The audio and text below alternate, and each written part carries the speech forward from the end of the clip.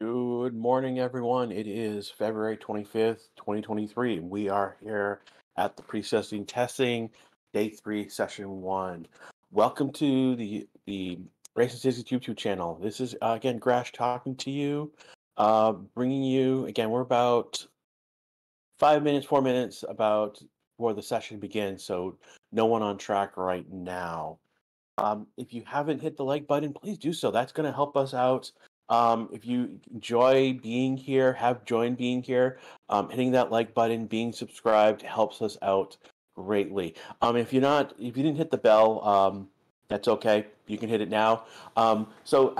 Basically, after today's session, we're going to go next week is the first race weekend. We will have sessions for each of the practice sessions, for qualifications, a sprint race if there's one, and then obviously the race itself. So, um, big news coming out of yesterday. Basically, again, well, the big pieces of what we learned. Red Bull looking strong. And again, the only driver who's gotten faster than Max Verstappen all weekend long has been Zhou Guanyu very late yesterday. Ferrari seems to be in good shape. Mercedes, okay, not necessarily. You haven't seen any speed out of them. And then we had the hydraulic issues with Mercedes yesterday, and so they've lost about 90 minutes of time yesterday based on that issue. Unexpected reliability issue. Again, now that that's happened, we probably won't see, hopefully won't see that happen during the season as well. In the midfield, Williams looking extremely strong, just purely reliable. Logan Sargent did 154 laps yesterday. Did like another 70 day before, and then I think Albon did 74, the most in the morning session on day one. And they've got about like 300 or so laps on the 2 days already. Topping the leaderboard on just laps alone. So they've just been out there pounding laps, getting data. So in terms of reliability, they're taking the crown right now. But that's good to be. We haven't seen speed per se. We've seen, Logan showed some good laps yesterday. But ultimately, like, we haven't seen like the true speed of the car, and that's what we'll probably see today with Albon. Albon's going to be in the car the whole day. Rumors of Haas being a dark horse. They're doing particularly well. Again, well for Haas is basically they haven't done anything, or the car hasn't broken down. There hasn't had an issue with the driver. We haven't had a crash. Again, the crash mongers of the previous 2 years are gone. So, they're and Hulkenberg's been out counting the payment, and that's pretty much where things stand. One of the weird ones is Aston Martin. Aston Martin went from having issues beginning of each day to basically going to doing particularly well, looking smooth, looking strong around the track.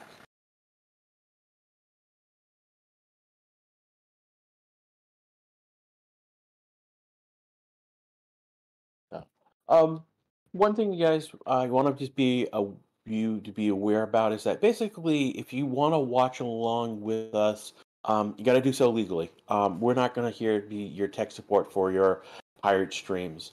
And right now, we've got cars stacking up. Aston Martin already in the front of the line.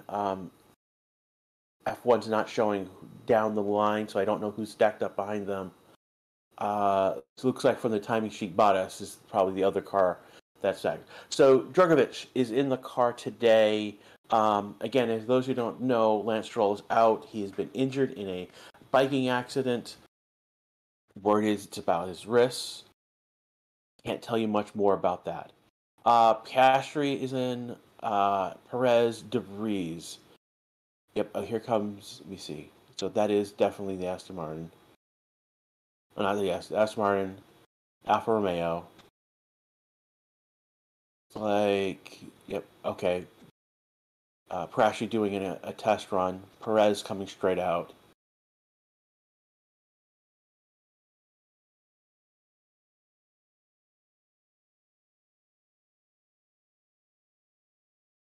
What's going on?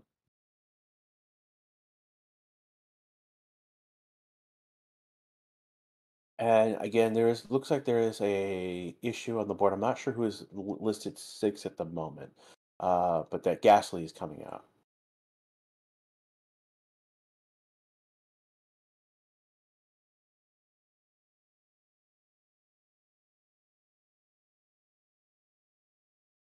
Yeah, again, there's a fluke on the board, and I don't know who is listed in that sixth place right now. Leclerc is coming out now, so he's on track. Probably Albon. That might that does make sense. That would be Albon.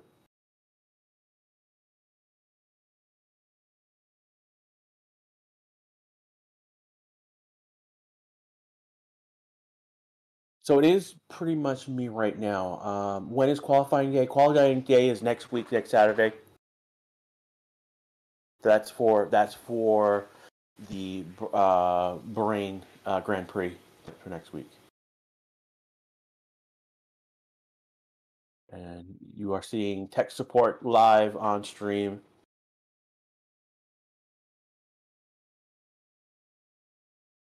No, Sargent's not going to be running today because he did a session on Thursday, and he did the whole day yesterday. So today is going to be Alex Albon all day, all along. We don't know why it's in acrylic right now. It's being fixed.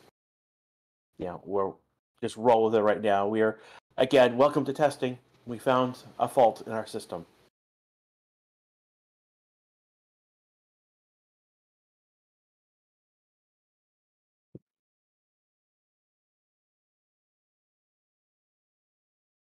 How are we doing this? It is multiple people operation, to be quite honest. Basically the stream operator is basically he's got the timing sheet. He's using data from another location. The map is another piece he's loaded up. Um, so he's the heart of the soul. I'm in basically in North Texas. Live through another application so you can hear me. So it is what it is. Pasture setting the fastest time, 135, 689.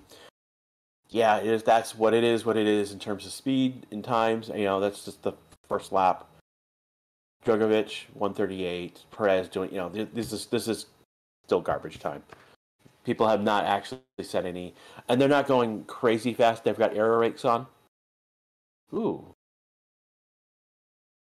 a piece of the Red Bull is came off. That's interesting. That's embarrassing for Red Bull. There's a lot of coding everywhere and getting this up and running. So yeah, as a programmer myself, I can tell you.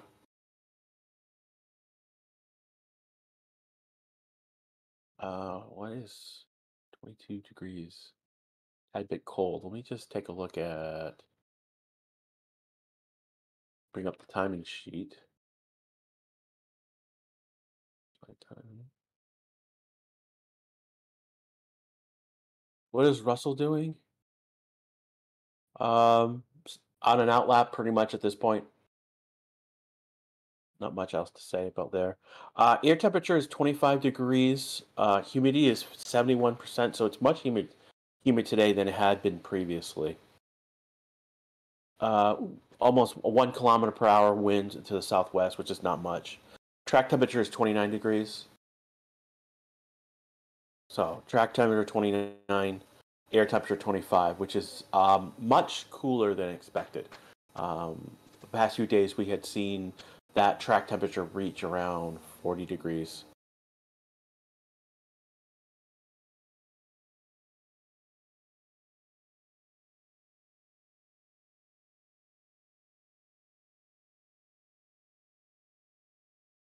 Question is that it seems that Merck lost downforce, and I don't care how is that true. Well, I mean, again, part of the issue things that's new this year is that the ride height for everyone was raised um, significantly. Like, and I have to go back to the documentation to tell you that exact number at the moment. But that's one of the things that's happened. There's new regulations about how the floor can bend and flex. And these were all regulations put in to basically um, eliminate porpoising from last year. How is Leclerc doing? Is he struggling? He just came out. Really don't like. Can't really tell you much right now. He is running without the air brakes. It looks like now. Take a look at Crabtree getting jumped by F1 TV as he's coming out of his paddock. He looked like he's on his way to the pit wall with the gear that he's got. Red flag.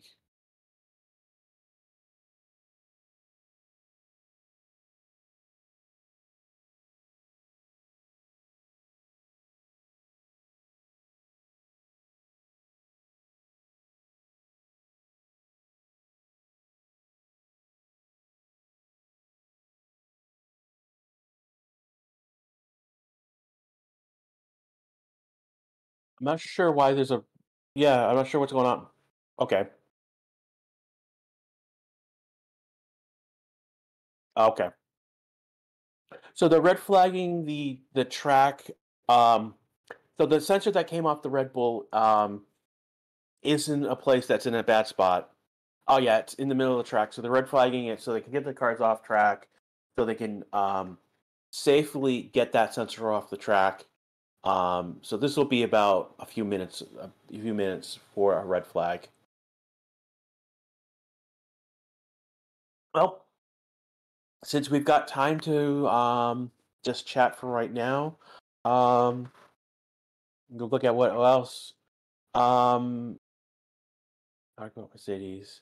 Again, the other oddity from yesterday that we talked about is a high Zhao. Um, yeah, one eventful 8 minutes of testing. Yeah, very much so.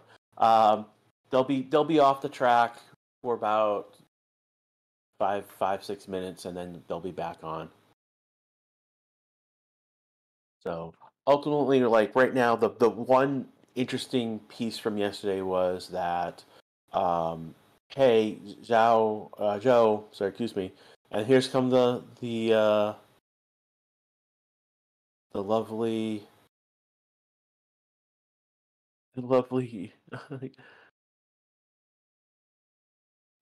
Sorry, I'm laughing at the marshal because he's like kind of holding his pants up. He's just running to over the track to pick up the sensor.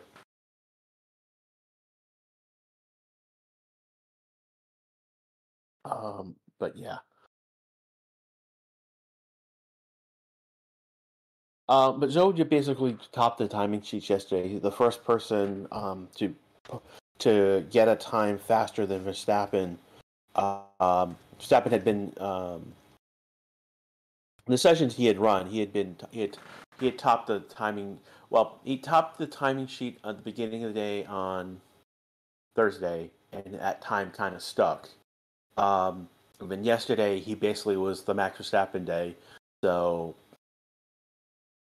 he had the up until Zhou basically had the top time.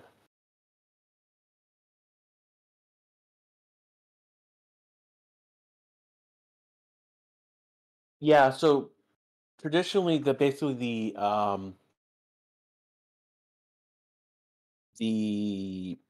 fastest time set in preseason are going to be done today. Yeah, that's ultimately like they basically we're going to see a mini shootout between the teams, basically for bragging rights at the end of the day. And that will be. So you've got me, Crash, for you for the morning session, and then Ryan will show up for part of the morning session, most of the beginning and the end. And so at that last hour, gonna be interesting as teams go for those glory runs, bragging rights, and yeah, love Ryan, love how he commentates, makes it interesting, has energy that makes it fun to watch. So yeah, definitely if you guys are still awake, again, if you're in the United States in Central Time, it's 11 so 1:11 a.m. Over here in the United States.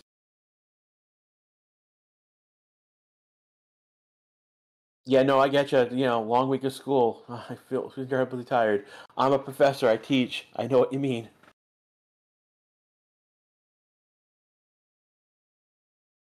But that's a good question. Where are you all from? Rice Statistics beat me to the point to asking you all. If you can just drop into chat, like where you are watching from, we'd love to know. We always love hearing from where you guys are coming from. And already we've got several of us from the United States. We've got India, Texas from Nash, Chicago. Where to watch live? Right here, man.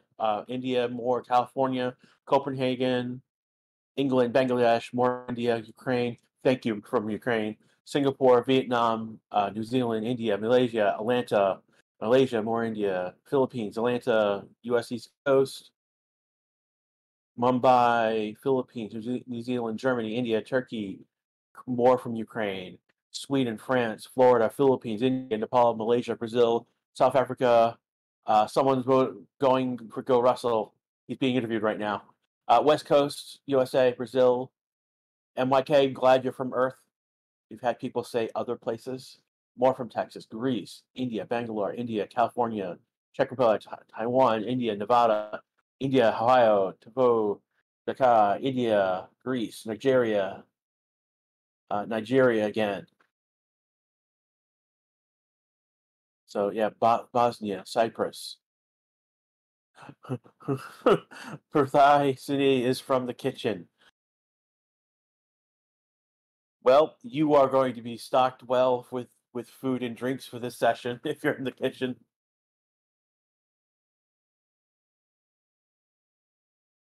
Finally, someone has told us they are from Mars. How you're getting internet on Mars beats me. Again, we've got Georgia, Canada, Greece, Indonesia, Mumbai, India, Philippines.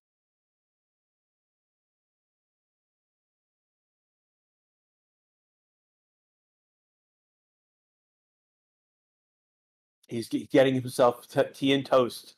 Yeah, I don't blame you. I've got some donuts that I bought about 90 minutes ago, some chicken nuggets, some uh, oranges, and some water by me to get me through this at least the first hour.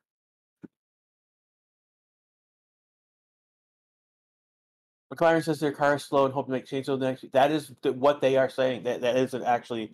So McLaren is not. So Zach Brown basically came out and said that they're not happy with the package they've got. Hulkenberg just doing two purple sector three to set a new time, a 1:33.690, fastest in the session so far. I'll tell you right now, it's 1:33. We saw 1:32. We'll see 1:31s.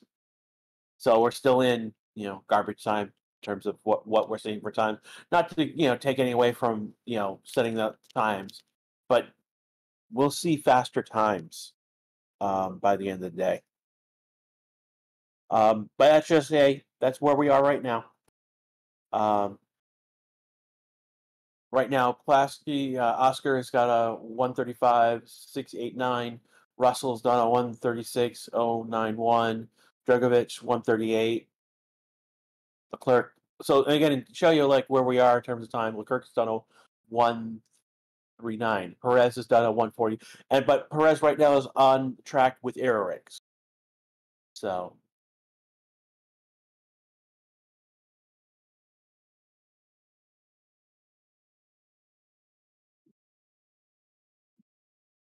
hey, Streamer, where are you? I am from North Texas, so I'm in the United States. I'm in Central Time. I live north of Dallas, basically. Yeah, basically. Give you a better idea. I'm about 4.5 hours to Austin, specifically to Coda. Texas Motor Speedway, which is in Fort Worth, which is basically just south of me. It's like 20, 25 minutes, 30 minutes with traffic. So yeah, why Albert? We don't know. There's a lot of things that have been going on right now with the timing board. That it's been we've had issues with the timing board all testing long. We know about that Albin is an acrylic. We don't know why. I couldn't tell you. Again, I'm not. I don't have anything to do with the board itself. Is Texas really beautiful? That's hard to say for me because I don't know much of Texas. I actually just moved to the state 7 weeks ago, beginning of the at the beginning of the year. Started a new job. Uh, Basically on the 4th of January. So I came down from New England, and so that's the Boston region is the best way to describe New England. So I've come from somewhere with hills and mountains and lots of snow, and I came down um, to Texas, and where it's flat, windy, and they have ice storms. um, but that ice storms are going to be, that's just winter weather.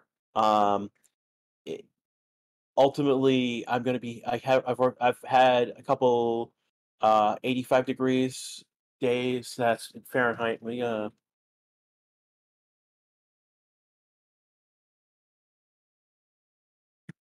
Yeah, so that was about a 30 degree. So it's reached about 30 degrees Fahrenheit. Again, this is air temperature here in Texas. So that's about 85 degrees. Um, South of me, it's going to jump up more. Um, yeah, it's going to jump up about 5 6 degrees. In South again, to 35 36 Celsius. So that's about 96 in Fahrenheit. So we're going to see temperatures jump. I've seen temperatures jump to like again 37, 30, 38. Um, Again, I've lived in Texas before, so I've been through the summer. So I've seen those 30, 37, 38 degrees Celsius days.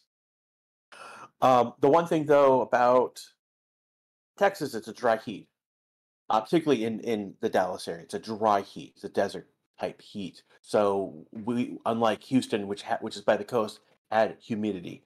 So I'm used to the humidity up in New Hampshire. So humidity basically jumps the field rate jumps it up a couple degrees Celsius. About and again the Fahrenheit equivalent, it's about 10 degree jump, which is a significant jump in terms of how it feels.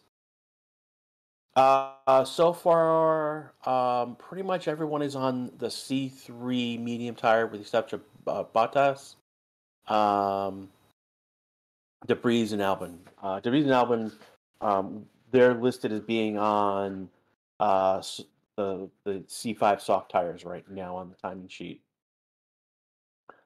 This brings up a good question about tires. So normally you will only hear hard, medium, softs. And these are three compounds that are selected by Pirelli before the race. And this is selected for the race. In fact, Pirelli has already announced that the compounds of the first three races. Um, this year, we have six compounds that the Pirelli will be picking from. And what's going on is basically we had five compounds last year. What they've done is they've taken the first compound, renamed it as a C0, and then brought in a new C1 tire. And this was the C1 tire that was tested in Austin last year. It was supposed to be tested in Suzuka, but it rained. basically what basically what happened the day that they were going to test the tire at Japan rained hard, and they canceled the test. Kept the times but canceled the test. So I had a 90-minute practice session talk about. Excuse me. So that new compound was a new. It's a harder compound, and so when we range the compounds by hardness, this slots in at C. It's the new C1. It's it's it's a midpoint between the original C1 from last year and the C2 from last year. So that's another point of another tire compound. In fact, the hard compound for Bahrain next week is going to be that new C1 tire. So it's going to be put into use right away in the first race. The C2, C3 from last year basically are the other two are going to be the mediums and softs for the tire. So because it's testing, teams have access to all 6 of those compounds, plus a 7th prototype tire. Now, the prototype tire is so there's a C3 compound, and you'll hear it. It's a medium with stripes. We'll go over what that means in one moment. But the C3 the prototype is a C3. It's a C3 prototype, and the only difference between that prototype C3 and the standard C3 is basically where it's made. Most of the tires are made in I believe Romania is where the primary plant for Pirelli is.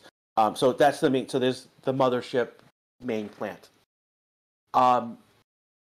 What they're doing is they are basically testing if the facilities in Turkey basically are up to snuff to basically the same quality as the main factory, so that they have a backup facility. If something were to happen to that main facility, they have a backup facility to produce those tires.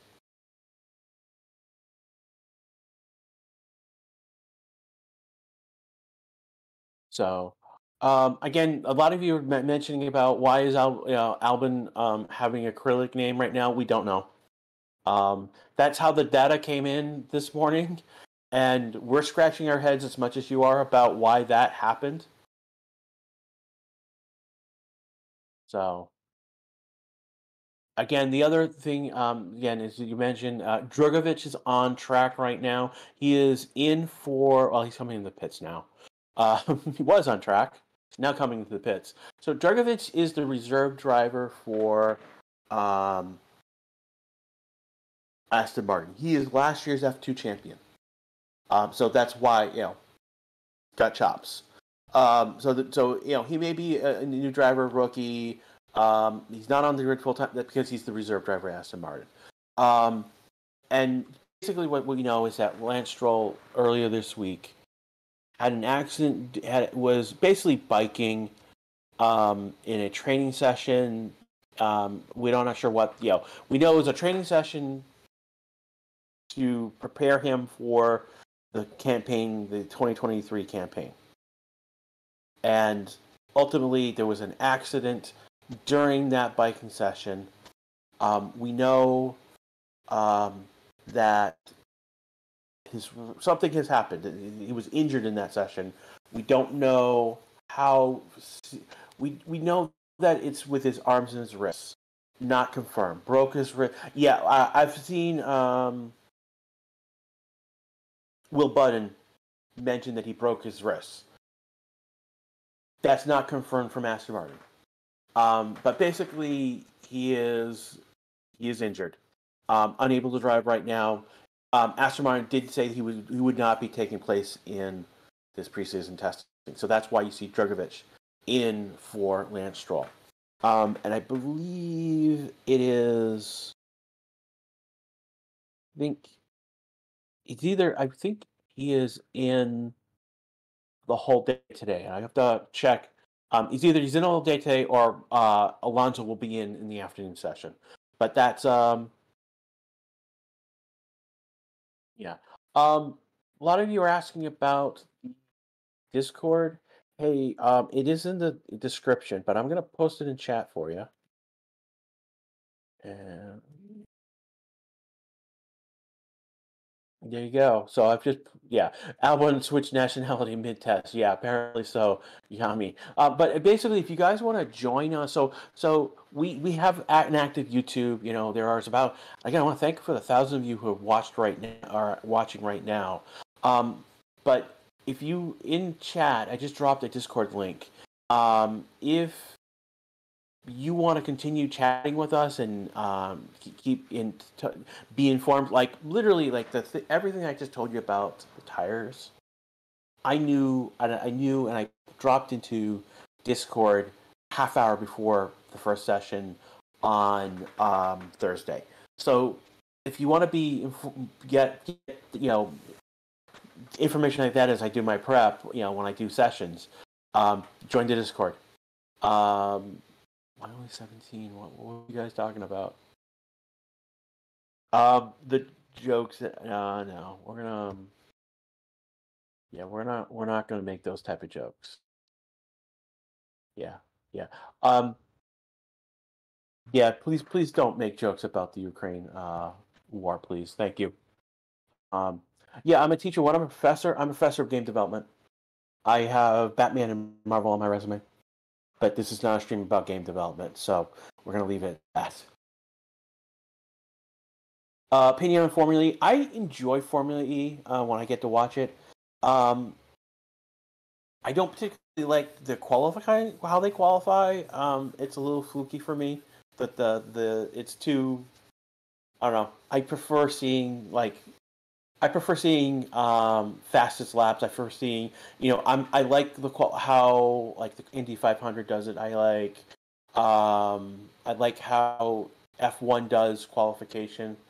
So yeah, no. But moving on. But I like FE. I like this. I like the look of the cars. The cars look, like FE is supposed to be the further out. Because they're all electric. The cars have that techy, futuristic, sci-fi feel, and that's pretty cool. And Racing Sisters is not so Nico. Racing Sisters is not the professor. Me, Grash, is who you're listening to right now. I'm the professor. I'm a professor who teaches game development. But yeah, FE is crap. No, FE is not crap. I mean, FE has good racing. It's fun to watch racing. There's there's things, there are quirks with FE.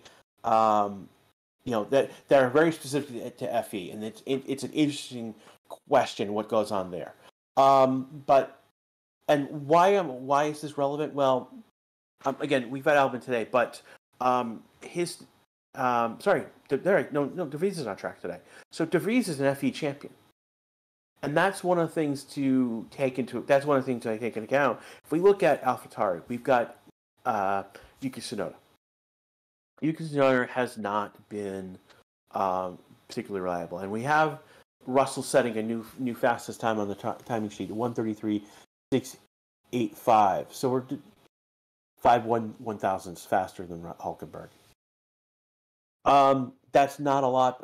There's small, but hey, I mean, it is what it is. But again, we're in the 1:33s. That you have quality race times. You're going to see seconds faster than that. If this is how fast the cars are from comparison to last year, get used to much slower cars this year. Yeah, that's one of the things. Like, I mean, FE goes where it can go, but part of why FE goes to those circuit tracks. No, FEs are designed for real circuits. They do race on real circuits, but they do race on a lot of city circuits, and that is intentional as a piece of promotion and marketing.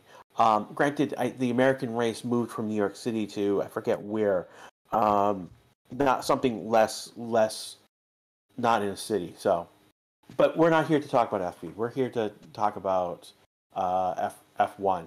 And again, let's just after about 15 minute, we'll say 15 minutes of half hour track time. We've got Russell in first, Hulkenberg second, Oscar third, Dragovich fourth, Bottas fifth. Leclerc is sixth, and he was 139. But again, that was set with an error rake on. Same with Dragovich. Perez has done a 140, 7 seconds off the pace, 8 seconds off to the fastest time. So they're doing programs right now that don't need to be quick. Is Aston Martin that quick? That's a good question. Again, Aston Martin. Again, it's a 137, so it's not that fast. To be quite honest, let's be honest here.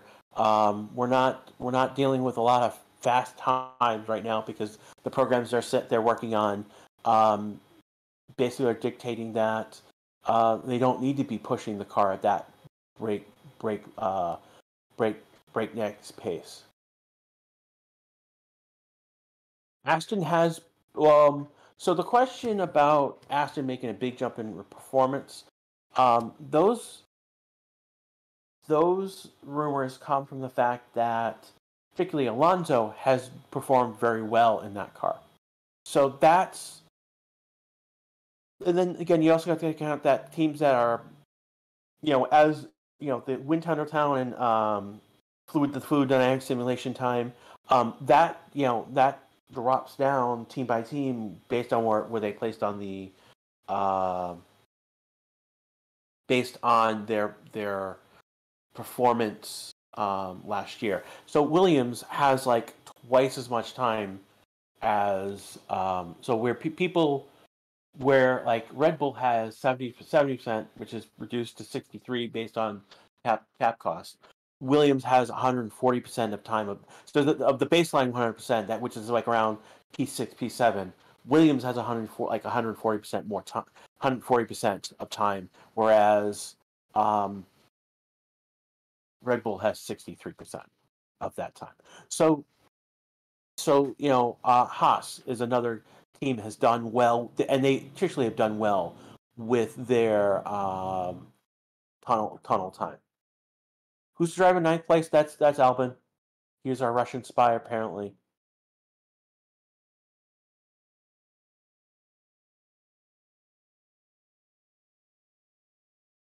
I'm just looking through, just trying to see. My favorite constructor. I don't. I'm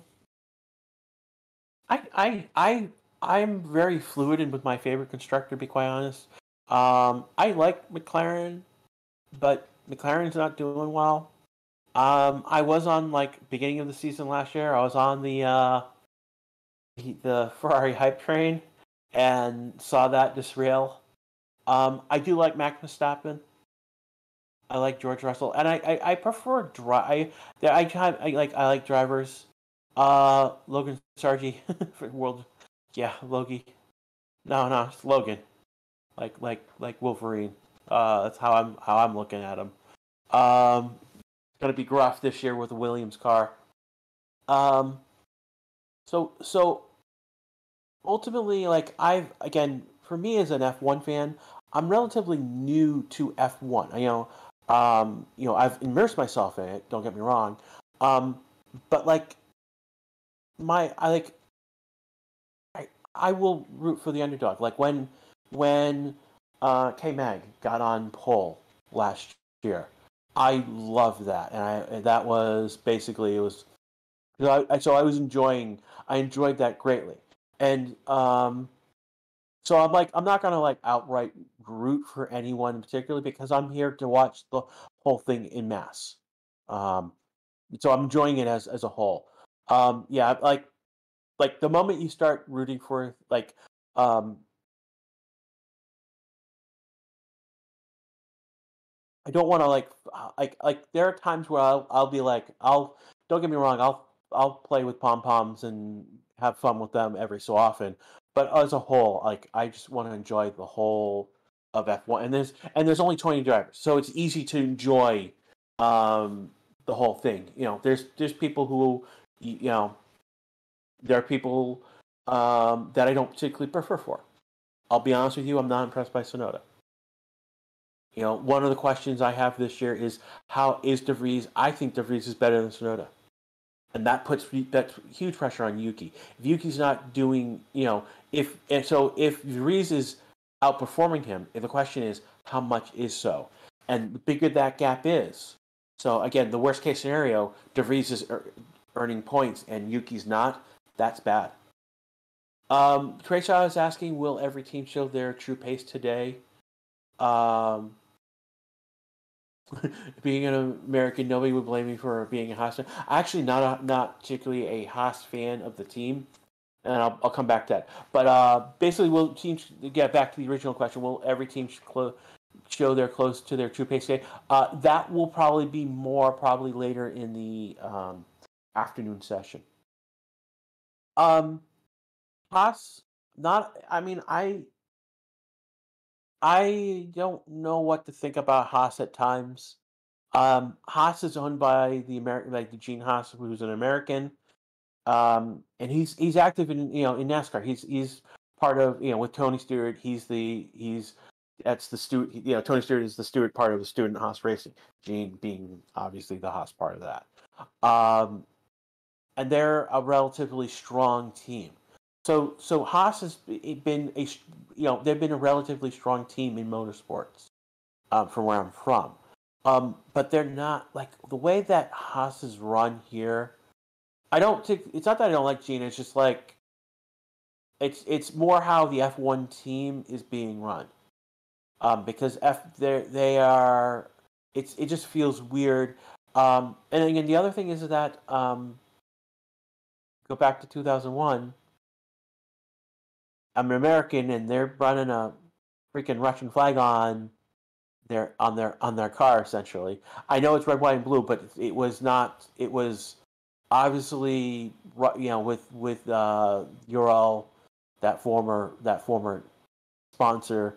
That was very very Russian car. And given where things have gone, you can see why that sponsor is gone. To be blunt, the owner of Ural is Mazepin's father, and he is one of the oligarchs of Russia. So, like, I know you guys are like, "Oh, bring back Mazepin." No, he's never coming back, guys. His dad and therefore by extension, Nikita are both. They are sanctioned individuals by the United States. Like when that, yeah, I mean, like literally when stuff went down last year, beginning of last year, they had to dump the sponsor. They had to. They had to dump Mazepin because they had to because they're an American company. And people are like, were telling me about, oh, we're not conscious. No, dude. No, Mazepin's not going to be. No. Mazepin's not racing for Audi in 2026. Don't even joke like that. Why did they say him an all Exxon? Because he had talent and the dad had money. That's why. Don't get me wrong. Mazepin is a talented driver. He came up through F2, and he got he's a paid driver. Don't get me wrong. Joe Zangu is a paid driver too. I mean, he got a seat over Oscar. He got a seat, and Oscar didn't. And Oscar was the F2 champion the year that Joe was promoted. So I mean, like again, why Dragovich? Now Sargent is not a paid driver. It's not in that he doesn't actually have that background. The reason that he got promoted over Dragovich, why he's got a seat, is because Logan Sargent came up through the Williams Academy. Oh yeah, Zoe's don't get me wrong. Zoe is really much better driver. He actually did impress me last year in his rookie year. He's someone who I think he's earned my respect who's someone I enjoy watching. Like him and Bottas are it's an incredible team. I enjoy watching those two work together, and they work immensely together. That yeah, the Alfa Romeo team, that pairing is amazing. Um, they're not all the way. He doesn't. Yeah, no, he actually is talented. Um, the way that he was. So part of the problem was Joe. The reason I didn't like him at first is because he was one of the reasons why Andretti didn't buy Sauber, because uh, Andretti didn't care about Zhou. So that was one of the stumbling points with. Yeah, it's probably too early. It is. I mean, he's only had one season, but he's performed for a rookie. He has performed well, and he has impressed me as a rookie. I'm gonna see, like I enjoy watching Zoe. Basically, is what it comes down to. Like I enjoy watching podcasts. Like I enjoy Russell. He's one of the drivers who I enjoy watching. So moving on.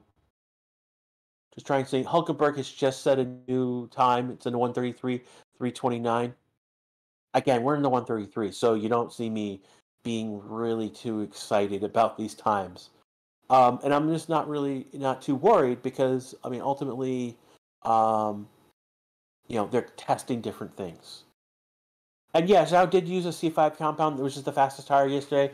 But hey, it's the tire that's available to use. It's all it's fair game. And yeah, yes, you know, ooh, a spin from Piastri. Oscar, what are you doing, man? Ooh, that was. He's lucky. He just spun. That could have been much worse. If he was closer to any, he came close to walls, but he didn't hit walls. So he's got flat spots on his tires. He is lucky. He is lucky that he didn't hit anything the way he.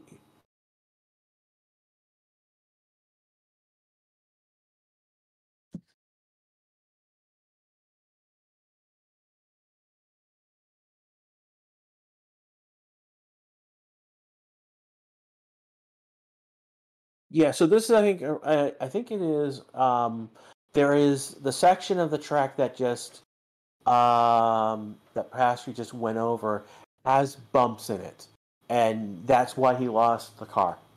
Um, and he just again he is lucky that he didn't hit anything. He pretty much stayed on track during his spin. Um, what's going on with Clerk? Basically, he's doing programs that don't require him to be as fast as he needs to be. We're looking at. So one of the new features this year for Race Statistics, in fact, came in yesterday, is under each driver's name are these dots.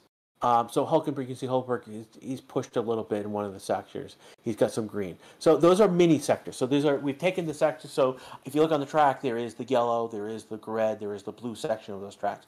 Those are the section 1, section 2, section 3. We've been so the timing sheets has broken that down into smaller sections called mini sectors. And now we can see how drivers are performing on a much granular scale.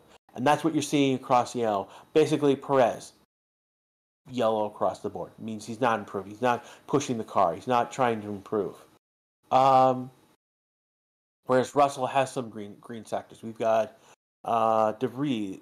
Well, when De Vries was last out on track, he had 4 mini sectors of in that sector 1, and then 5, 6 sectors, mini sectors that were in the yellow. Did Honda come back in 2026? They're trying to. It's interesting if Honda will be back in what form.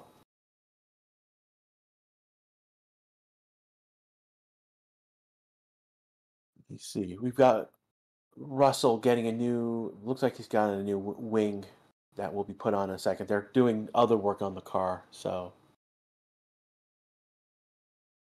Uh, Looks like not Debris.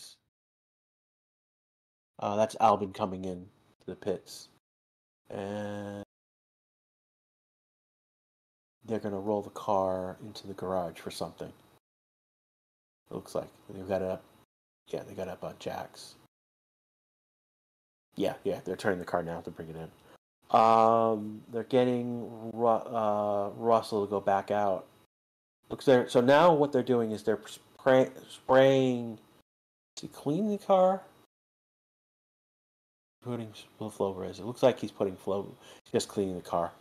But what we'll see later on. So earlier we had what were called aero rakes mounted onto the car to test the aerodynamics flowing around the car. What we'll see later on, we'll potentially see is teams using AeroViz paint on the car to see how the flow of the air over the surface of the car. We got Perez on track, and he has got 2 purple sectors so far. And he is. Take a look, Dick. So Perez, basically, he's slowed down in that third sector. He's coming up to the line. Yeah, I'm behind. My feed is behind, so it will be. And so Perez has set a new time, a 1:33.167, with the strength of the first 2 sectors. Slower sector 3 by 0.2 from Hulkenberg. So he did a 23.328. Hulkenberg did a 23.191 in sector 3.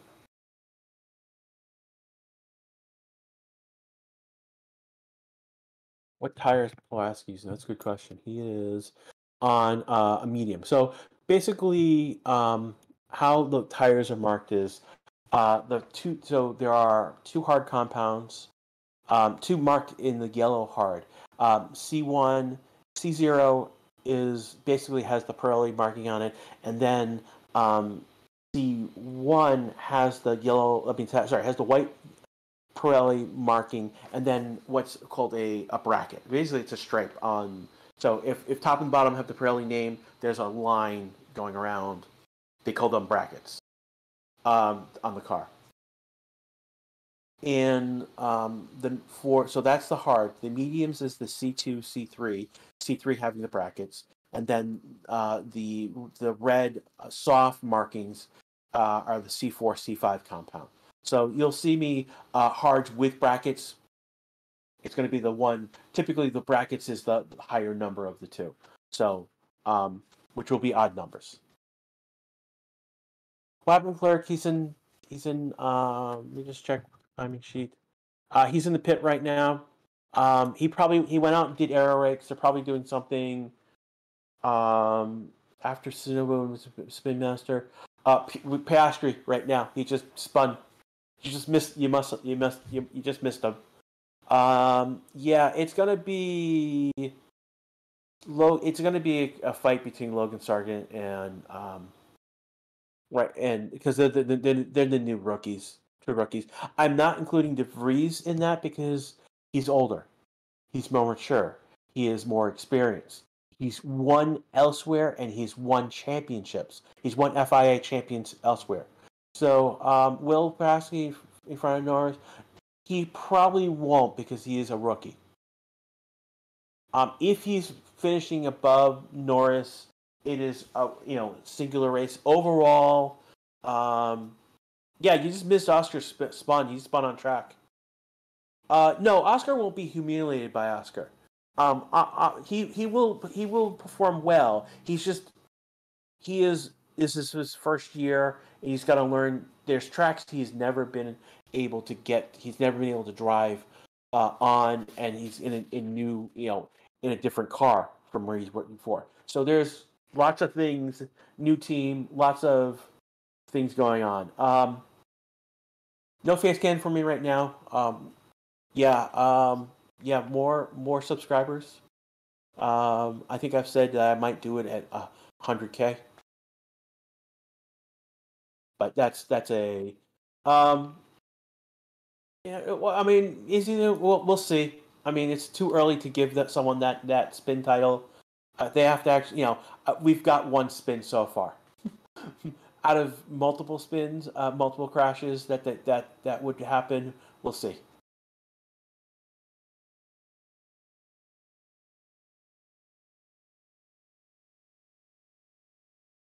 This is an interesting. Go pull back up. So, hot take from Zola Isa. Hulkenberg will regularly outperform K-Mag. And that's a hot take. That is, there's definitely some fire in there. And again, I need to point out that Perez just is on top of the leaderboard now with a 133, 167. I think I might have missed that. But still, we're still talking the 133s in terms of times. But going back to the hot take, that's something that could happen. I can see that actually not it being a hot take, but it being potentially possible as well. We'll see. We will see how that goes. Um, the one thing in that why makes that a hot take is that Hulkenberg has been away for a while. I mean, literally, I've never seen Hulkenberg in a race. So I've never seen Hulkenberg in an F1 car live and on TV. That's how new I am. So to see him, he is performing. He is the talent that I've heard him to be. Um, but he hasn't been in this particular car, and it's a brand new. It's a very brand new car from what he's driven to. It's a very different car. It performs completely different, and it has the principles behind how it performs were completely different from the last car he drove. So where where Kevin has been in this car, because the Haas's car is an evolution from last year. It's so Kevin has a year experience under this new era of this new era of cars, and Hulkenberg is new. Russell just oh boy, 131.707. Now we're in the 131s. He did do it on one of the hards. Let me just check. Russell is on the C4 compound. So he did do it on a soft compound, but it is what it is. The time of 131.707. So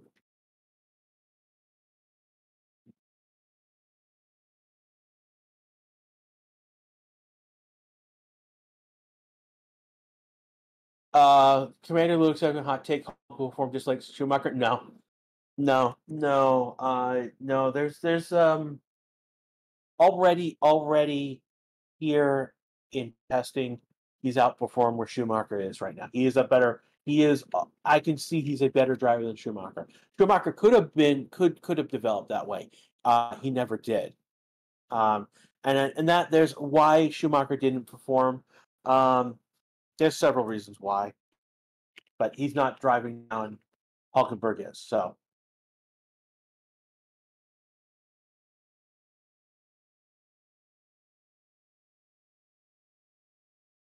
will team establish dominance from 2016 like Mercedes did 2014? We're in the Max Verstappen era right now. I think Red Bull has established. Last year was dominant Red Bull dominance, and this year I think it will still be Red Bull dominance. I think Red Bull got their car so right in this new era. It's going to take until maybe next year for them to be really put to the test. They're going to be tested this year. Um, but I think I mean, Max Verstappen is in prime position to be a dominant force on the grid this year. If you were to go to Vegas and put money down now on Max to win the world championship, you'd probably you it'd be an easy bet that would probably pay off. You wouldn't get a lot of money for it because it's an easy bet that would likely pay off. But that's he's the one of the odds-on favorite. Based on how dominant that Red Bull was, they won 16, 17 different races last year. Max set a new record that won't be beaten. Yeah, I mean, like, Max set like he destroyed the previous record of number of race wins in a season. So,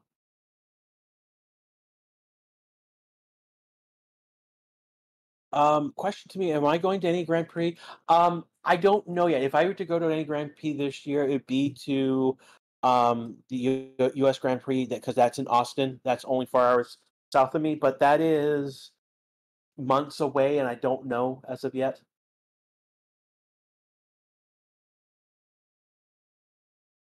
Yeah, that's a question. If I go, I'll know. I'll know by July if I'm going or not. I may not.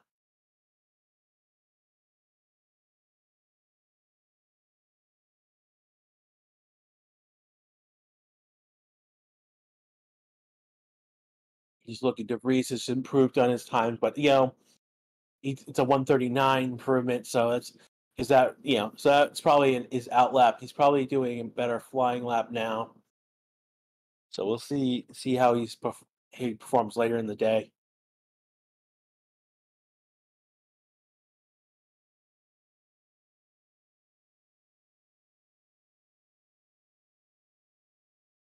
Mercedes has potential. I'm not really sure about. I think Mercedes is what it is. Okay, so they have put some sort of FlowViz paint on the Mercedes car, and they're now taking pictures of that, how that spread, because they're going to put that into basically a computer and they're going to analyze it. What are my thoughts on Andretti getting to F1? I want Andretti in F1. Um, I'll be honest with you. One of the problems with Haas is I never felt like they were an American team, even though they're owned by an American. Williams never felt like they were an American team. More so now, they're owned by Americans now. I feel great that we have Logan Sargent now. He's our first American in a long time in F1. He's the first American F1 driver that I've seen. You know, so uh, won't be dead last. Yeah, no, I don't think Williams will be dead last. I think that they've definitely moved up from they've improved from where they were last year. Um, Car's improved. Albon is feeling better in that car.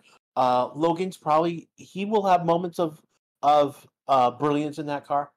Yeah, Scott Speed was the last American, and yeah, I mean like that was like years and years and years ago before I was even watching F1. Um, Again, what team do I support? I don't support.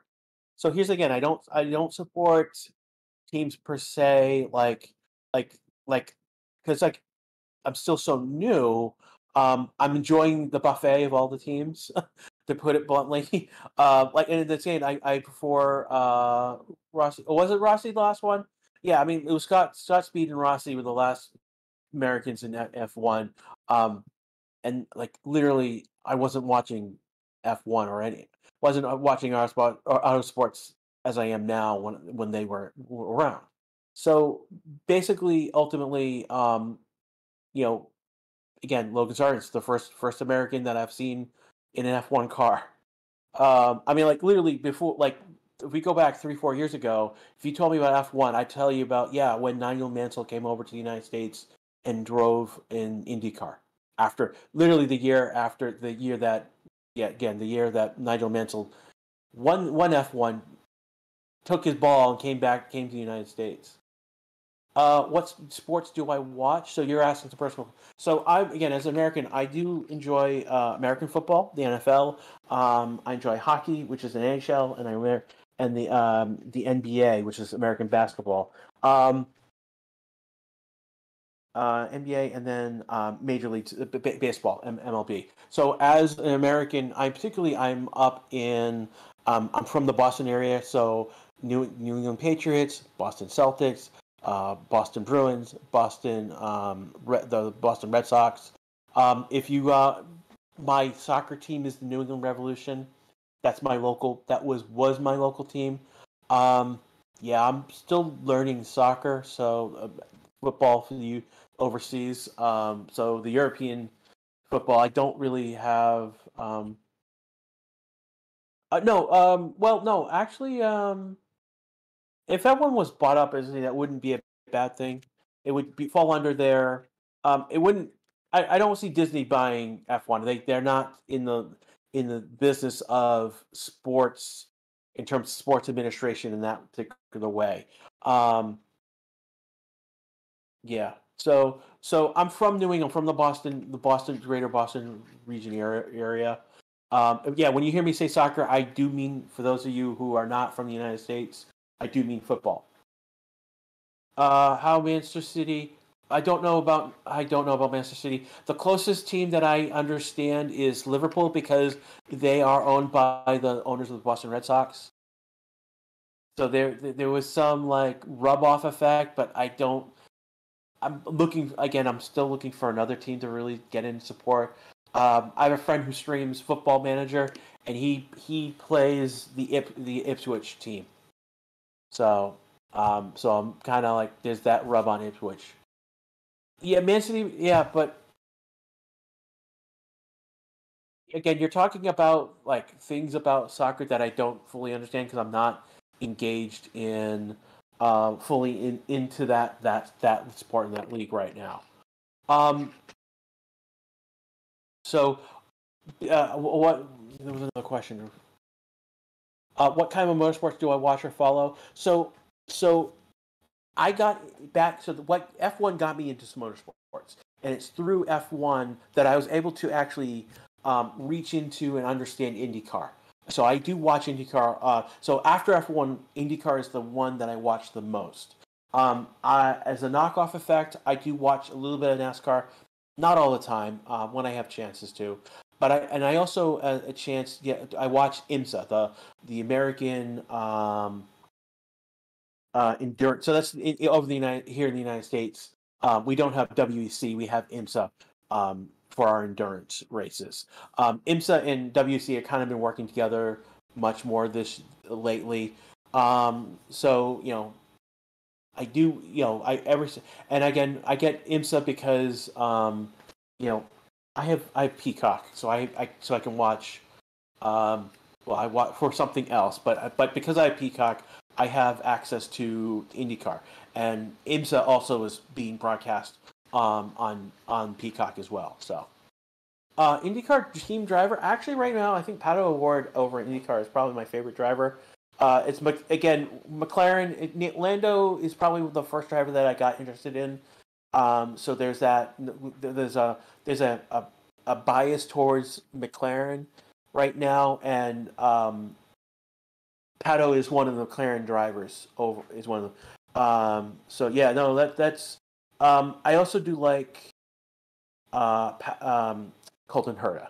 Um, these are two younger drivers that that have caught my attention. Roman in Indy is pretty cool. Yeah, no, I do Roman over in Indy. I was rooting for Jimmy Johnson when he was in IndyCar. He's now moved over to Alexander. I don't know what's going on with Alexander Rossi. I don't know what his dilemma is. I'm not sure what you're talking about. I have not been paying attention to. Well, you think Montoya will get to before Alonso? Okay, so we got to talk. I got to break this down. So what Leonidas is talking about is that the Triple Crown of Motorsports is basically you've won the Indianapolis 500, you've won the Monaco race, and you've won Le Mans 24. And I think Alonso has a better chance of winning, doing the Triple Crown than Montoya, because I think Montoya is missing Monaco. I think. So yeah. Apart from YouTube, what else do I work? I work. I'm a professor. So I has it been announced he's going to be racing in the? Yeah, I'm not sure if Jimmy is going to be racing in the 20 in the oh he went back to the 2500. I'm sorry. Yeah, he's back part time with it with NASCAR. He's actually a NASCAR owner, which is part of the reason why. We make it first call her a Pato Award, assuming if Andretti joins F1, then Colton Herta is most likely going to make it to F1. If not, then Pato will make it because he's connected into that in the McLaren family.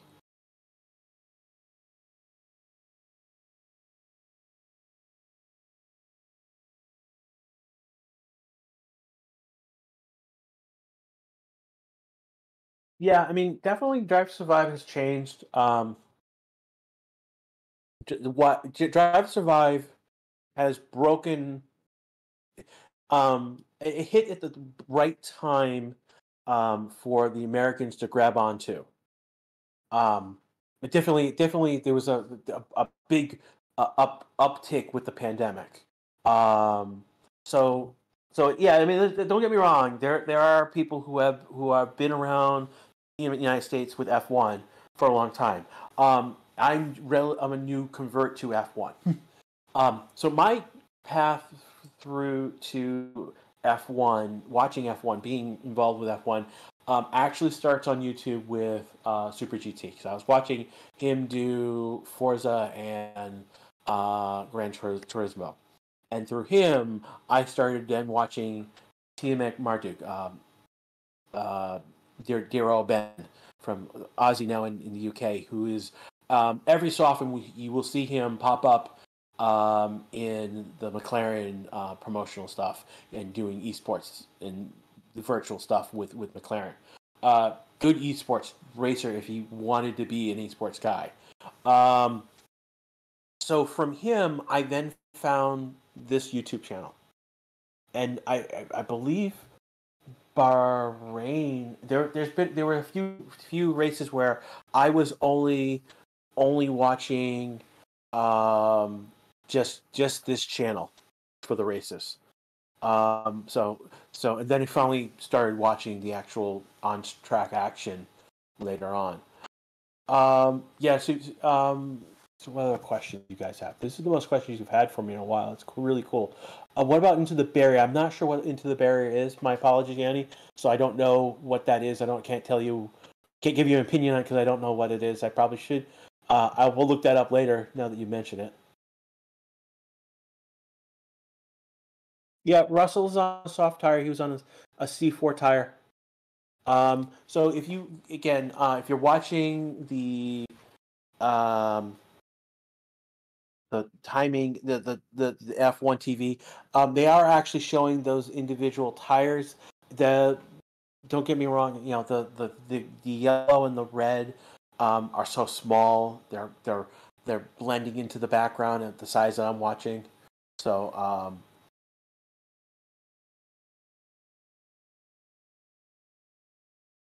let's see where else. Hey, if you guys got more questions for me about who I am or what I think about different things, please put in chat. Please put it in at me because it will highlight and I'll know to like hold on to. Yeah, part of Jared talking about Liberty Media buying the broadcasting rights and the management of F1. Yeah, they lot has changed under Liberty Media.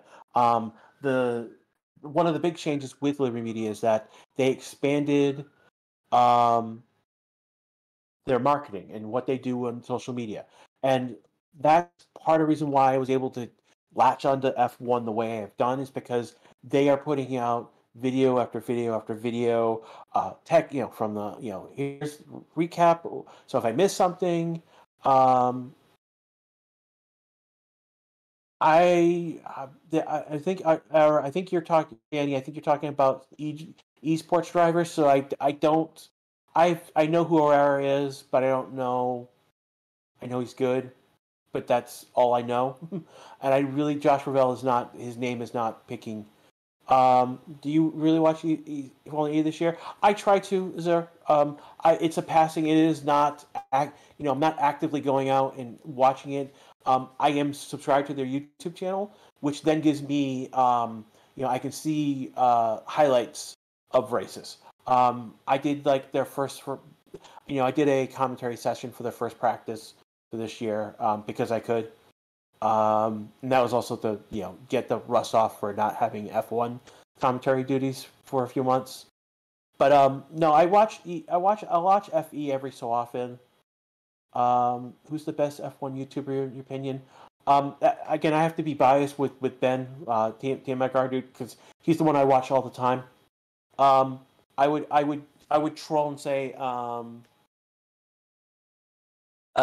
Alex, but Alex has jumped over to since he jumped over to Facebook gaming. I haven't watched his streams as much as I used to. I actually don't watch his streams on Facebook. I only watch the odd videos that he puts on YouTube now. Hey, he got a good deal, so I don't blame him for jumping ship. So just looking through question, what you guys are talking about.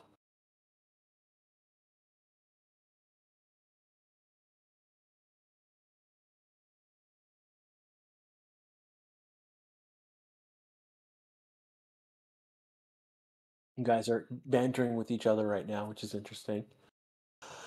On track. Who is on track right now? Let's take a look at the line timing sheet.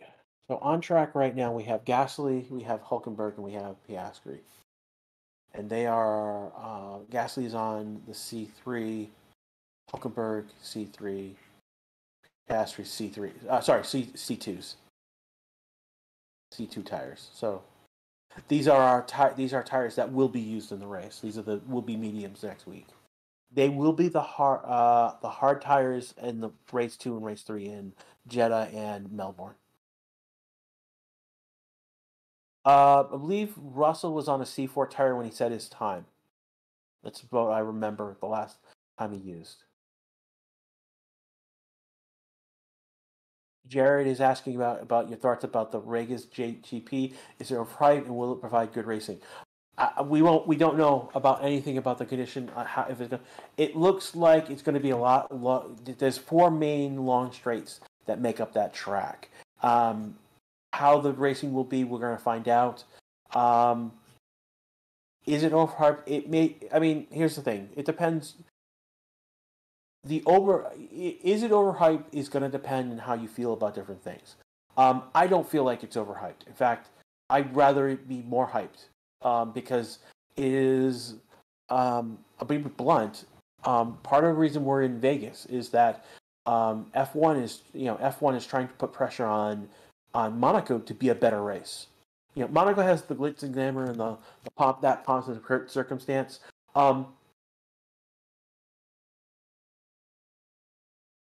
Vegas is going to be much like if you saw Miami with that party atmosphere.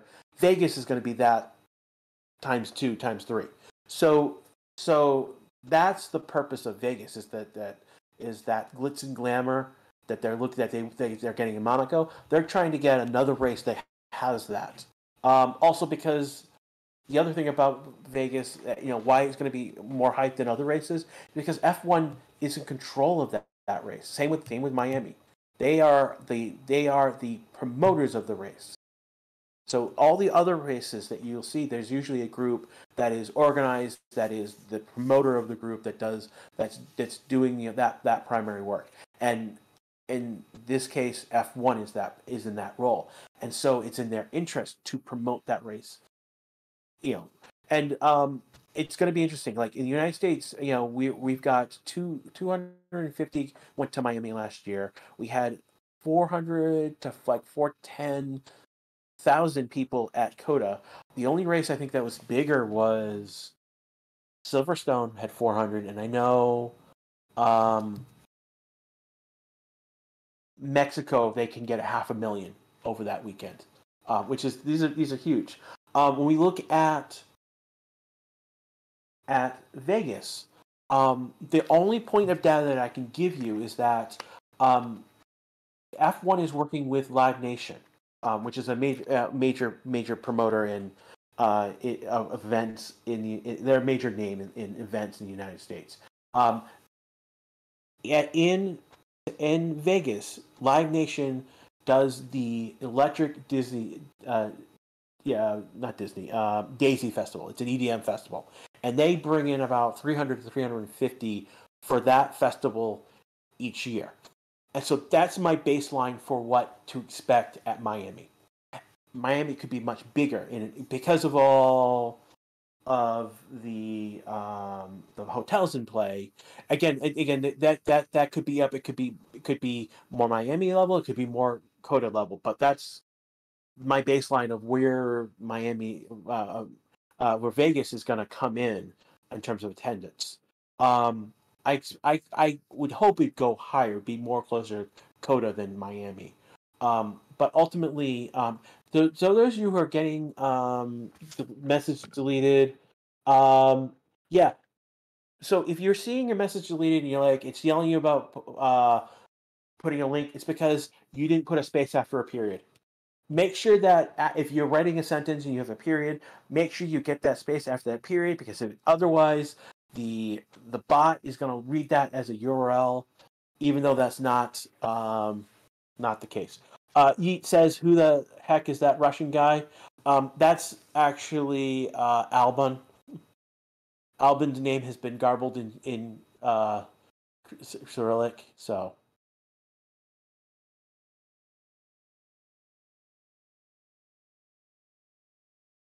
Yeah, it's a glitch. We know.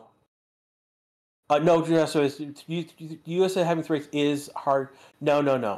It is justified. I mean, you look in North America, there are 5 races in North America when you count Canada and Mexico. Also, you have no clue how big the United States is. Period. I am in one state. I am in Texas, one of the bigger states. All right. And the country of Poland fits easily inside my state. Easily within my state. And this is one of 50 states we're talking about. I was living in the Northeast. I drove down to move. It took me 4 days, driving 6 to 8 hours each day. It took me 4 days to go from east of New York City down to Texas. And I only went half across my country. That's half of the United States. If I were to go to California, it would have taken me another 3 days. Just driving. How far you can get? Yeah. So when you say it's not the United States is not justified. No. You have no understanding how big this country is, how much is going on, and you're looking at the United States monolithically as one nation and not the patchwork of 50 different states and territories that we have. So yeah, there is a. Thank you for bringing your point, but you just. The United States is huge. The United States is a huge market. Yeah, I think UK fits inside. In north to south, it fits inside Texas as well. My problem is in more North American is street races. And that is a legitimate point with Miami and Vegas. They are street races. Could the United States could again? There's a question of a fourth American. Why not keep all U.S. races together? I don't know the answer to that, Ackerman. That's a bigger question.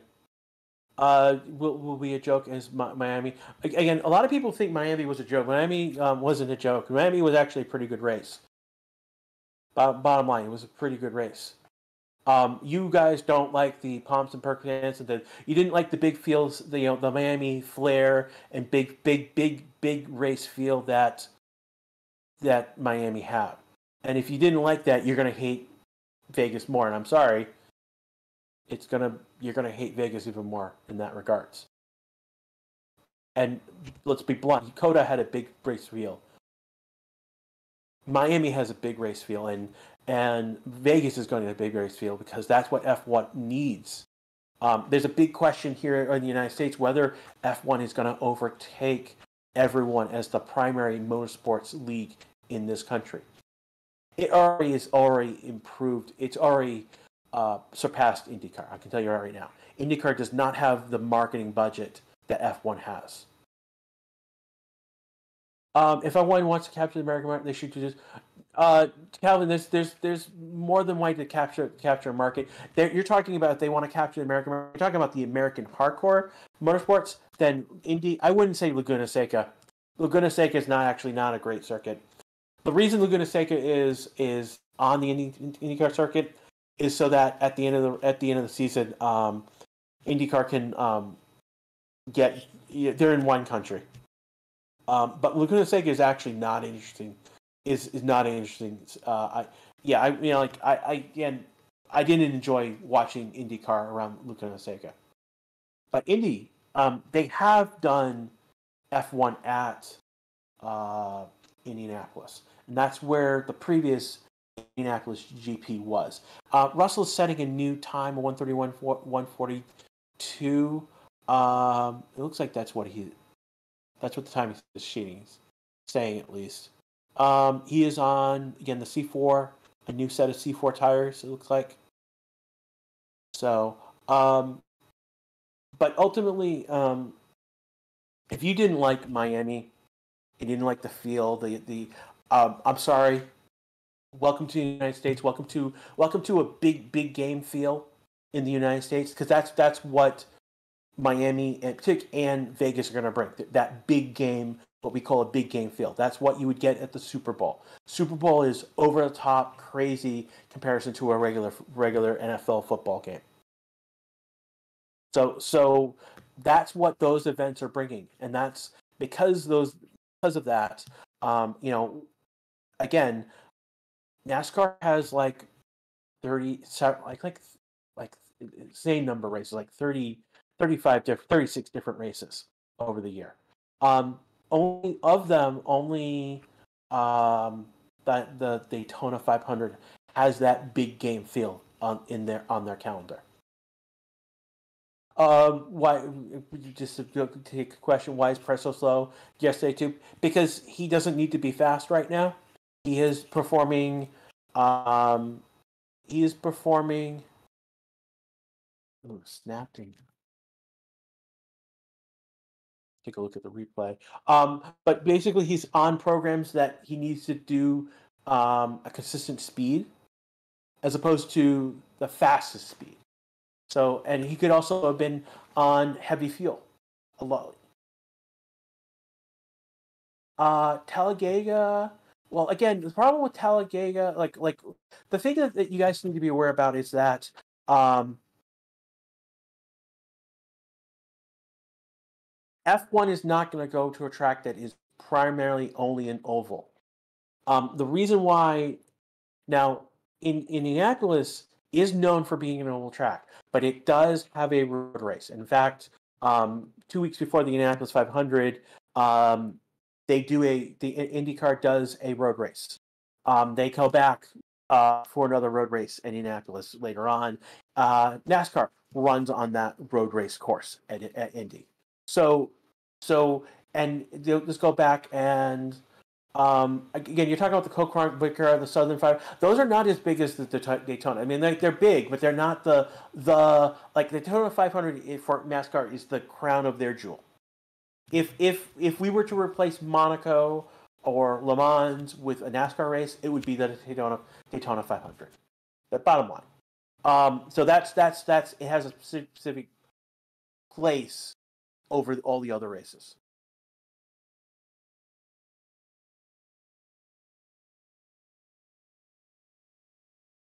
Yeah, I mean, so again, to give you guys an idea, I am about an hour from about an hour to 45 minutes to the top. So the top of Texas is Oklahoma.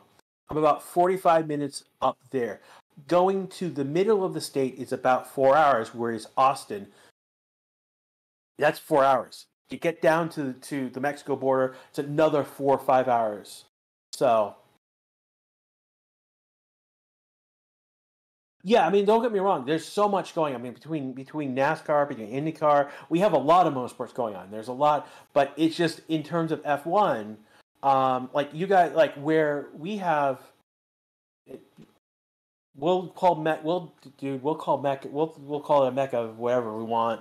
because we're Americans, we steal everything in that regards. But anyways, moving on. Don't get me wrong. NASCAR, there's like when we talk about NASCAR, we're typically talking about the Cup Series. We're talking maybe the Xfinity, but after that, there is like literally like the best example. NASCAR is actually structured very much like has many different segments, many different divisions going down. It's very deep. In fact, there are there are like local tracks that are NASCAR rated, and they have NASCAR races because they're part of because NASCAR is an umbrella operation, and it's a very large umbrella. NASCAR at the very top level is very much like the FIA. Is the umbrella organization with a lot of different things.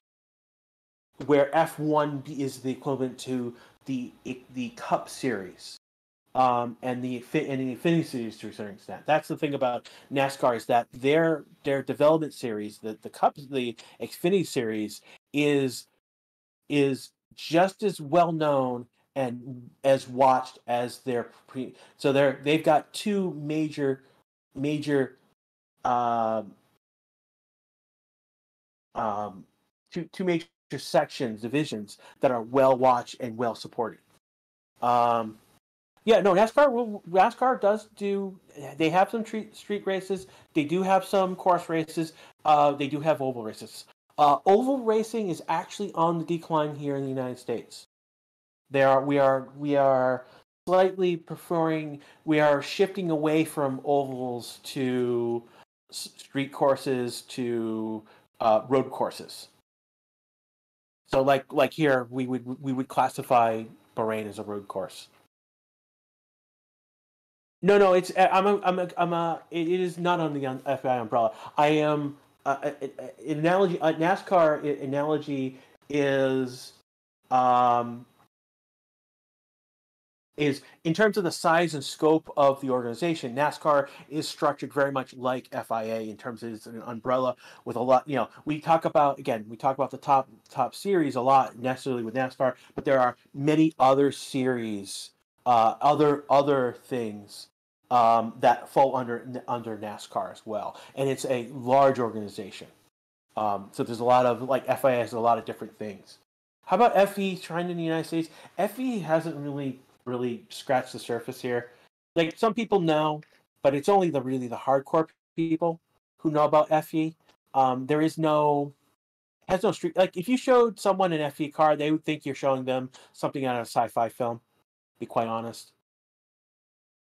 Like FE has not gotten any it's not in the discussion of um things like we talk about NASCAR, about IndyCar, we talk about F1, but then there's IMSA, and IMSA hasn't really penetrated the mass mainstream in terms of things, and FE is even more less so on that. Yeah, yeah. The thing about the Xfinity series and the Cup series is that a lot of what's going on with those cars is in the pack racing, and part of what attracts people to it is that with pack racing you get a lot of bumping. Bumping is allowed, and because of bumping happens, um, that's where your crashes come from. That's why NASCAR has that crashy reputation because it's part of what's going on.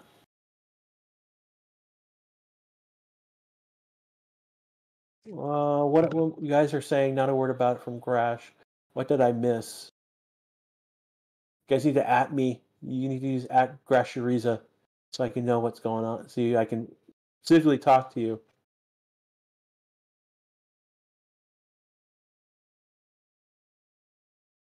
Leclerc is now on the board with a 131, 164. Thank you for pointing that out for me. Chucky, come on. The guy is.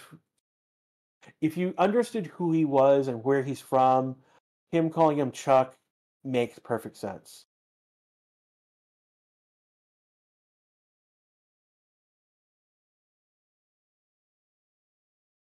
Thank you. I thank you for pointing out that I missed that. Thank you. Um, yeah, I was on a roll talking with you. I was not paying attention to the time sheet, so my apologies. So again, Clerc, he's got a 131, 164. He's only done 17 laps, which is on the lower side. A couple others have done, like Russell has done 21, Perez 21, Hulkenberg 24, Oscar 25. I think the race is, yeah, he's done 20 if I read the timing sheet correctly.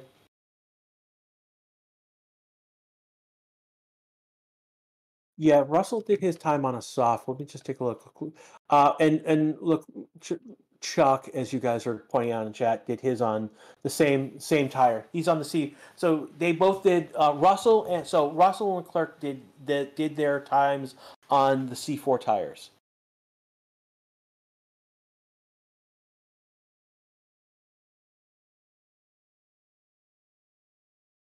Any favorite F1 tracks? Um, I enjoyed Miami. I know a lot of people didn't like Miami. I liked Miami. I think there was which one?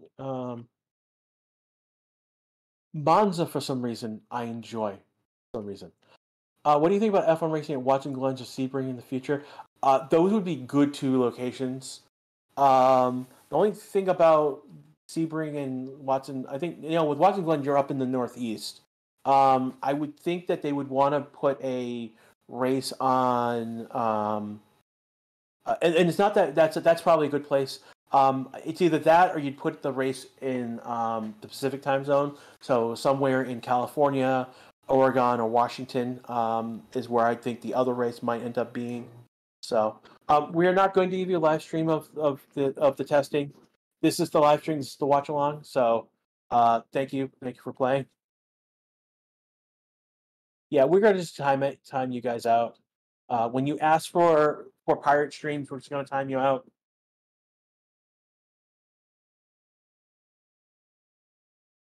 Um, I I'm okay with Silverstone.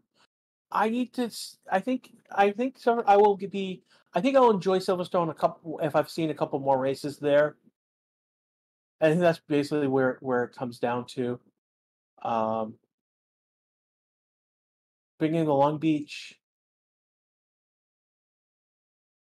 I've had not heard anything about the Long Beach. That would be a good place for a GP. Though I'm not sure. One of the things about F1 is that um, if they're going to do a race, they got to do it where they can bring in a large number. Like again, we're looking at they want if they're going to do another race in the United States, they need to do it in a place where they can get like somewhere like Coda, where you can bring in 400, half a million or more people over the weekend. So that's one of the big things. I think that's what prevents Long Beach being an actual thing there. I liked Long Beach as an IndyCar race, but I'm not sure it would work as well for an F1. And again, with both Miami and Vegas being in a basically technically street races, I would think they would want to go to somewhere with a dedicated like track like Indianapolis or bigger. Yeah, please don't.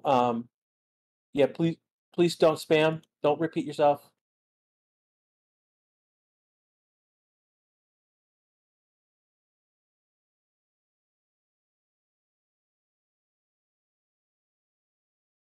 Do you think Chase Power is lacking reliability? No, I don't think they're lacking reliability. I think they had a one-off issue yesterday. That great that it happened here as opposed to next week and during the race or 2 weeks later on. I think Mercedes power unit is particularly good. I mean, it's the same, pretty much the same power unit as when they won championships. So it is. So it's not. I think the issue with Mercedes is not in the power unit; it's more the aerodynamics and other things. Um, Max is not on track. Max, I think Max was on a medium yesterday.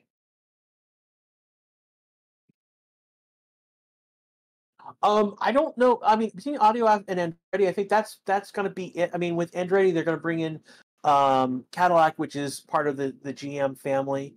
The one group that I don't that I'm surprised is that's not part of not making an effort for F1 is it's the Stellar groups. And so Stellar is partly a couple different random like Alfa Romeo is part of the Stellar group.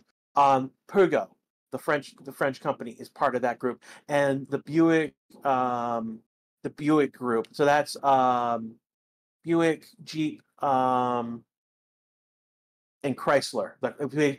What was the Chrysler Group previously is now part of so that's basically Peugeot and Chrysler formed to form Stella. So the fact that's one of the big three in the United States, the fact that they're not jumping into um, the F1 is interesting. Shanks just telling me to stop glorifying the United States. Where are you from, Shanks? So you can stop. I can tell you to stop glorifying it. Thank you very much. Yeah, no, I'm American and from the United States. Tell me to go home, and I'm here already. Thank you very much. Moving on. So moving on.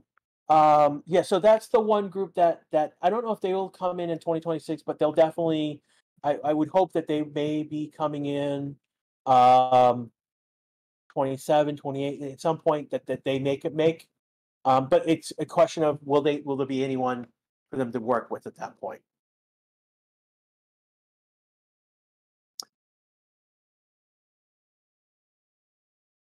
Yeah. Well, that's Ford. The Chevrolet is a second.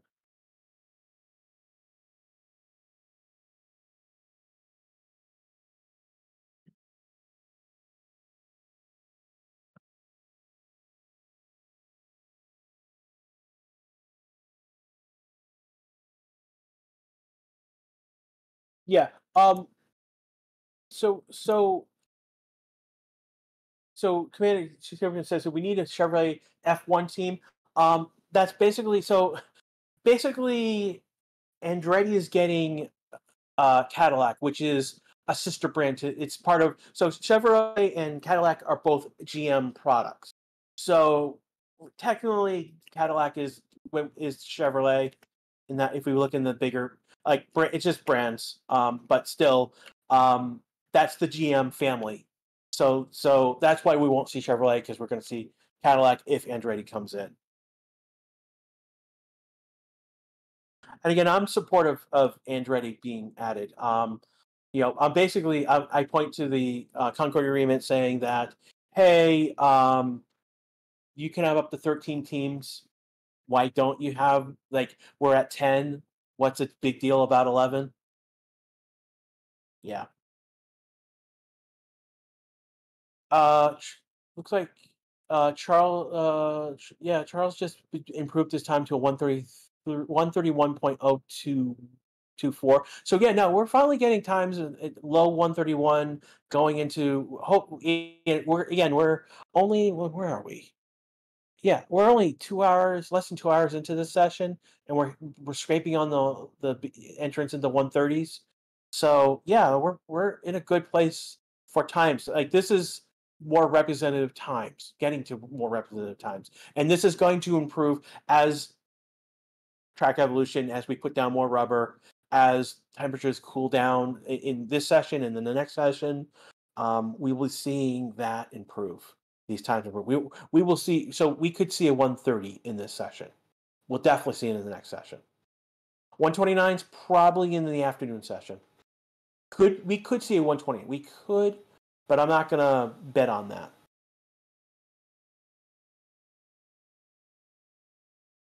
So Jared is saying that cars are zero point 0.7 faster than last year's testing, and that's impressive actually. That's impressive given that they forced the raise right height right now. Is Ferrari sandbagging right now? No, no, they're top of the board. Can't say that.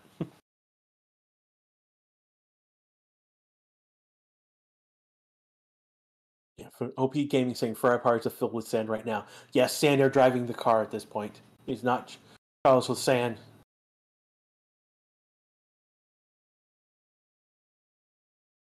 For the race there early. So again, let's go back to tires. So each of the teams have been able to select 30 sets of tires for this testing, these 3 days of testing. They are also given 2 sets of the prototype C3 tires. So, again, what's going on? What is happening? Is he coming on, going out? Let me check the timing sheet. He is in the pit right now. So, there's reasons why he may be in the pit. But there are 6 compounds that will be used throughout the year. 5. Let's see.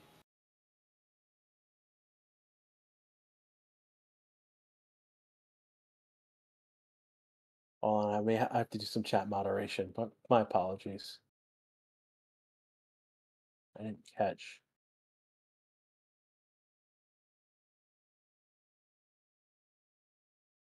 So my apologies.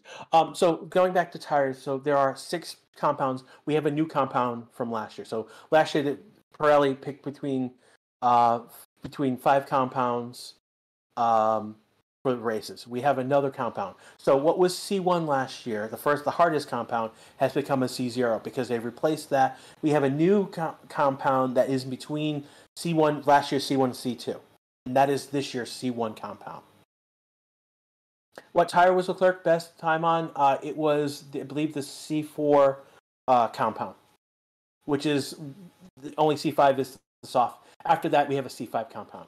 So the 6 compounds range. So we have C0, which was last year's C1, a new C1 compound, which is the gap between the C0 and the C2 compound, and then C2 to C5 are pretty much the same as what we used last year.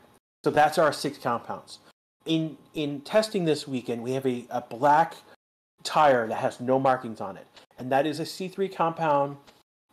It's a prototype C3 compound, and the only thing that makes it a prototype is because they're testing because it came from the Turkey factory as opposed to the main factory. And so what they're doing is they're testing whether the C3 from the main factory and the C3 from Turkey are equal, that they're getting the same product. So it's a quality assurance. And this is so that they have a backup facility to produce tires if something were to happen.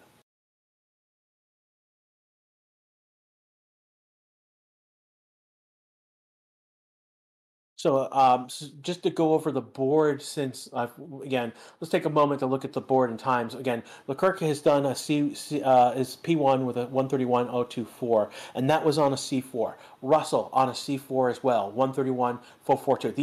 These are labeled as the red soft tires.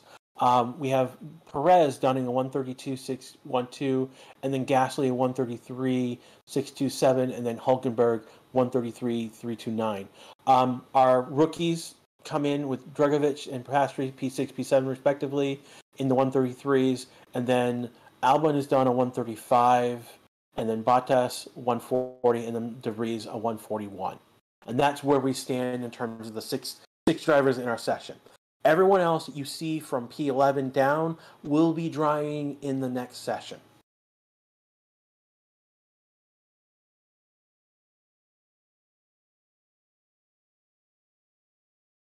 Yeah, Mazepin is an 8th. No, he's not. He's not even on track. He's gone. He's a sanctioned individual. So he's gone. He's never coming back. Yeeted into the sun, as far as I'm concerned. No, he's not returning. He's not returning. Again, don't care where he was in an Asian Le Mans. Yeah, I don't care. He was able to drive in Asia because anything that has any connection to the United States, he will not be connected to. He's a sanctioned individual. No, sir. He will not be back in F1 ever again.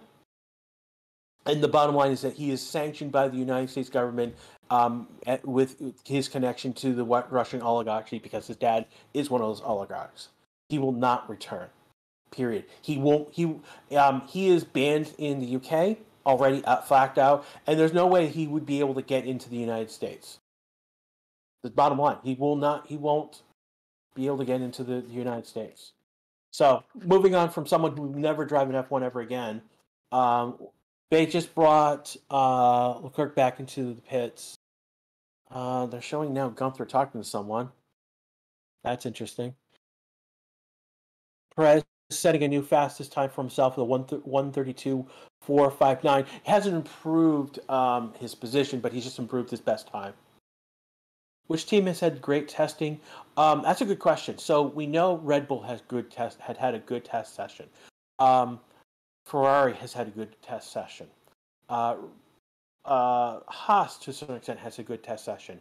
Williams has had I know they're not showing it today, but they have had a very Albon particularly has had a great earlier days. He's had good test sessions. They put in the most like good well, not today. They're not at the top of the board today, but the previous days they've put in the most laps the previous 2 days.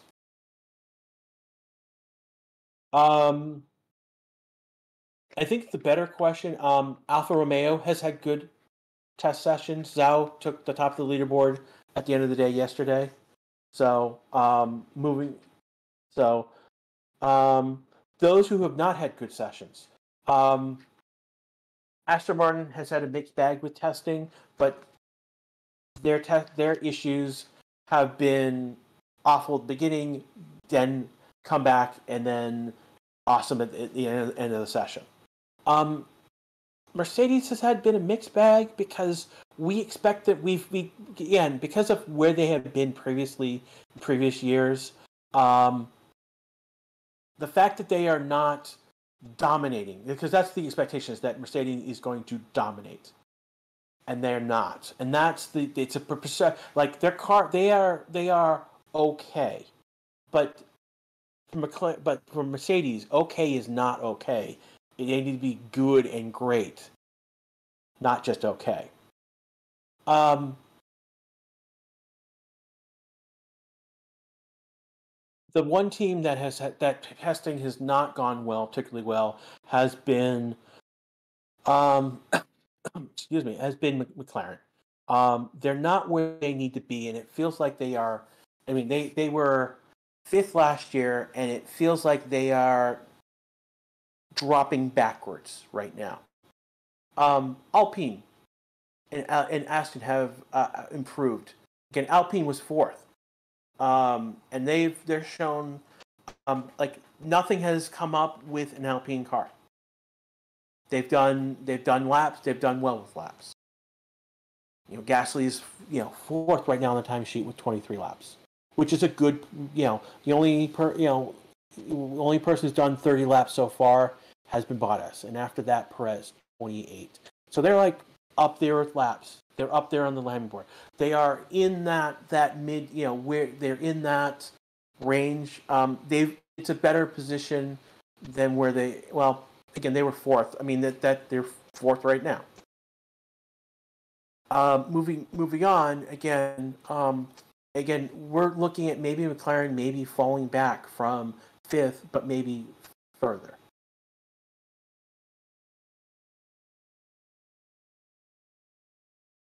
So that's an issue right now.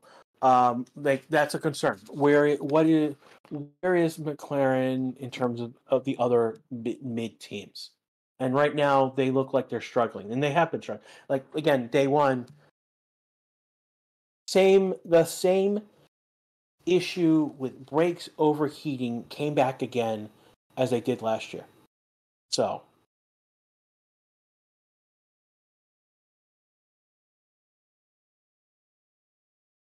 Yeah, a donator basically. Can I send $20? Yeah, use the super chat, and that will show you. That's the way you can support the channel. You can also join the channel, and this is a good point. So if you really want to support the channel, there's 2 other ways you can.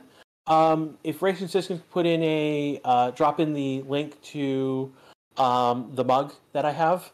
So we have some merchandise. I actually have the Box mug. What is the Box mug? It has the Box icon on it. That if you join the channel, that's one of the perks you get.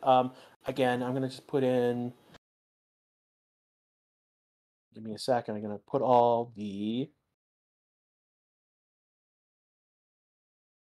You can see in chat that I have dropped in pretty much the racing statistics channel icon perk icons that you can get. So you want to do Forza Ferrari with the car on it and not be yelled at by the bot. That's how you do it. If you want to throw back to Daniel Ricciardo with the Chewy, go right ahead. But my favorite is the box icon, and actually have the mug. We actually have a mug that you can buy with that icon on it, and it's a great mug. I'm gonna tell you right now, it's one of my favorite mugs. And that's hard. That's impressive given that I've only had it since Christmas. One of my family members bought it for me after I mentioned it somewhere else. Yeah, it makes a great make cup of tea. It's a single serving. And by single serving, a single serving. It's not like a massive mug, but it's a good mug. Makes a great single serving of tea. So again, if you want to support the channel further, after liking and subscribing, you could join and get the perks. Buy some of our merchandise. Those are the other ways, and then the super chat is the third way that you can directly monetize, help support the channel.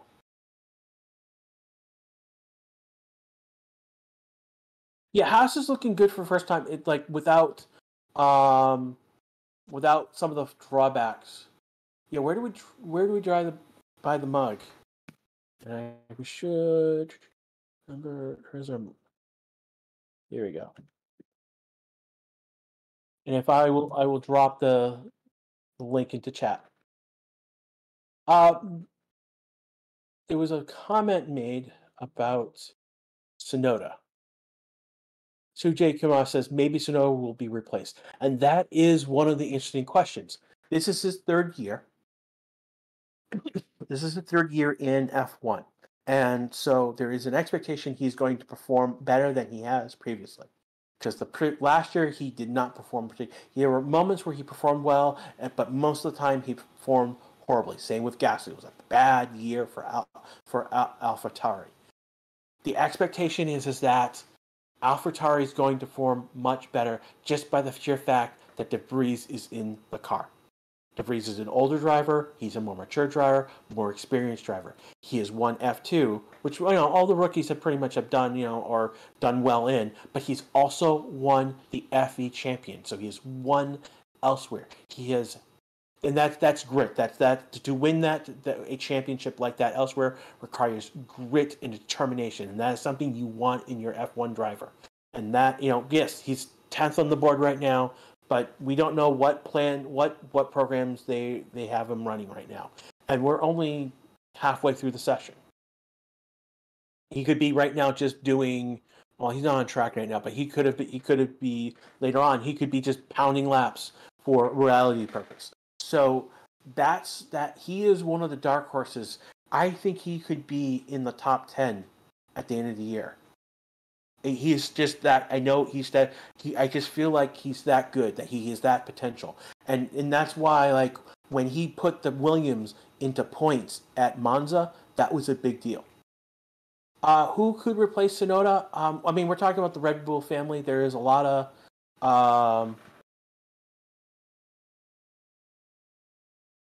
there's a lot that could be.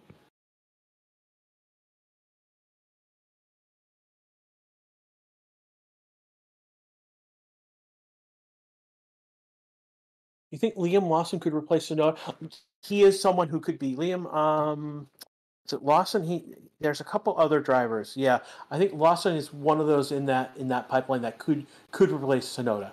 Potential. I don't know if he has the super license points. That's the big other thing is who has the super license points. Cass think that Tsunoda could be the reason. That's very possible. So again, Dossman is pointing out Liam Lawson, Ilyasa, Dennis Hogger, and more. Those are definitely names that could be replaced. Could be a replacement for Tsunoda if that's be. When Herta gets his super license points that he needs, he's another name. I mean, he almost was in De Vries' slot, and Red Bull went after that, and were told flat out no.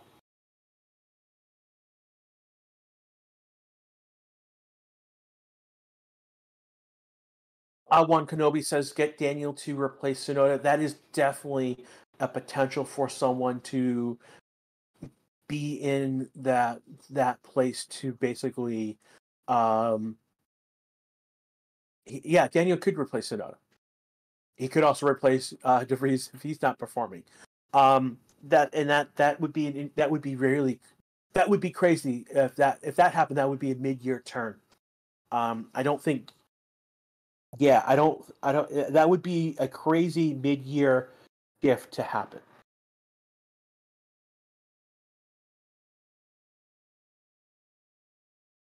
Reverend asks, is that Albin and PA? Yes, that is Albin and PA. He is disguised in the Cyrillic name right now. We don't know why that happened.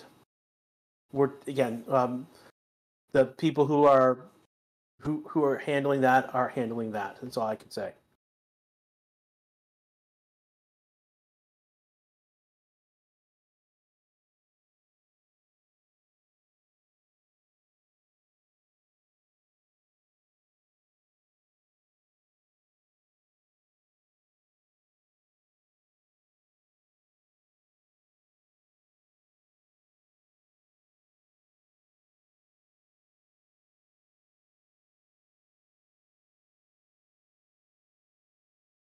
See, I'm just reading what you guys are saying in chat right now.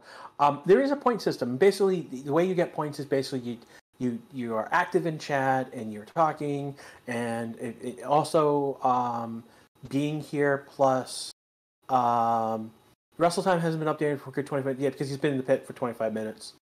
For whatever reason that may be.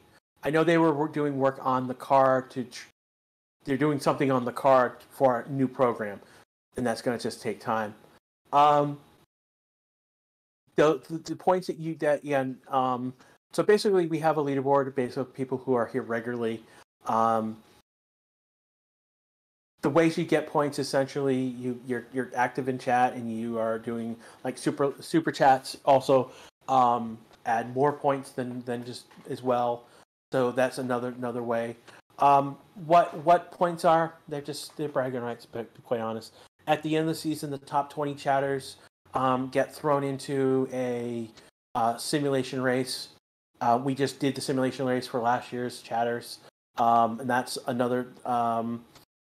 Again, I think I'll get that link a little bit later on. But there is another video on this channel for that race, and Ryan did the commentary for that race, and it's been fun to watch. I ended up P5 in that race, by the way, which is not bad. That was one up from where I qualified.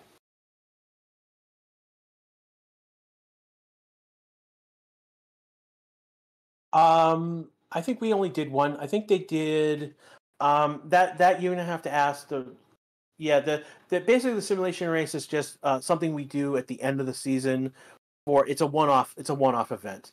So we just did it for last year's season. So don't expect to see another simulated race like that anytime soon per se. Well, be around and chat a lot. You could potentially be in for pole position.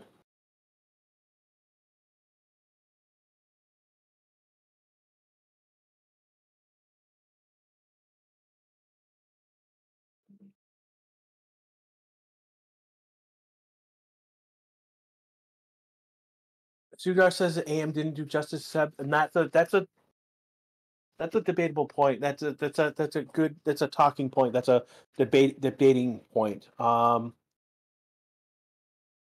That is a. I can agree with that. I wouldn't say that's everything that went on, but the car wasn't exactly there for him. But he did again, as they did it. They did improve, particularly last year. They did improve over like at the Aston Martin at the end of the year versus where they started was a very different place.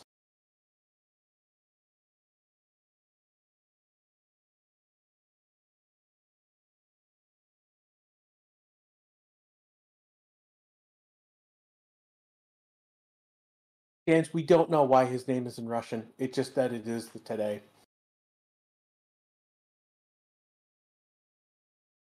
Rule says I miss seeing Daniel Rick.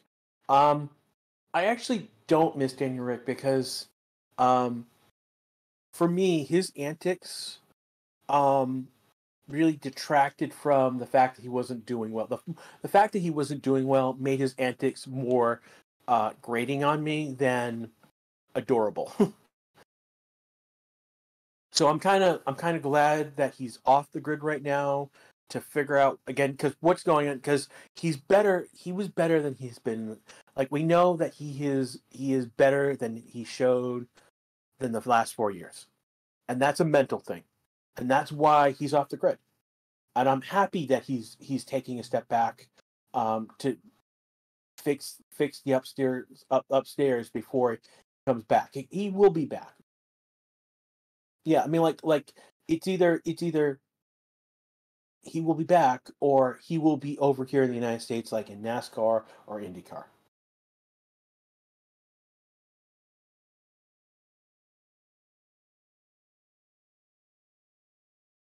Several says, "Do you think Ferrari will make Leclerc a priority? Last season was asked in terms of priority and strategy." Um,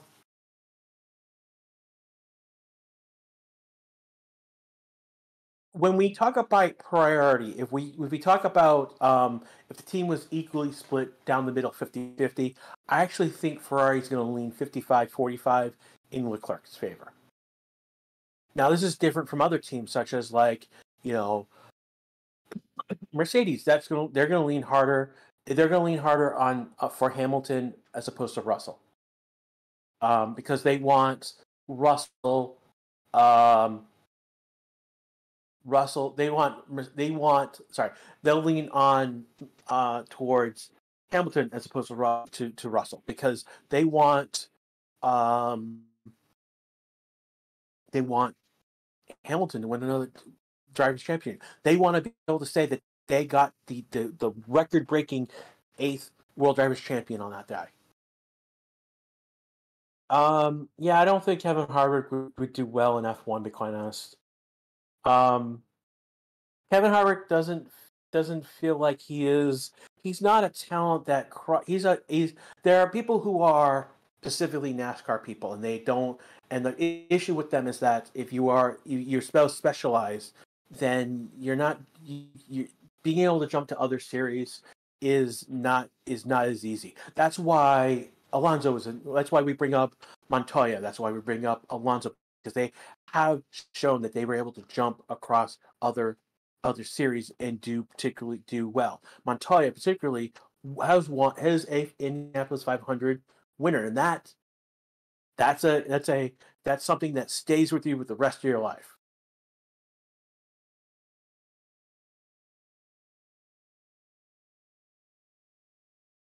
Yeah, well, again, see, the thing about with McLaren is that McLaren their goals was that they were looking to beat Alpine, and right now they're not in any position to beat Alpine.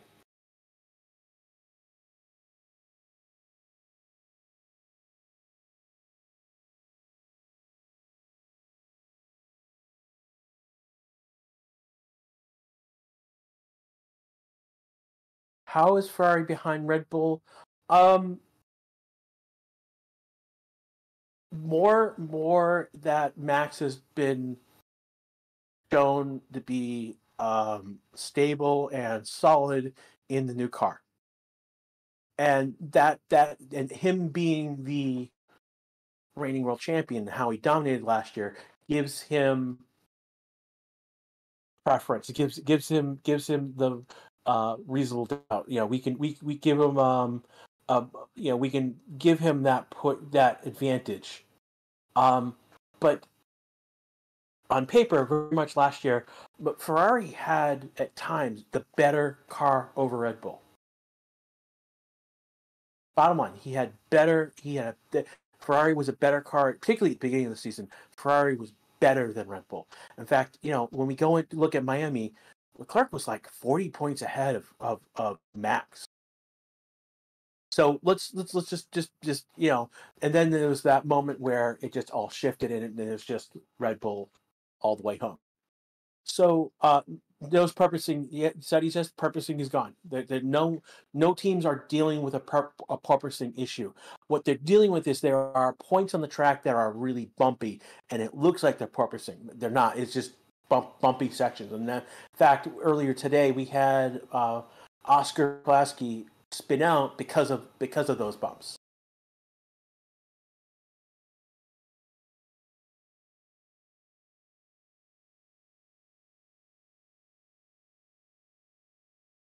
Trying to look through. Yeah. So on paper, performance wise, the Ferrari is performing just as well as the Red Bull. It is because Red Bull was so dominant at the end of the year. We give them an advantage. It is. We will see. The first 3 races will tell us where we'll really sort out the pecking order. Again, Mercedes looks they've improved, but we haven't seen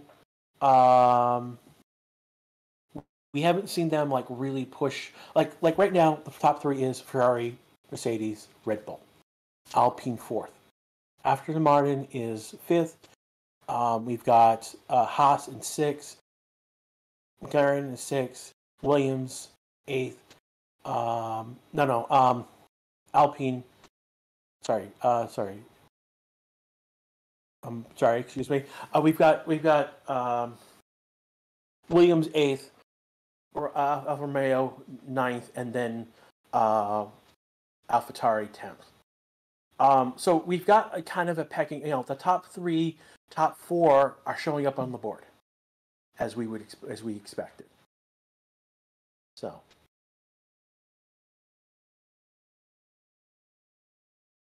All right, I've been going 2 hours, over 2 hours already right now.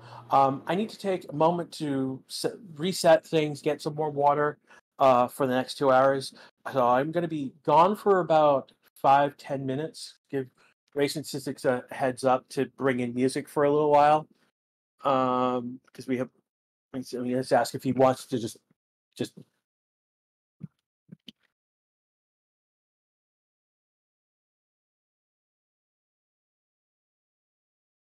See what he says. Get confirmed. I need to break for a little bit, and I'll be back.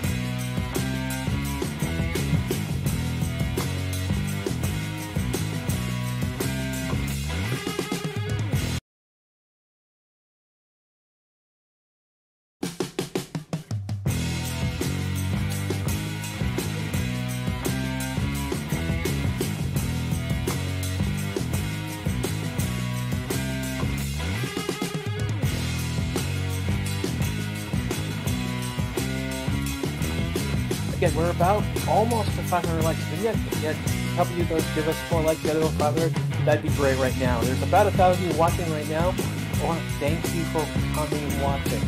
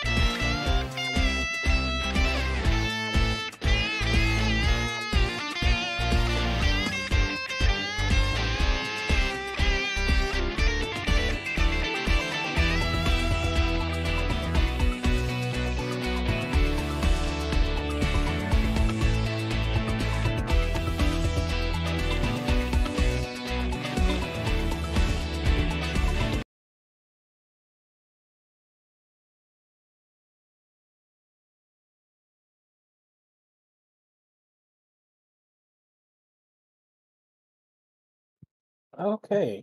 Welcome back, everyone. This is, again, day three, session one, the morning session of the 2023 preseason. And I'm back. This is Crash, and I'm back with you at the past the half midway mark. There's an hour and 52 minutes left in this session. Um, right now on track is Leclerc, Perez, Gasly, Albon is on outlap, and Bottas and De Vries. Yes, we know that Albon's name is screwed up on the timing sheet. He is in Cyrillic. Make the jokes all you want about being a Russian spy. Lol. Um, yeah, see, what are they doing, McLaren? They're reinforcing a spot on the car by the wheel well. So that's what F1 TV is going on. Let's see.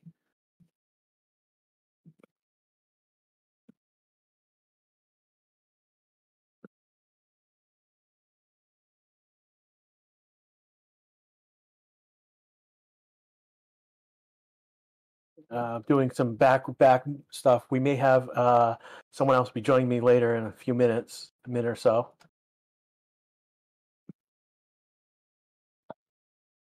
Who is number 8? That is Albon. His name is screwed up. It's Cyrillic. Yeah, I know. Aston looks strong this year. Yeah, Aston looks like they're in that they could be in. So again, there's tiers that we got to talk about. Tier 1 is Mercedes and Red Bull, and tier 2 is so Red Bull and Ferrari are in the tier 1.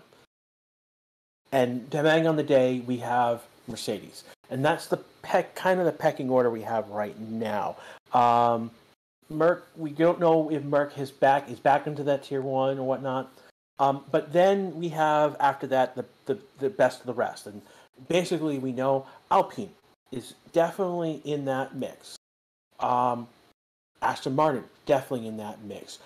Williams showing signs that they should be in that mix. Haas showing signs that they should be in that mix. We're seeing that McLaren is still in that mix, but they're falling back. They're falling back into that group. So there is we could potentially see AlphaTauri jump up into that mix. So this back marker group, it's a shifting shifting sands, basically is the best way to describe it.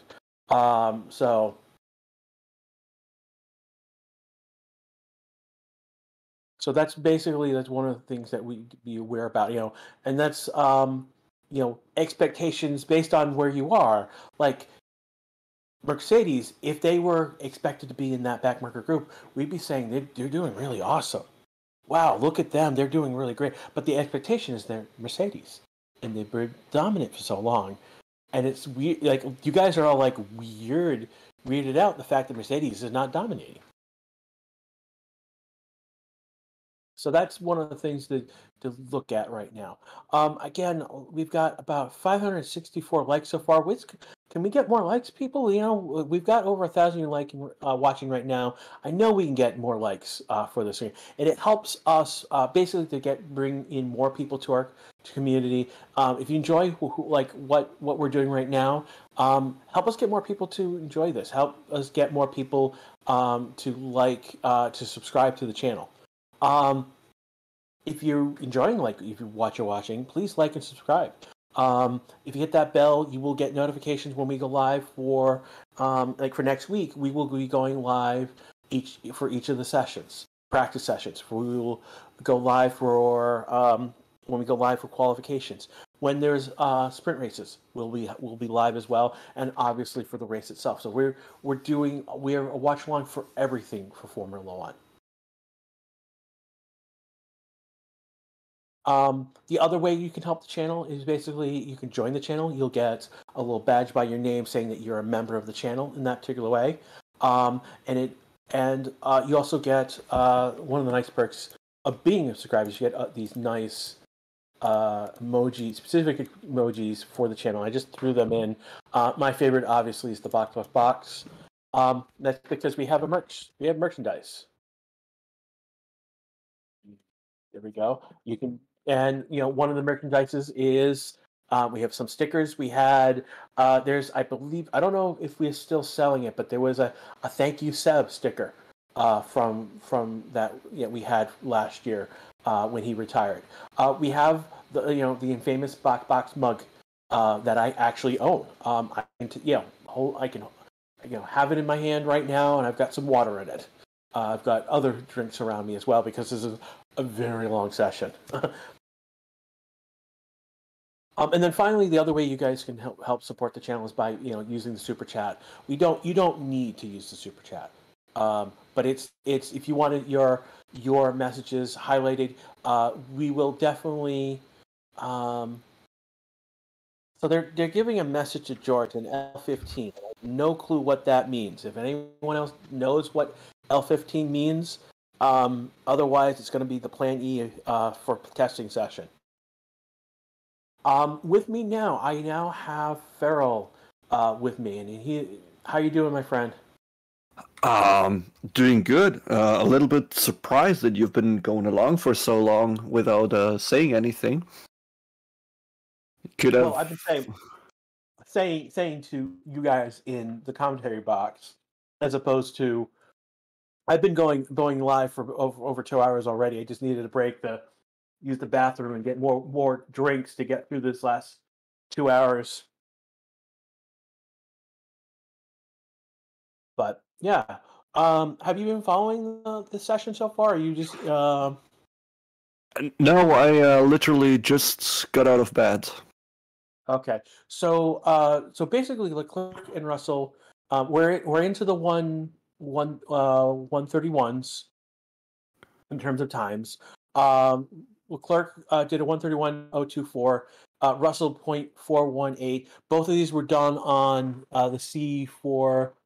He looked like Russell moved to the C5. Drogovic is in C3 with a 132.075, and it looks like he did that on a C5 compound. Perez is in P4. Gasly is P5. Hulkenberg P6.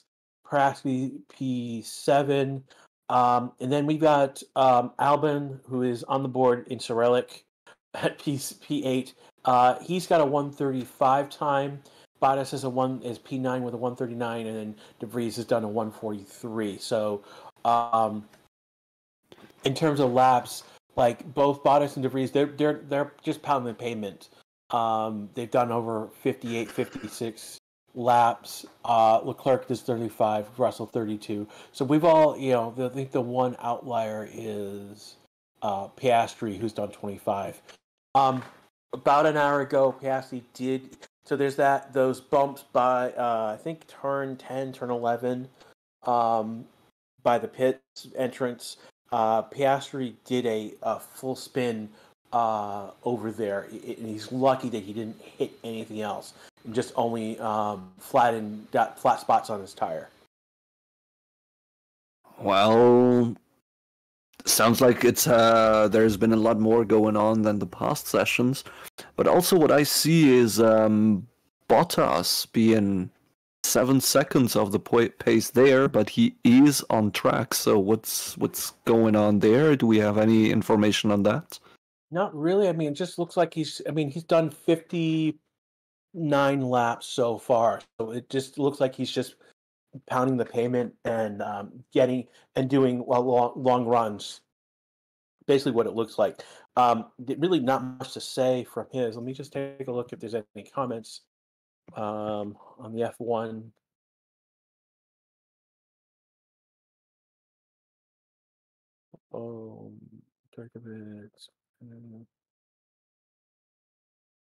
So McLaren was doing work. They were doing some temporary strengthening work on the front winglets, so they complete today's running. It's a minor issue that they'll have it permanently fixed for the Grand Prix next weekend. So that they were working on something in the garage that I mentioned. That's what that was. All right. Yeah, I'm just looking through the active log. They're not even showing up in the log. Uh,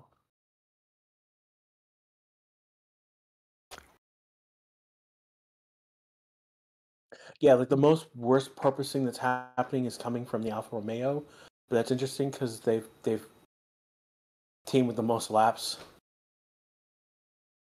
pretty much.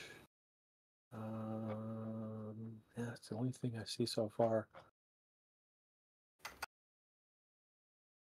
Yeah, that's pretty much been. Yeah, they're not really showing up in.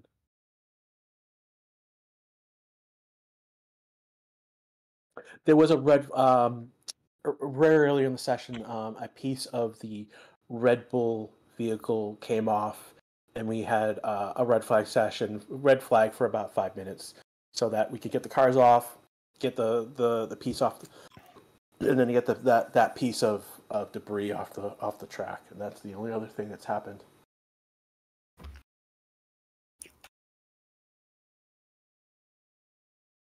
All right.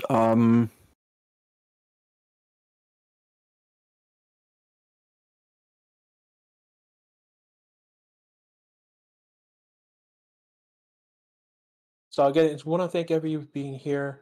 We are the original, except no substitutions, except no duplicators. Thank you very much. But going back again, let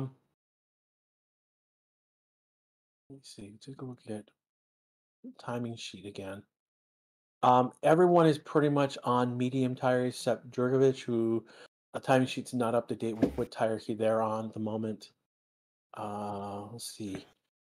He's listed as on a C5 tire on the live timing on the stream that F1 is providing.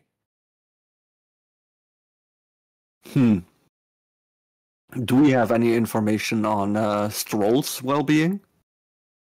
No, the pretty much is no update in that regards. Basically, Dragovic is in today for driving, and I believe I look at the timing sheet. He's back in. Doesn't say if he's in for the whole day or if he's just in for this session. We'll find out in a little while. I know that information is somewhere, but I just don't have it in front of me right now. Perez is going to be in the hot seat for basically driving all day for Red Bull. And there's probably one other who's driving all day, and I have to. Again, I don't have that information in front of me, unfortunately. My apologies. So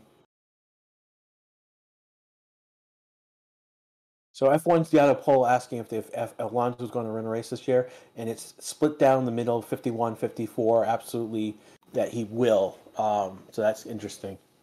We're about almost 100 minutes left in the session. Why is Pasha only on 20 laps? Part of it is he spun. Is that, and another part of it is that the car has been in the garage where they're doing some temporary reinforcement to get the car in a place where they can finish testing for the rest of the day. So he's been in the garage. But granted, he's done 25 laps. Gasly's only done 32.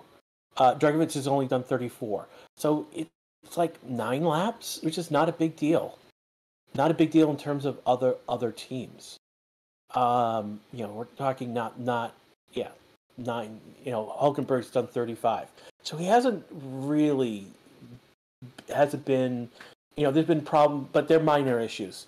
So hasn't been a bigger issue. He's not really that far behind than other people.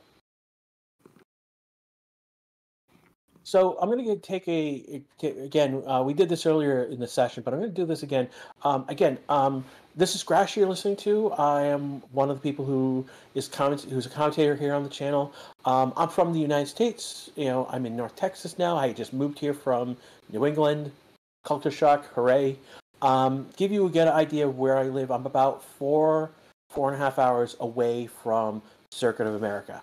And that is within my state. So the state of Texas is really big. When I moved from New England down to here, I drove 4 days straight, doing 6-8 hours on the road. It again took me 4 days. This just give you a sense how big the United States is.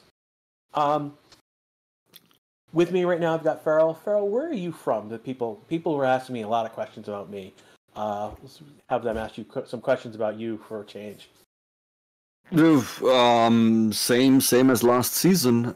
Didn't move yet. Still in Switzerland. I'm about, I know, what is it, 3 hours from the Monza circuit. Also about 3 hours from the Austrian F1 circuit. About 6 hours from Spa. So I'm in with way better of a chance to watch a race, I guess. Yeah. So again, we've just introduced where we're from. Hey, in chat, where are you watching from? We'd like to know. Like to give you guys a shout out where you are in the world.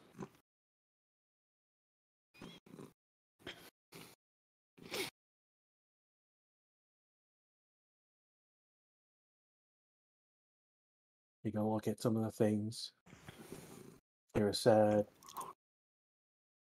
Yeah, while we get all the locations in, I just want to say, as we are on board with damn, I gotta learn those names. We're on board with De Vries at the moment. And I gotta say, I still don't like the AlphaTauri livery. Like, I like the AlphaTauri livery, but I'm not a fan of the Orland stickers that seem to just be randomly split throughout it. Yeah, that's definitely one of the things that is standing out, is that the Orland feels like it's been tacked onto the car in a weird way. We got people from Netherlands, Poland, Serbia, Zimbabwe, Australia. Get back where I was. Singapore, more Australia, Ireland, India. Yay, we have someone from Mars. How you get internet on Mars, I do not know. Belgium, Brazil, India. It's, Skynet. Skynet. No, it's not Skynet. Not Skynet. My God, no. Zimbabwe, Switzerland, Netherlands, Philippines, Nambia, Kenya. Again, the Americans are, it's like it's 3:40 in the morning here where I'm at, so the Americans are not here at the moment. We've got Iran, we got Italy, Hungary. Who was asking about who's in P8? That is acrylic. This is the acrylic name apparently for Albon. That's all we can tell you right now. We don't know why it's that, and the people who run run the board don't know what's going on either at the moment, and they're checking into it. And that's all I can tell you. Yeah, that's just the Cyrillic way of writing Albon. Please, guys, how do I watch it live from the United States? It's only on F1 TV. It's not on ESPN Plus or anything else. And that's I believe there is a 1 week. Something came off of Nico. Either something came off the car, he hit something on the track. But there definitely were some sparks and something off the car. One way to reduce the weight of your car. Why isn't we don't know. Something weird happened today when the setup happened, and that's what happened, and that's all I can tell you.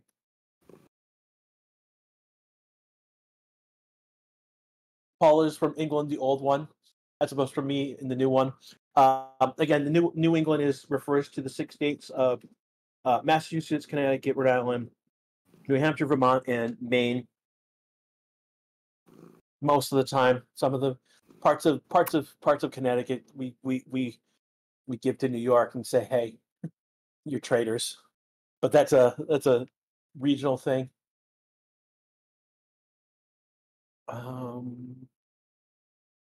People are talking about Verstappen's not going to be driving today. It's all going to be Perez all day today. Ferrari doing really well. They're top of the board. They've done well. They're putting laps in. Yeah, there's nothing like that standing out to say that Ferrari are not doing well. I mean, there's lack of evidence of the other way more in that case.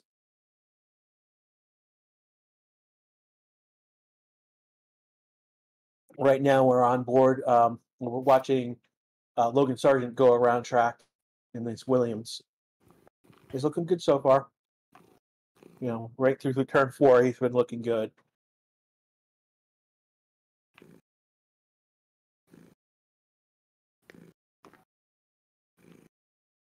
Ooh, there's an interesting question. How can the teams learn how the car behaves on street races like Monaco?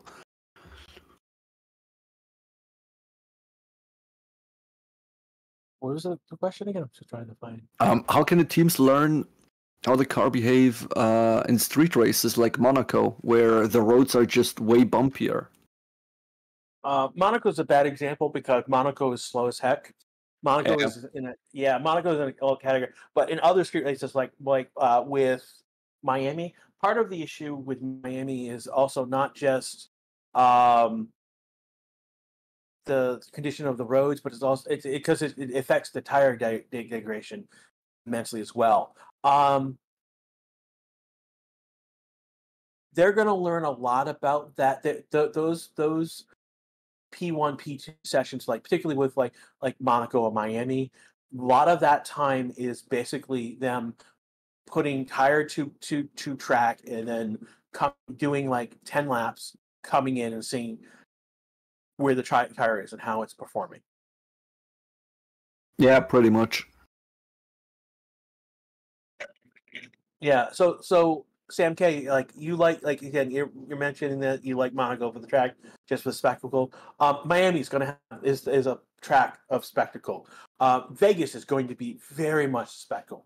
So what makes Vegas even more interesting is it's going to be a night race. They're going to do it Saturday night. So for those who are in the UK and in Europe, you're going to wake up in the morning. You're going to be able to watch the race. But the race itself is going to it's going to be at night locally in Vegas, 10 p.m. start time. They are on what's referred to as the Strip, and this is basically all like when you see the classic images of Vegas of the glitzy hotels, the neon lights, the art that's on that strip. It is going to blow your mind. It is going again. It's Singapore. We do a night race. Bahrain is going to be a night race. It is going the view of the track is going to be incredible. It's just incredible. It's going to be unique. It's unlike anywhere you say, and that is like the racing could.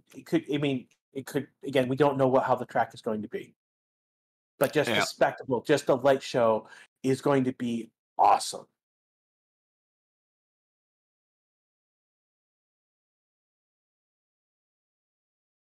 Singapore is the first night race having started. That is very much true. Again, I don't want to take away that like Singapore is that they are a night race and they're unique in that way, and that's cool.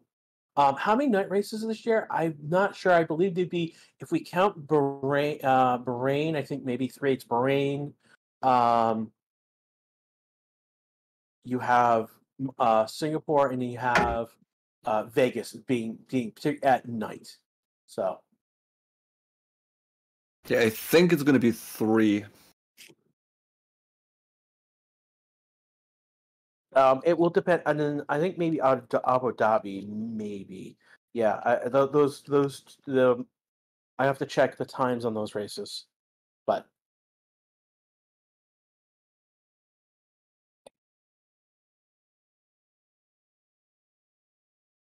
yeah, 10 p.m. Vegas is about equivalent to within an hour or so of the start time of the Australian GP. So no, it's 7 a.m. in Europe or Central Europe, 6 a.m. for Paula in the UK. So that's way too early. Persia asking thoughts about rookies of this year. So the 3 rookies that we're talking about and are De Vries, Oscar Piastri, and Logan Sargent. Of these, Logan Sargent is going to be the 3rd place guy because he's in the Williams. Piastri is an interesting place because he is a rookie he's a rookie. But he's a true rookie like Logan Sargent, but he has to perform. He needs to be getting into points on an occasional basis to be considered regressive. He needs to be earning points. Logan Sargent doesn't need. He needs to earn some points, but he doesn't have to be in the points every single week, every single race. It's going to be more so with Oscar. Of the three rookies, I actually think De Vries is going to be the most successful, and that's mostly because of his pedigree, of his experience. He's an older racer, so he's like 28 as opposed to 21. He's won in other he's won championships like the F2 championship, but he also won the FE championship. And particularly with FE, that's a grinding series. They've got that's a lot of races. Is Mick Schumacher really SF? He's the reserve driver, so yes, he is. Moving on back to the rookies, I think of the three rookies, I think De Vries is going to perform the best of them this year because of his previous experience. That doesn't mean that that's where I think things are going to happen. Oscar has potentially a higher ceiling. I think he is a really good talent. He could be better than De Vries, and he could.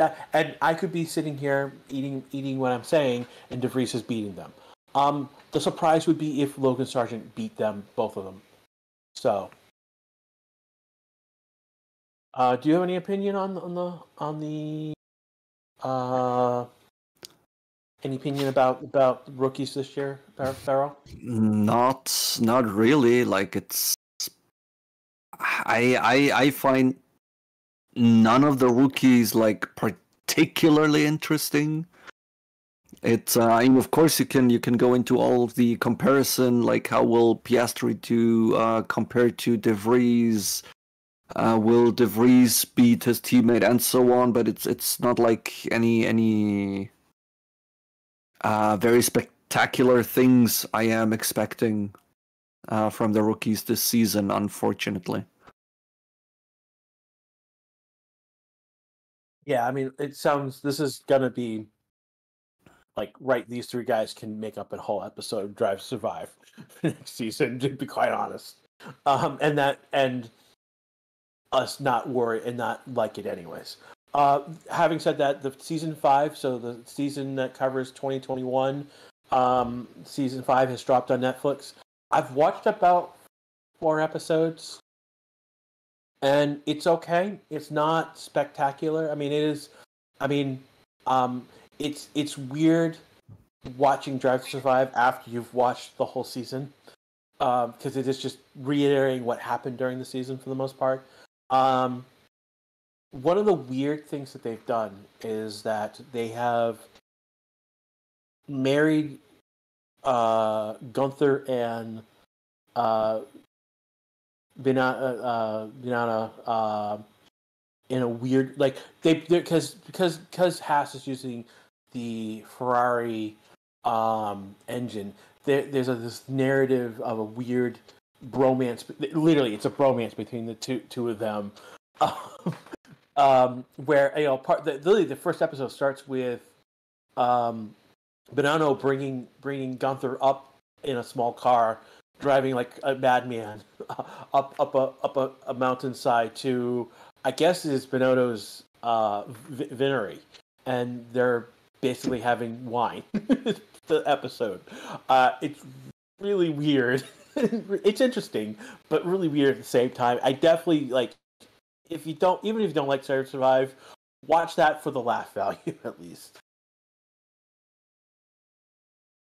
All right, that sounds like I'm not gonna, renew my Netflix account for. It's like, or do you think I should? I think if you still have time on your account, watch that, at least that first episode so far. I'll probably have next week. I'll probably have finished all of Drive to Survive, so I might recommend a couple episodes. That first episode again is interesting because they have to, again, we're now second year away from that end of 2001 season, and how controversial it was, and they spend very little time. They address it and they move on like within 5 minutes tops. Yeah, it's basically part of the recap this last year on F1 type scenario. So all right.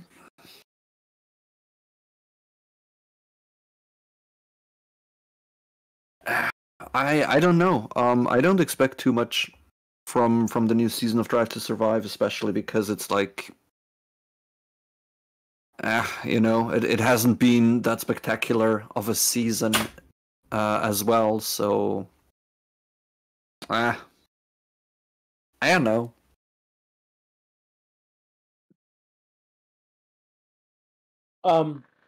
If you've not seen any of Drive to Survive, there is one episode that you do need to watch. There is one episode worth watching, and it's called Man on Fire. And it's the episode. It deals with the crash, Roman Grosjean's crash that ended up in a fireball, and him barely getting out alive. And that is an incredible episode to watch. And if you're a Checo fan, the B story of that episode is how Checo's basically how Checo ended up with Red Bull. So that's that. Even if you don't like, if you don't like Drive Style, if you didn't like, you've heard negative things. You don't want that of all the episodes. That is the one episode you should watch just for that one episode. You can put everything else aside. All the issues. That is hands down the best episode. Like when I want to get people to get interested in Drive to Survive, that's the episode I show them. And I know it works because I did that to my parents, by the way, and they've been watching a lot of Drive. They've watched most of Drive to Survive. I don't think they know that the new season has dropped. I gotta give them a call and tell them. But still, my parents started watching Drive to Survive because I showed them that one episode first. We do have a red flag. There is Bottas's car in a runoff area. It doesn't look like he crashed though. Looks like some mechanical or electronic issue, maybe. So my stream is lagging, so it hasn't happened to me just yet. So now that I know that's coming, I can give you more information, seeing it secondhand. Nice.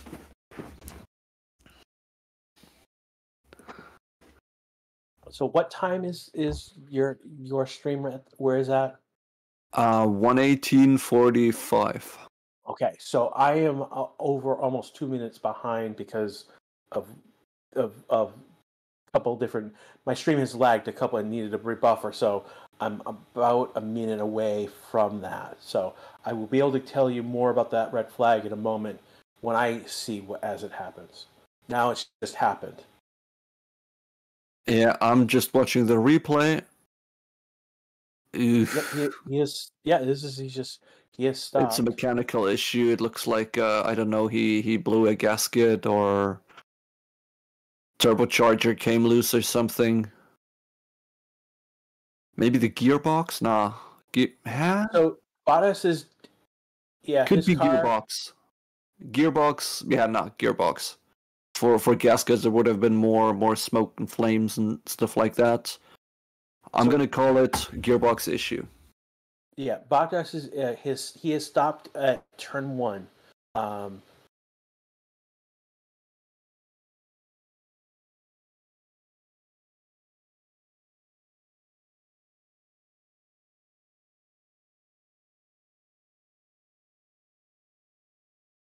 So I want to give.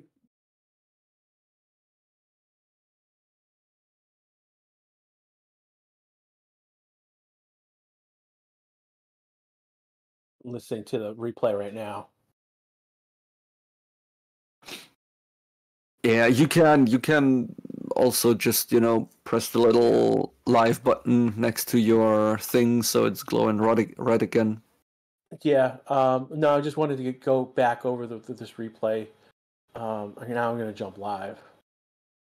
So yeah, it could be very much again, he has done 72 laps. So this could be the gearbox, something giving out after a long run. So that's something again. Max did 72 in the first session of the first day, and we're now 15 minutes left in this session. So he's done more laps in a smaller amount of time. So Yeah. that give you context in terms of where this car is performing. They've pushed this car harder in this session than Red Bull did in their first session. So context for this, what may have happened here. Yeah, that might very well be. But it is only the second. Yeah, second issue we're having, or the second, let's say, failure. Yeah, second. Yeah, I mean, maybe third if you don't, because we had the day one failure. Yeah, we got Dragovic on day one. What happened yesterday? Um, Russell had a hydraulic issue. Oh.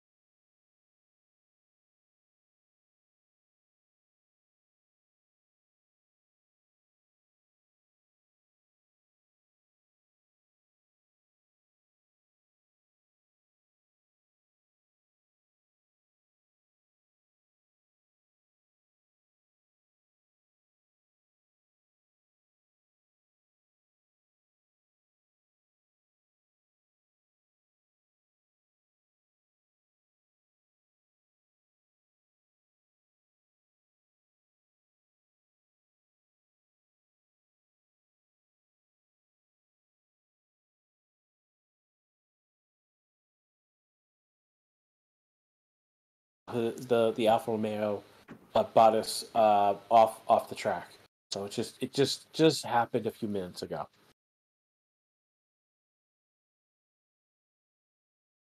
Yeah. We don't know how long the red flag's going to be. It's going to be maybe about 10, 15 minutes, given how they've been previously. What's different about red flag and getting cars off the track in this scenario is that the team is actually going out to the car. They're going to be covering it with some sort of so that they can hide the bottom of the car. If this was during a race, they would be moving a lot faster to get the car off the track.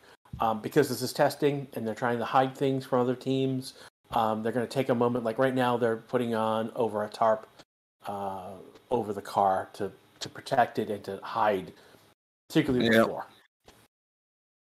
But you have to remember who gives a damn about your floor. It's if people are stealing your floor, that may not be a good idea.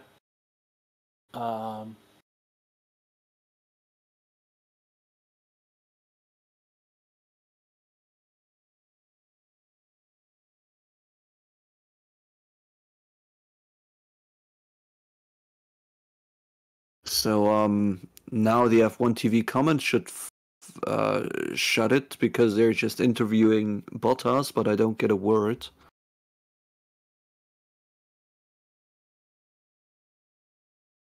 Well, okay. We won't get to know what Bottas has to say on the matter. Yeah.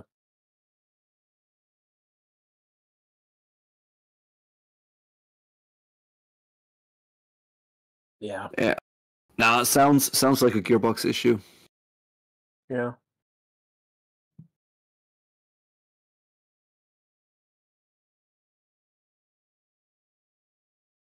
Who caused the red flag? It's Bottas caused the red flag. If we get really deep and philosophical about it, I think it was an intern at the Ferrari factory who made the gearbox. But it's Bottas's car that broke down. I wasn't going to go that philosophy. That philosophy. Maybe it has been some iron miner in Sweden who got the iron out of the ground they needed to make the gearbox. Maybe it's his fault. Yeah, I mean, again, he's done 72 laps. Essentially a full Grand Prix in that car in this morning session. So, yeah, so there is, and who knows how much what they ran on that gearbox yesterday. It might be it could easily be the same gearbox they've run all weekend long. So we're talking about 2, 3, 4 races on that gearbox, and now it's failed. So there's we don't know exactly, but how long that gearbox has been in the car. It could have been in that car the whole weekend long.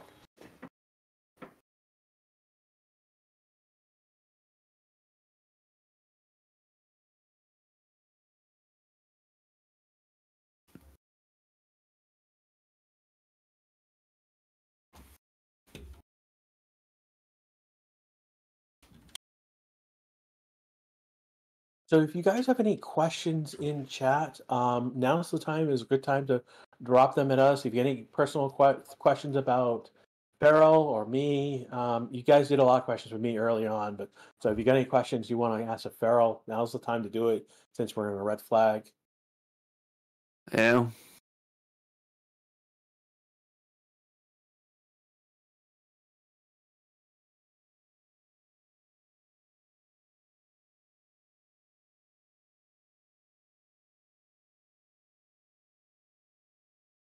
Will Lando win a race this year? I'm not sure he will. I just don't know. It may be later in the year if McLaren improves their car significantly, but right now it does not look like it.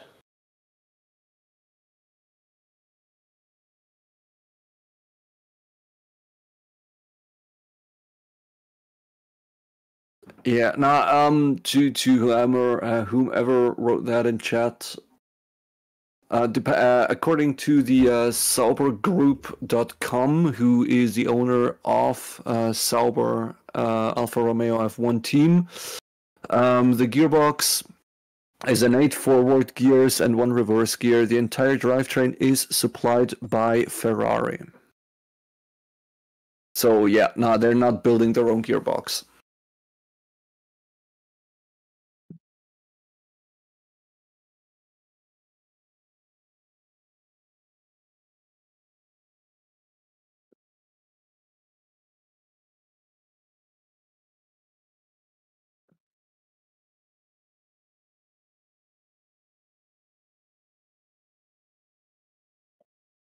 Yeah, I don't have the data for last year. Last year data was so different. So many teams had so many issues last year. Again, the cars were so yeah. I mean, like part of the issue last year was the cars were brand spanking new with the regulations. Yeah. So many changes, and so there were so many problems that teams were working out with those cars, with actually now getting them in built. Most of the cars this year are an evolution of last year's car. The one that has the most changes is the Aston Martin, and they've had problems, but they've fixed them pretty quickly.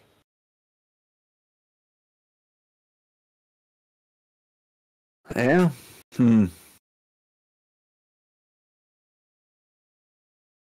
Yeah, it is kind of like these 3 practice days. They are less spectacular than I hoped for or I imagined them to be.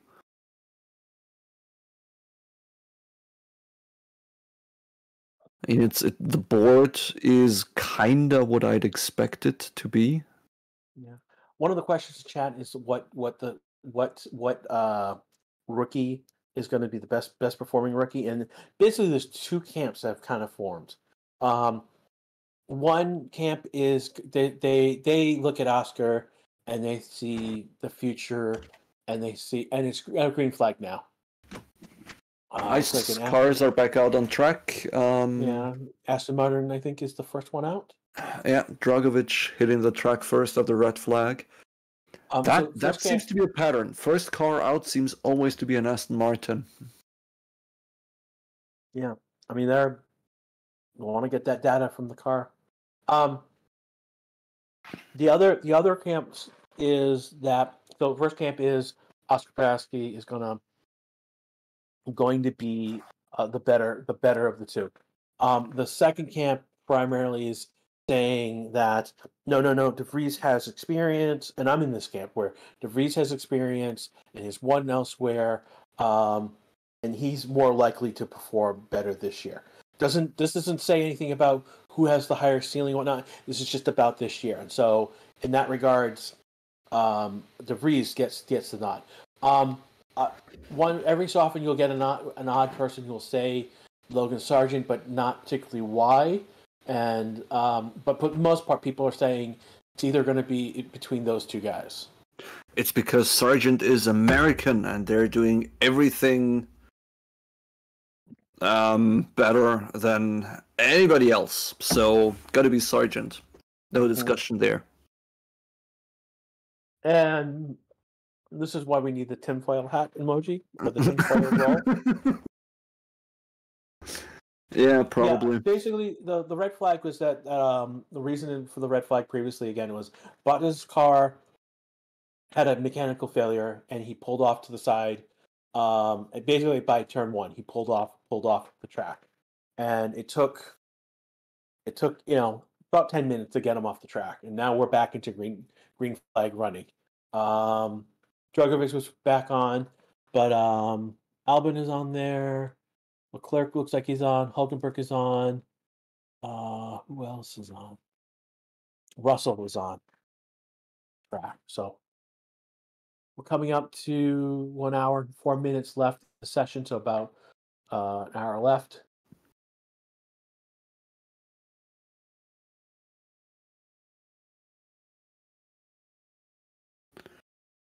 See, Guilherme Barp is with me on that. Is Brazilian still thinks Sargent is better than Dragovic, so it's I think maybe they're also a little bit scared because the Americans have a Predator drone. We have seen some drone flight testing last year, get the tinfoil hats out, but I say Sargent will become world champion because he will be the one accompanied by Predator drones on track. And that's a fact. Okay, tinfoil hat time. Yeah, no, it's probably not, and he will be somewhere around the midfield like any other rookie, but I think my theory is more fun, okay? Your theory is more fun. Yeah. Your theory is more like Saints Row than actual F1. But like Kyle says, Dragovic is better than Sargent, and there's a good argument. I mean, like again, Dragovic won the F2 championship. Sargent didn't. But again, Sargent is in the Williams family, and Dragovic is not. And that's why he got the call up. So that's we got to keep this into perspective.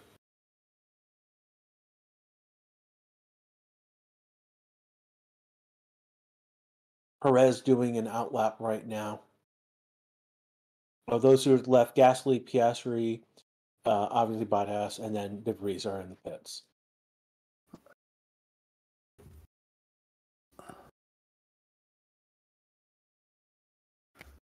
Oof.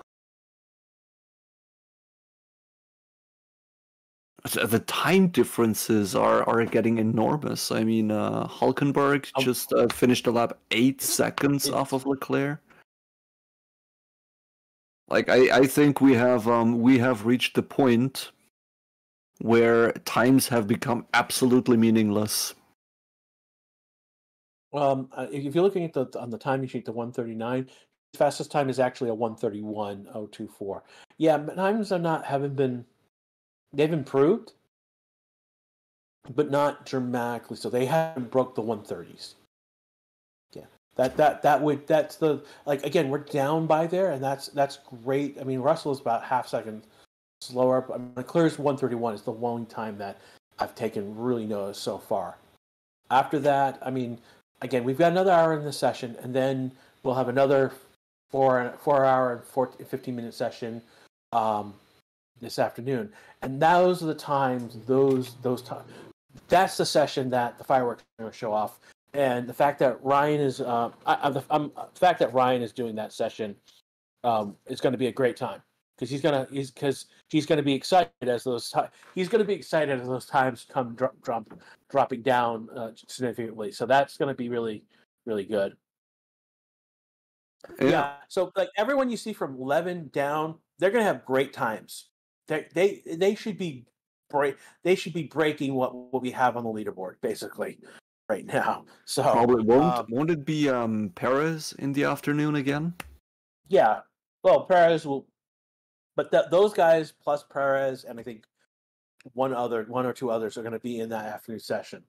So we'll see a bigger push on the. We'll see more. We'll see more race related runs, and we will see quality related runs in that session. And typically, that's what. I will be here probably in chat. I won't be on commentary. Ryan is going to be doing that session, part of that session.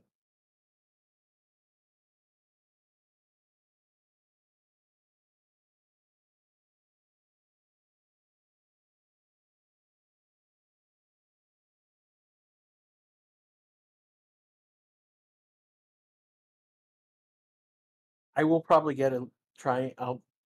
I know Ryan doesn't do the whole session. I think he does the beginning, takes it 2 hours off, and then comes out for the last hour. So, depending on how I nap, I might come if there's an hour open. I might do another hour, which would be a crazy marathon day for F1. Then again, it's Saturday, so I can pull that off. We'll see. Well, quite honestly, you should also think about getting your sleep. You know, that's No, I will get some sleep. No, that's not an issue. I will get some sleep at some point. Yeah, well, we all do get some sleep at some point, but proper sleep hygiene is important. Yeah, I know. I do understand that.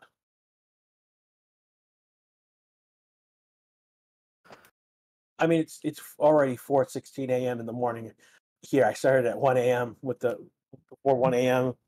session, so I've been the exception of those 15 minutes where I needed the reset for these past 2 hours. Been on most of the time, and again, I was on all day, all for the whole session, past 2 days as well.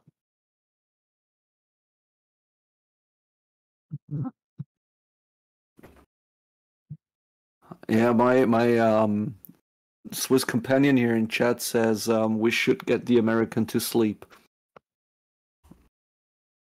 See, people are looking out for your mental health too. Yeah, I do. I appreciate that. So we have a shot of Magnussen track.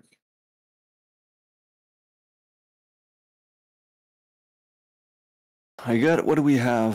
Dragovic is currently out on hard tires, so nothing too spectacular going to happen there. As it looks like Perez just entered the pits, or did he get out? I want to just bring in a point. He's specifically on the C1 hard compound, which will be the hard tire at the race next weekend. So they're definitely getting race-related data from this run. Yeah, that makes sense, but I think at this state of the season, every little bit of data you can be getting is race-related. It is. Maybe not Bahrain race related, but next races will. This is definitely Bahrain race related because that C1 compound is going to be used in a race for the first time next week.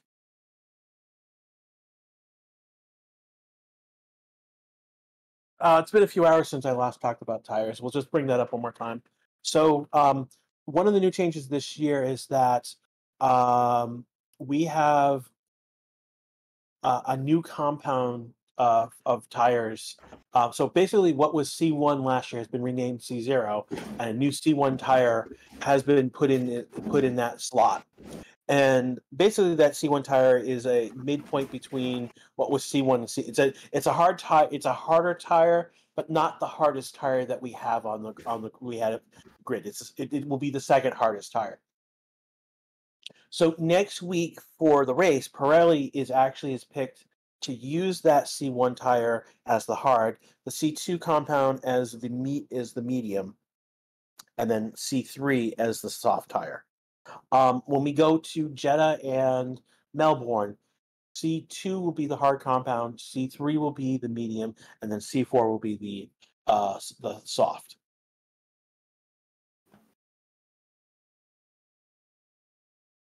OP Gaming. Ooh, there we go. going. The Alfa Romeo is back in the pits. That was taking quite some time.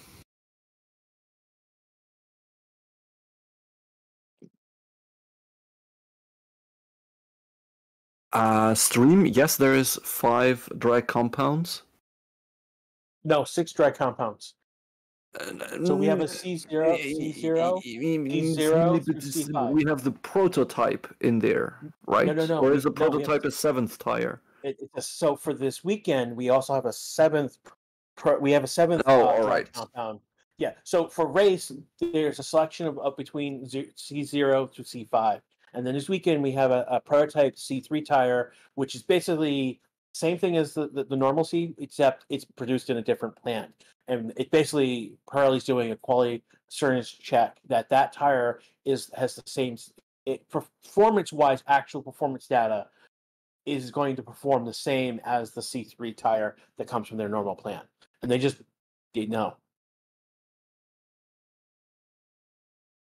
Yeah, so times that you're seeing on the board, like right now, Leclerc has a 1:39.65. That's his last lap.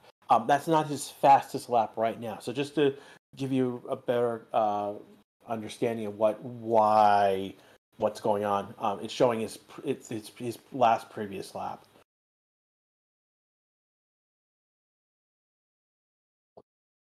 Yeah, I mean it does make sense to kind of have a little bit of track of both of the times. I know that chart has different modes where it's showing different data at different times. Just right now, it's showing it just switched over to that middle column between the gap and the sector times. That a lot of it is slipping there. It will eventually come back and show his fastest time later on. Just right now, because he just completed a lap, that's why it's showing that last lap data. All right, yeah. The timing sheet's not always evident what's showing and why it's showing it. So this is why we're here to tell you, this is what's actually going on with the timing sheet.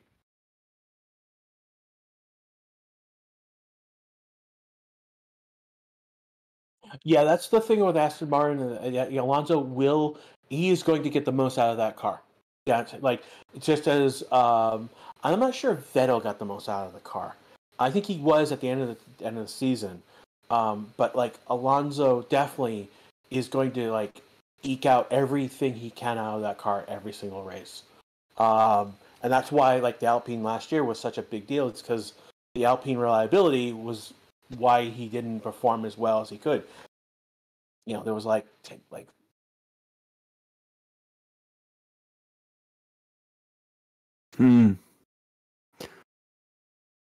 Well, I think Seb might have been 10% of the performance peak, or 10% under the performance peak of the Aston Martin. I think Alonso will just get 10% over that performance peak and have the car break down way more often.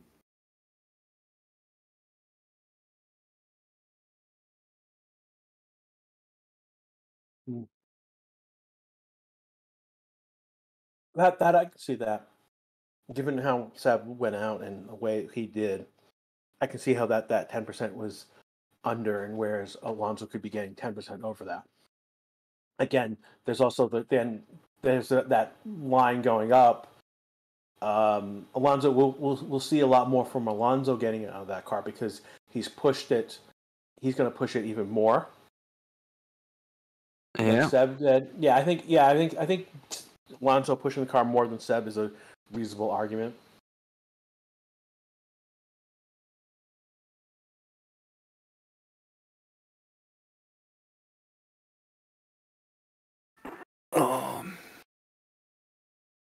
What do you think about Ferrari's strategy for this year?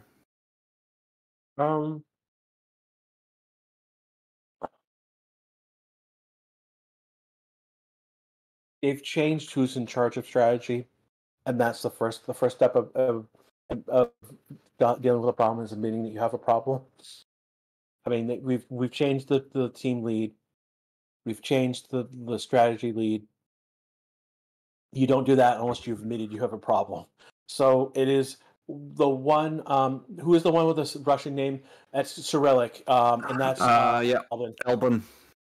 So just we tell that. But back to the question at hand. Before that, it is to be seen if that change. I mean, they've made a change. It is now these first 2 races. We'll see if that change bears fruit. OP Gaming, which team struggling with porpoising? The team that had the most issue with porpoising was the Alfa Romeo car. That's what was reported by F1.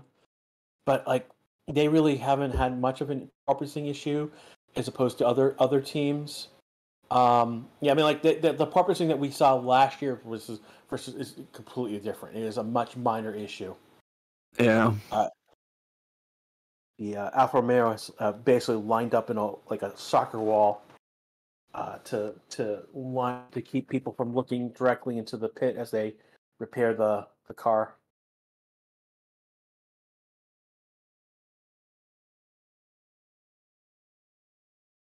Perez on track with some Floviz paint. So, like again, why? Again, you're asking again, why is Perez not as fast? Like right now, he's going out on track with a Floviz paint, and he needs to be at a certain speed for that Floviz paint to, spread across appropriately. And if he was going faster, he would get a different result.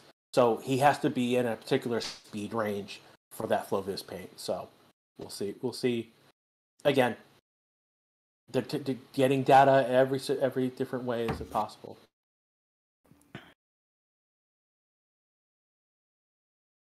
Yeah, well, we will see. The Flowiz will be used a lot. Yeah, depending on how much data they've gotten from the aero rake. The problem is they can't really use the aero rakes anymore because they take a very, very long time to mount and adjust. Yeah, I mean, we see those aero rakes on at the beginning of the session. And they're on, for the first 30 minutes of the session, and they're off pretty quickly. Yeah, but when you screw them on, you gotta have this perfect unto 100th of a millimeter precise, and all the little tubes and sensors there need to point in specific directions. So I'm mounting an aero rake, depending on the size, of course, but that can take up to 3 or 4 hours. Yeah, so that's why we see at the beginning of the session of the day. Yeah, they're basically getting mounted overnight.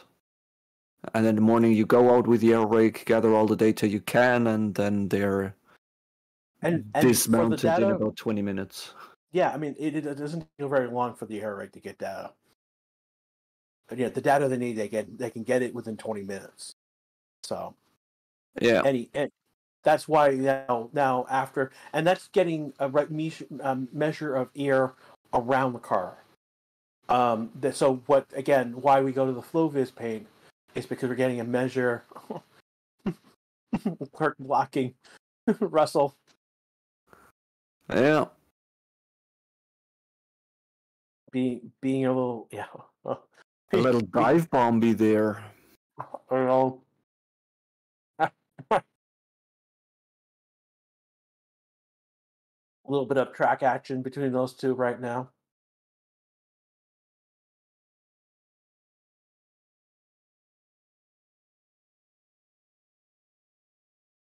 Mm.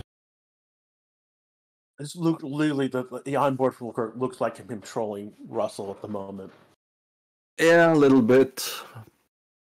And a little bit of gamemanship.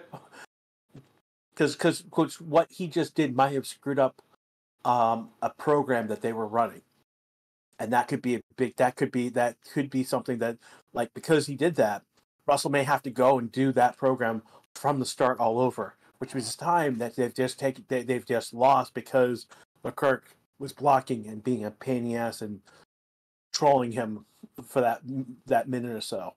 So that, Maybe they have also, like, I don't know, went over to the Ferrari garage and be like, yeah, our program kind of requires us to race with someone, so can you tell Leclerc to race us? We will never know. Well, maybe we will know because people might put out statements or whatever and be dramatic over it, like, Ferrari has cost us our program.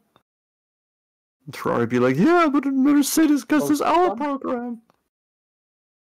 I don't know what just happened with the Red Bull. I think they may have tried to do a tire change test, and then something went wrong, and they've now pulled the car into the garage. I don't know if they intended to pull the car or that they found something happened.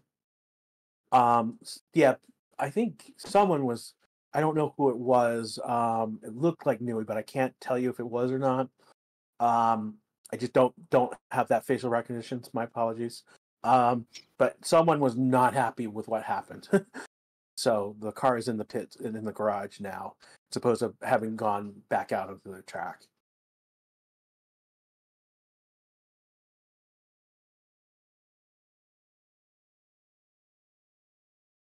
Yeah, man, I was just using one.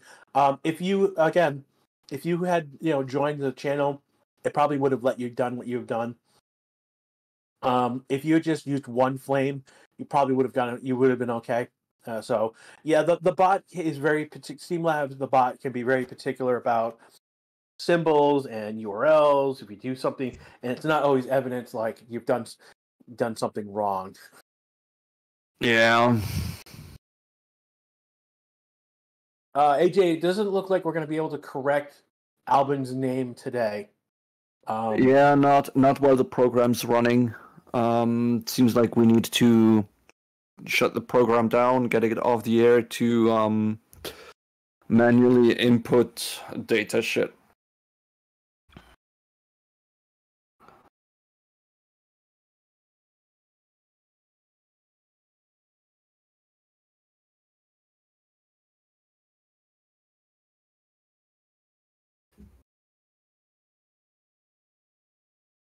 Is Russell on hards? Russell is on hards.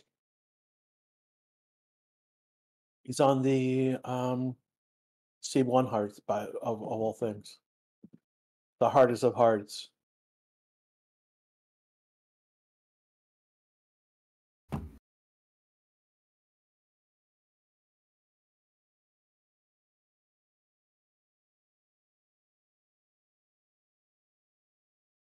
Yeah, he's on the C0 hearts just to make sure.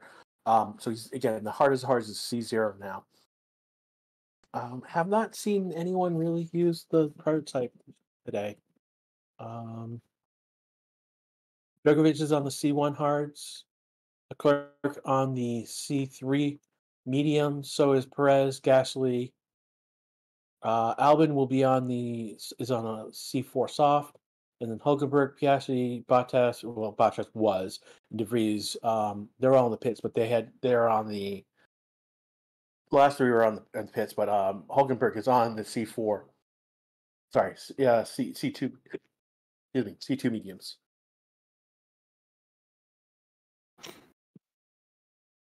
Yeah, but we do have more runners on soft tires. Meanwhile, I mean, it does make sense. You start the car out slow and use the harder tires, and as you get comfortable with the car, you start to get faster tires on there and get faster times. That's just a little bit how it works, basically.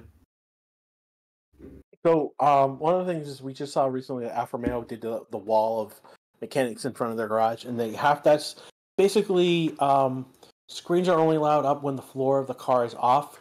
So that's why we saw the soccer wall to protect.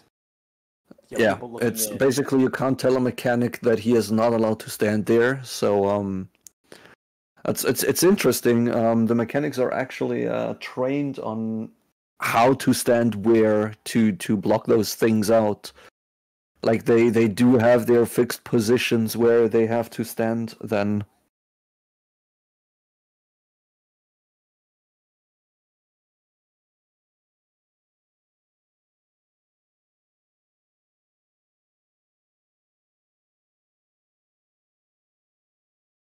So the three drivers who are on track all day today is going to be Bottas, Albon, Perez. We'll see if Bottas gets back on track. So I hope so. You know, Swiss team. So. Yeah. We need to. I need to. Root for them. I do genuinely root for them, so they definitely need to get out on track.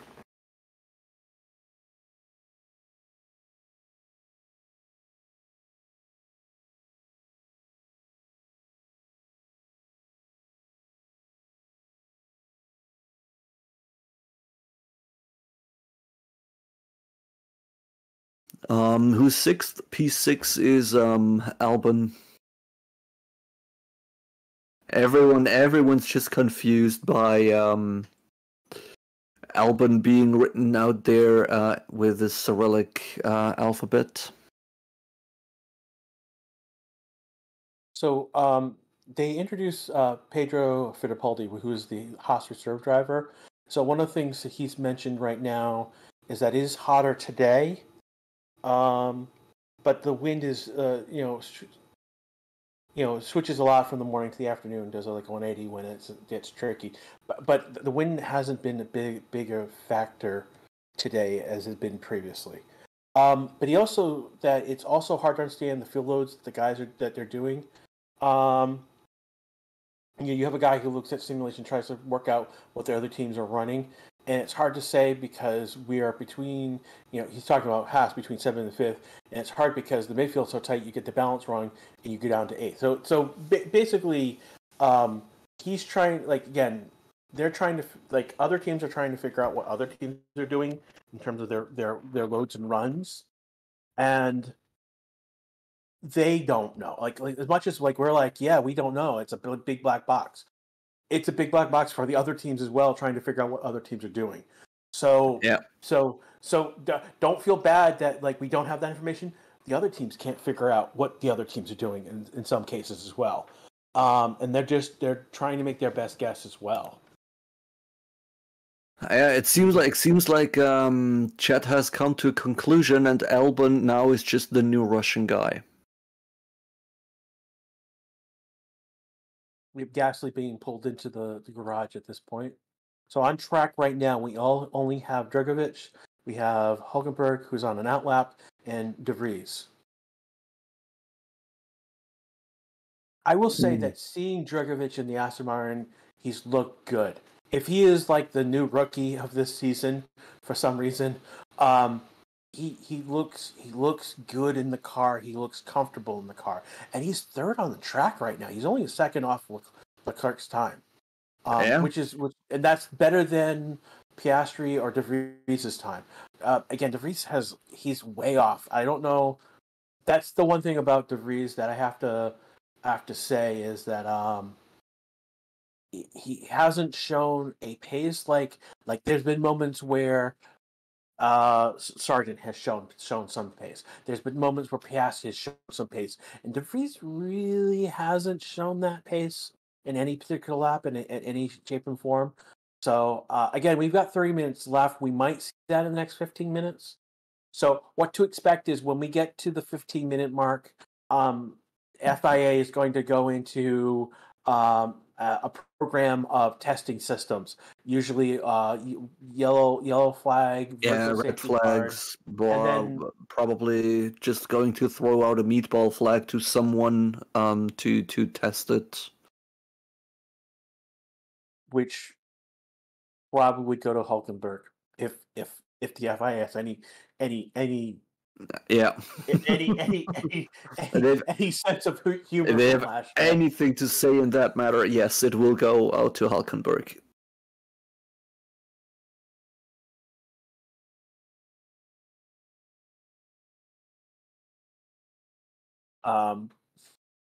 If there's a sense of humor, that's where it'd go.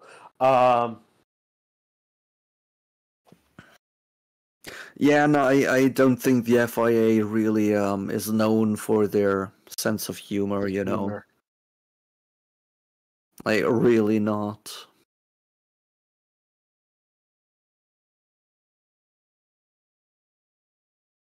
Okay.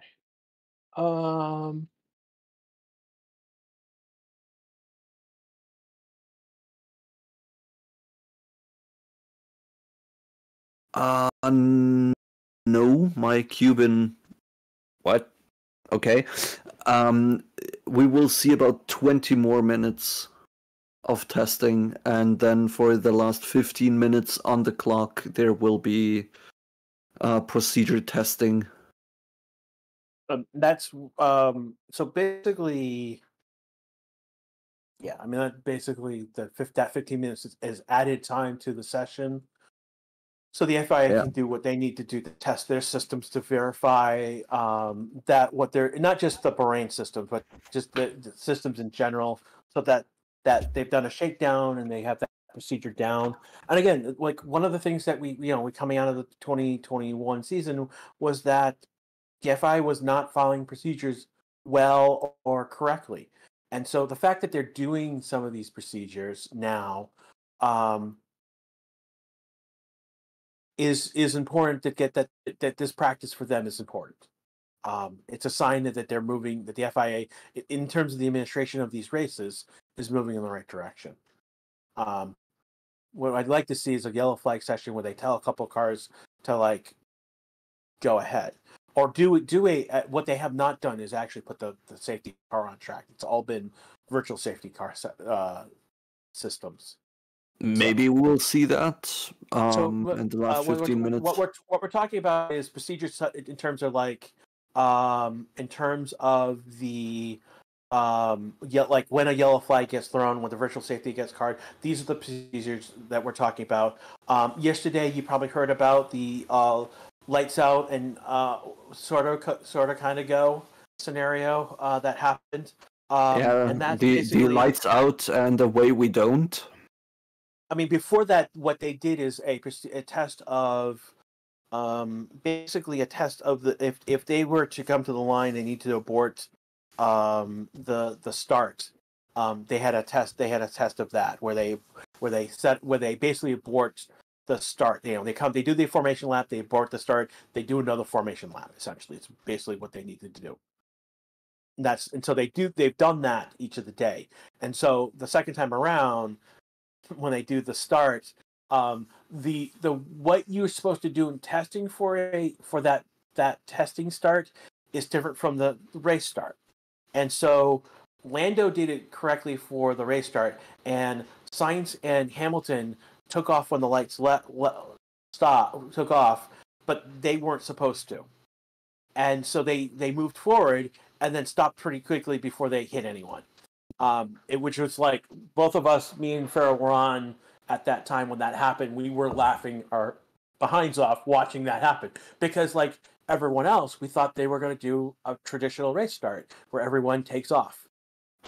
That's not the case. maybe without any overtaking into turn one or anything or any risky moves, but it's basically just been the Haas going, all the others standing still, like Norris stand still, and then Sainz almost hitting Norris in the back, while Hamilton then almost hit Sainz in the back, and it was just chaos basically.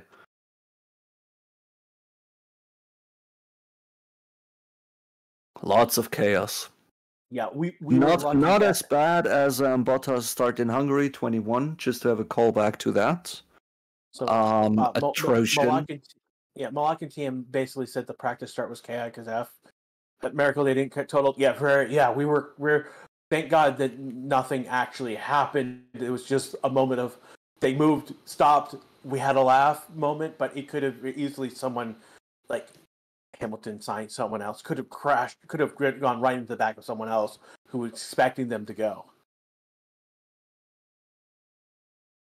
Yeah, but to be honest, from there on, there wouldn't have been too many damage, and it's good that didn't happen on a rational basis and everything. But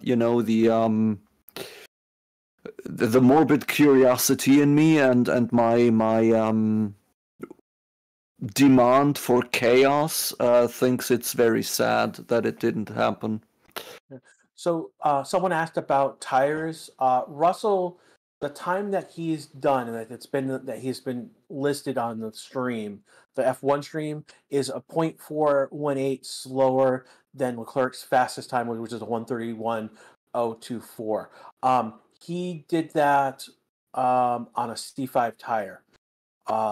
So he did not do that on a hard. And it doesn't look like he's been out in a bit because he's listed to being in the pits again. Leclerc is out on a C4 tire. Yeah, might he be trying to get into the 1:30 30s there? Yeah. That information on screen seems wrong. Has Leclerc only ever had 5 race wins? It looks like so. Most of them last year. Yeah, kinda, yes, but that seems awfully low.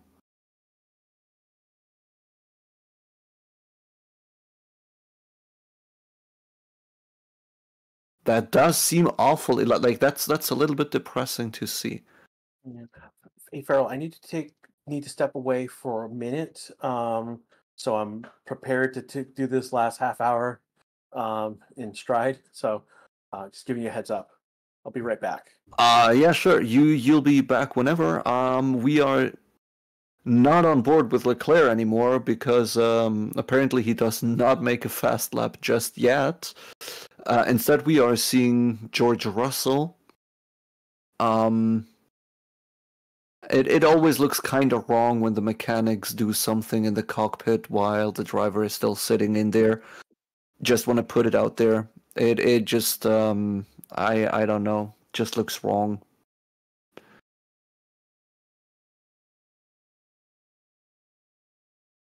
So yeah, but we can see in the air now a little bit of a flimmering throughout the air. So air and track, they are probably pretty much at the hottest they will be throughout the day now.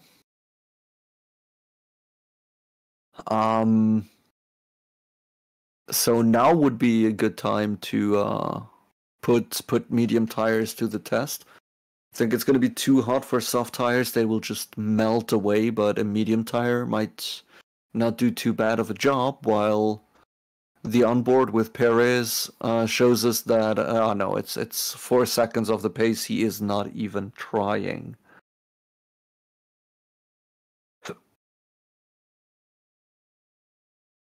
Do you think Mercedes will fight for the title? Difficult. I think Mercedes will definitely have a good year.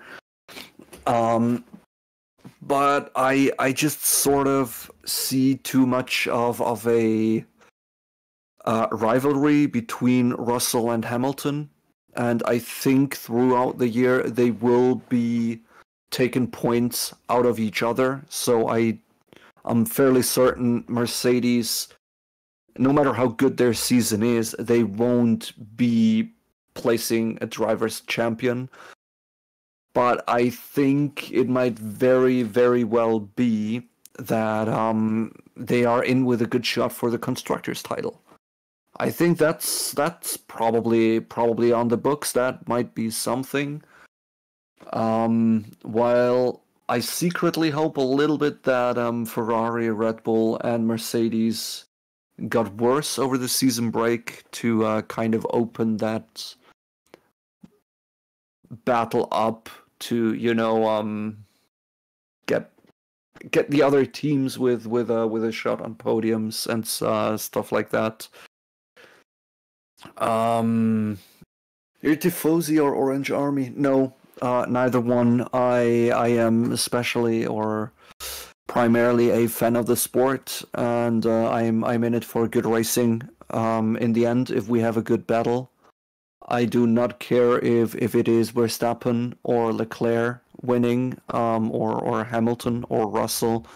Heck, for all I'm concerned, Ocon might get the World Drivers' Championship title. As long as we see good racing and fair battles, I'm all for it. Who do you think will try to get into 130s or under it today? In the end, I think everyone will try. How do teams judge the performance in a slipstream? Basically, with just driving behind other cars, and you can see the performance gains and losses. Like with a slipstream, basically just means you have a low air pressure area you're going through. So you have less air resistance, but with these cars who are heavily dependent on airflow to get the downforce going, this will basically bring a decline. In some areas, it's I like when I was still working on race cars as a mechanic. My boss has explained this to me very neatly with a triangle.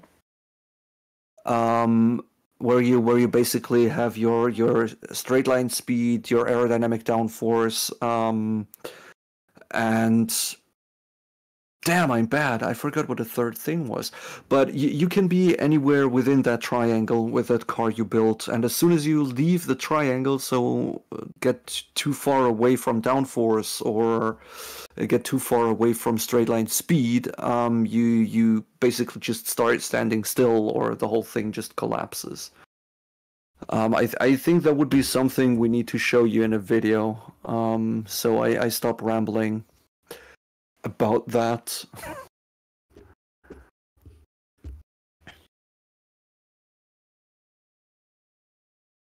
Which 2023 livery do I like most? Hard to say.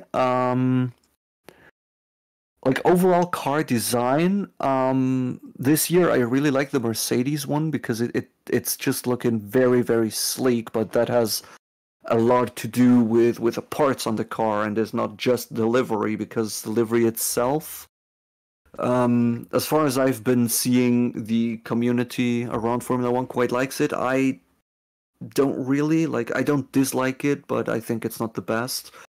If you ask me, I think the best is... I also like the Ferrari one, just for, getting a little bit more into that traditional...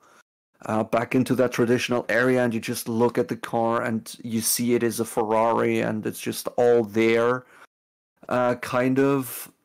But I think my favorite has to be the Alfa Romeo one.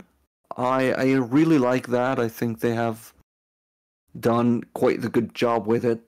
Yeah, if I need to really say which one's the best, Sauber has the best. Most of them are good, pretty much all of them. I don't like Alpine, but we have gotten into that tomorrow.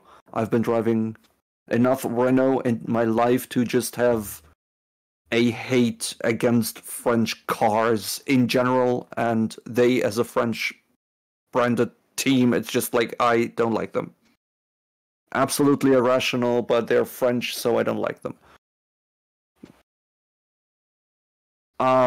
Grash, are you back before I? Yeah, I am. I am back. Okay. You taking your pit stop before the end of the race?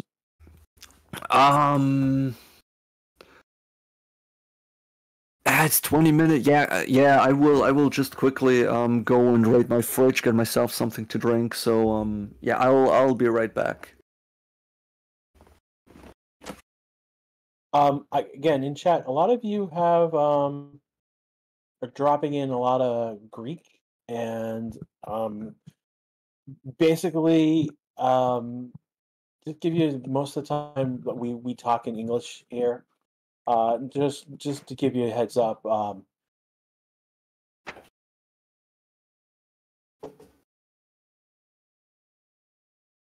Some. Yeah, we've been typically we're okay with occasional something not in English. But you guys have been going on pretty long in a long conversation in a different language, and that's hard for our moderators to keep up with you guys. Like literally, for me to understand anything you guys are saying, I have to copy and paste it into Google Translate. So again, I'm a dumb American with only knows one language. Yeah, the joke is, someone who knows two languages is a polyglot. Someone who knows multiple languages is a polyglot. The person who only knows one language is an American. As an American, I can get away with that joke. And then I don't think there's any other one else American in the chat right now, so I can get away with that as well without pissing anyone off. Albin in P6, yes, he is. We do know that his name is in Cyrillic. Yep, Yurka.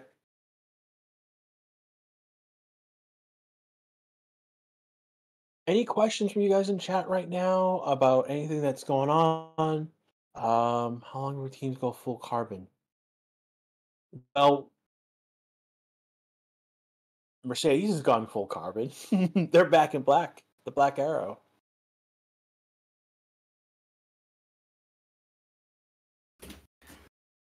Yeah, I'm back. Sorry, really has taken me a little longer. My cat needed some attention. I think Aston's actually really that fast. To be quite honest, I think it actually could be actually faster. So James, just welcome aboard. What time zone are you in, my friend?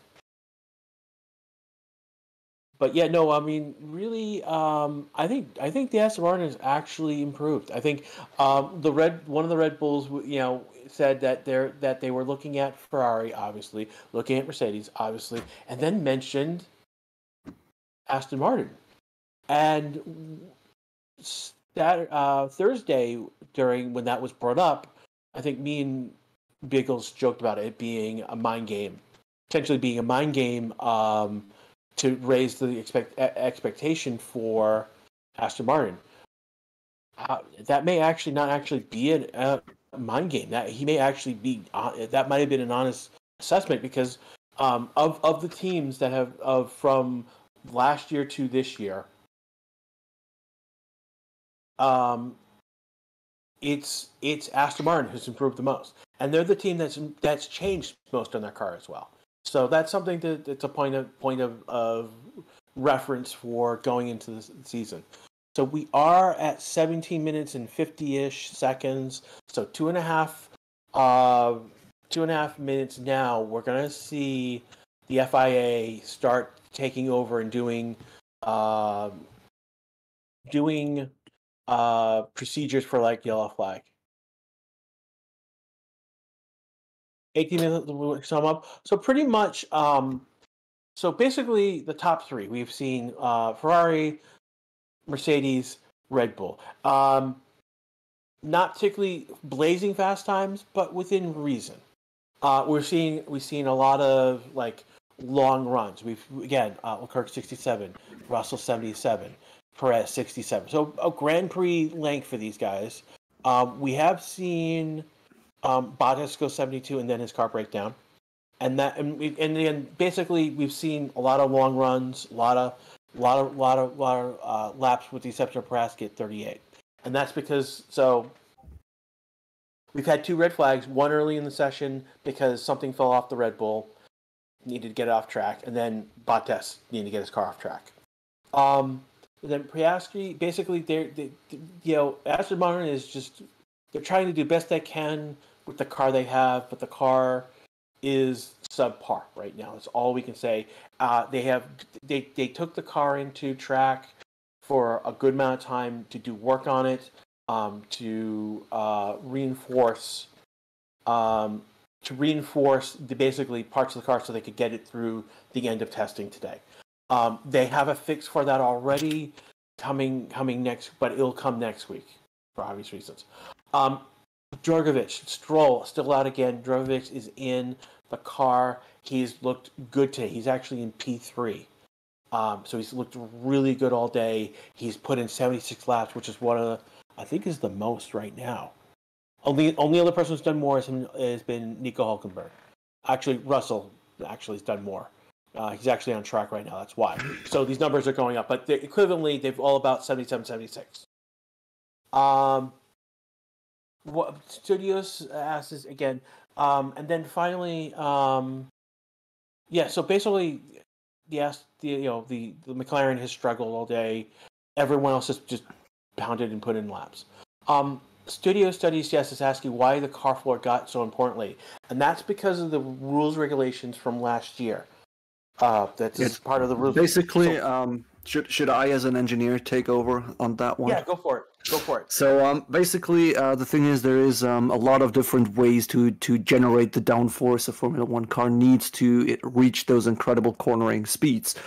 And what we have seen until 2021 is that they have just put a lot of basically upside down airplane wings onto the car, which created a huge wake and made DRS very, very necessary. Cars couldn't follow each other due to the extreme low pressure area. A car was dragging behind on any corners, especially. And so what the FIA did was to go back to ground effect cars. So basically all of those parts generating the downforce are now under the car, not above it anymore, because there you have a different option to basically use the track as part of your wing, which you then do with creating low pressure area under the car that sucks you down, and instead of creating a high pressure area above the car that presses it down. So since last year, basically the cars are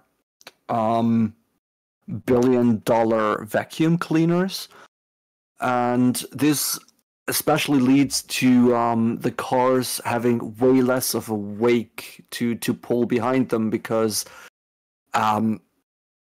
basically they don't just push all the air up, but they create a low pressure area under the car, which rectifies way, way faster, so the cars are able to follow each other way closer. I just want to jump in just quickly. The virtual safety car has been thrown. This is basically a test of the system. Like, nothing has actually happened on track. We're now in this last 15 minutes where now the FIA is now testing safety systems like the virtual safety car system. And so today, what's different is that they just flat out thrown a virtual safety car, as opposed to having a yellow flag, then going to a virtual safety car. Yeah. So we're basically at the point where the session is, for intensive purposes, over for what they're going to do for testing. Like now, it looks like they're going to bring Drogovic into the garage, as opposed to do anything else later that day. We just had an issue with DeVries and Checo. He just passed. Yeah, De Vries seemed to have lost a itsy bitsy tiny part of the car. Like I've seen something small and black float around behind him. So yeah, who knows? Yeah, something hit a bump in the track and it chipped something off. Yeah. Which do you know which turn they were on? So he passed Checo, lost something, slowed down, and Checo passed by him again. So Yeah. So yeah, we are in the last 10 minutes of this session, which are basically worthless because the FIA just tests their procedures. We have now a safety car just for testing purposes. But this is new. We had not seen the safety car the previous 2 days. It had been a yellow flag, and then the virtual safety car. And today we've gone from a virtual safety car to a full safety car. Are they actually putting the safety car on? Nope, we are on a red flag now. Damn, it is going too fast. I had such a good idea because nobody really knew what they were testing. We could have made a poll with different procedures out there where people could have voted. What's going to be next? Is it going to be safety car, red flag, green flag, maybe black flag for someone? You know, but yeah, no, we're on a red flag, so we probably won't see any cars on track for the next 5 minutes, is it? I think a red flag has to be at least 5 minutes due to the restart procedures on the cars.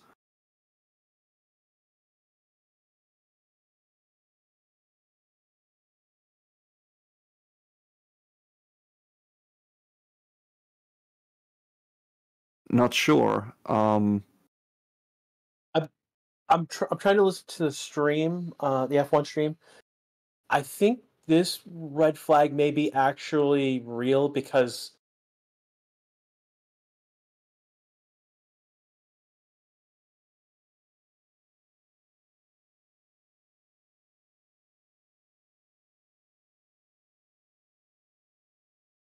what is a black flag? A black flag basically is shown to a specific driver to let him know that he has been disqualified from the session.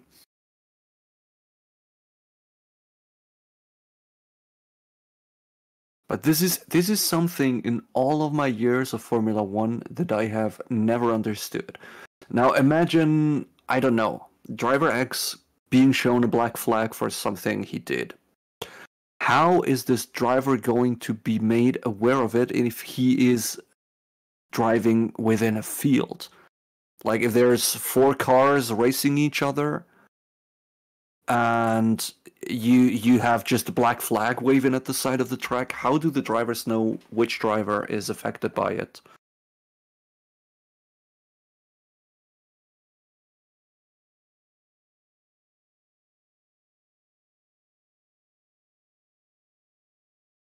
Yeah, no one is disqualified. We are in procedure testing area, so it's just a red flag was it caused by something now, Grash?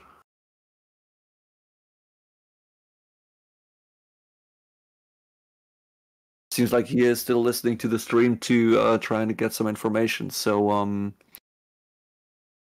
yes, black flags did happen in the past a lot, especially throughout like the 90s, 80s, 90s, the very wild times of Formula One, you know, where basically the drivers have still been smoking in the car and stuff, like the very weird rock and roll era of having whiskey before you go out on track.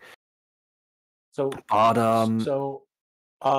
basically we only had so they did a test of the virtual safety car, test of the safety car, test of the red flag system. We are back into green flags. I don't think so. I was looking in chat. I was trying to make sure that I didn't miss something, like because people were talking about potential a black flag, someone actually being thrown a black flag. That's a good question.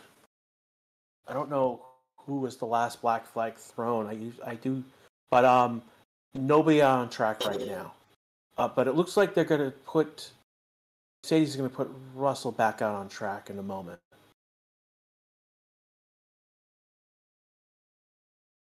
Yeah, the tire blankets are coming off.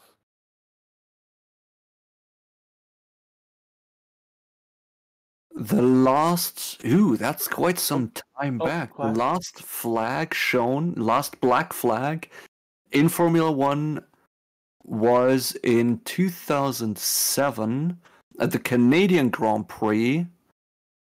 Because it was Felipe Massa and Fisichella who were black flagged for leaving the pits while the red light was up.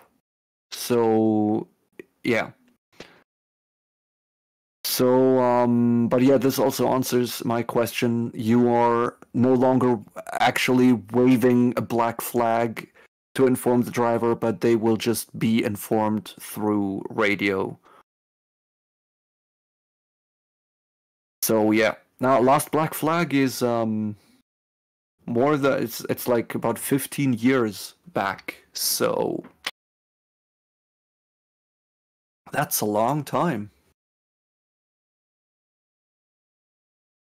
Yeah. Again, when you've been thrown the black flag, you are being disqualified because you have done something wrong.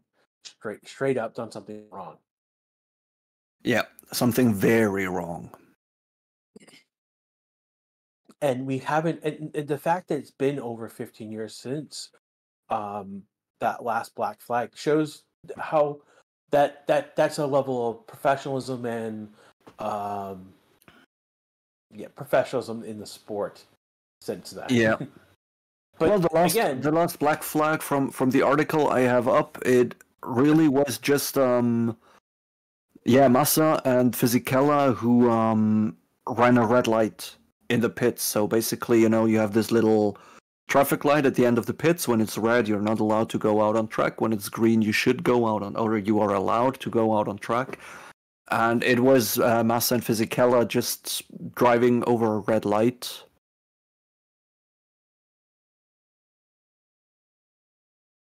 So yeah, but dude, I've seen a video on that.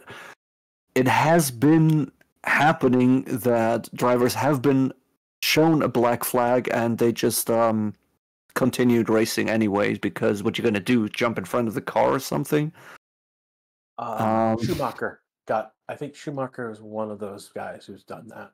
I think he won, and I think the other one that did something like that would be definitely Mansell.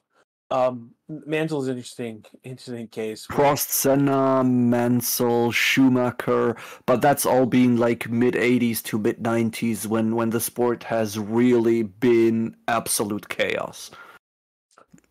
Yeah, I would say that since then there's been that. Yeah, there was chaos. It would be because we've gotten to the point. Well, a lot of black and yellow flags. Well, I hope we're not talking about the checkered black and white flags, but we also get the mechanical flag. Because again, mechanical flag got thrown a lot more than I've ever seen. Yeah, the mechanical flag, the so-called meatball flag, is also a black flag, but with an orange, reddish circle in the middle. And that basically is a flag that shows you that you have some sort of mechanical damage on the car.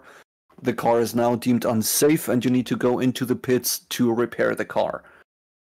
And so it's been thrown at Magnussen 3 times last year, which to his chagrin. Yeah, it was thrown. And interestingly, it has not been flown for Alonso last year after his collision with Stroll,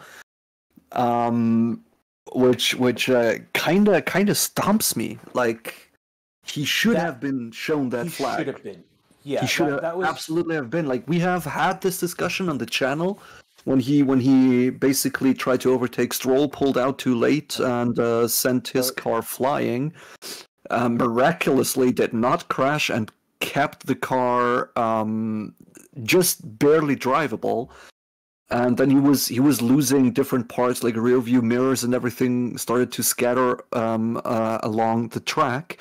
And Alonso was having a great performance, actually, and placed quite good throughout the race. But he should not have been able to continue driving like this. And then we had the discussion if it was right what Alonso did or if it was wrong. And there is the point that racing drivers will be racing drivers. As long as you don't tell them to get into the pits, they will stay out and drive. So it wasn't Alonso's fault, while simultaneously he should not have been allowed to continue that race, you know.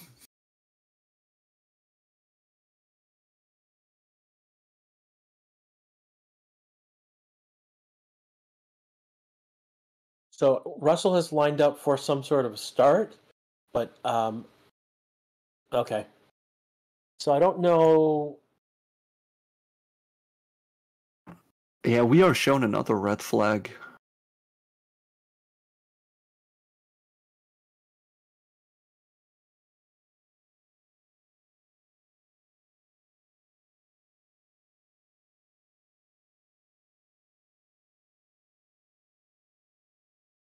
I like the kind of prediction like how Mateos has just done with McLaren will have a competitive car only after the Baku race.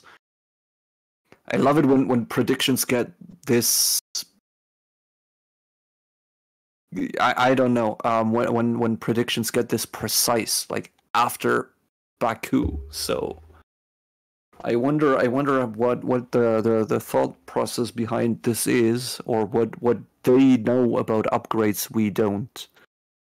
I just want to we just saw 2 practice starts from Oscar and George. They were their only 2 on track. They did not show lights, so I don't know what was telling the driver to just go. So that's one of the odds. They have red flagged. After that, they then did a red flag. I think it was a test of the system. But ultimately, the session's over. Oscar's now being pulled into the garage right now. In a moment, Russell will come into the pits and he will be pulled into the garage as well. So this is pretty much coming, this morning session is now coming to an end. So now we've got the PM session starting an hour from now. So this is lunch break, essentially, for F1. Yeah, lunch break, you go get something to eat. If you are by any stretch of the imagination called Grash and from northern Texas, you go to bed. Yeah. Exactly. So don't go anywhere though. So the stream, like while the session's over, we are just gonna, at some point when we stop talking, music's gonna come on, and then an hour from now, Ryan, you'll hear voices from Ryan, who will take you into the first hour of that next session. So yeah. Again, this is Grash talking. I've had Farrell with me. Thank you. You guys who were here earlier with just me alone, thank you for asking me questions. It was great. Yes, I am now the resident F1 professor. Not necessarily professor F1, but I am a professor. So I'm the resident professor of the channel.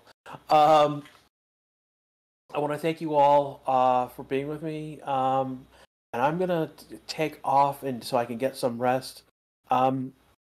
Might come back if it will be either I take a nap or I take a very long nap.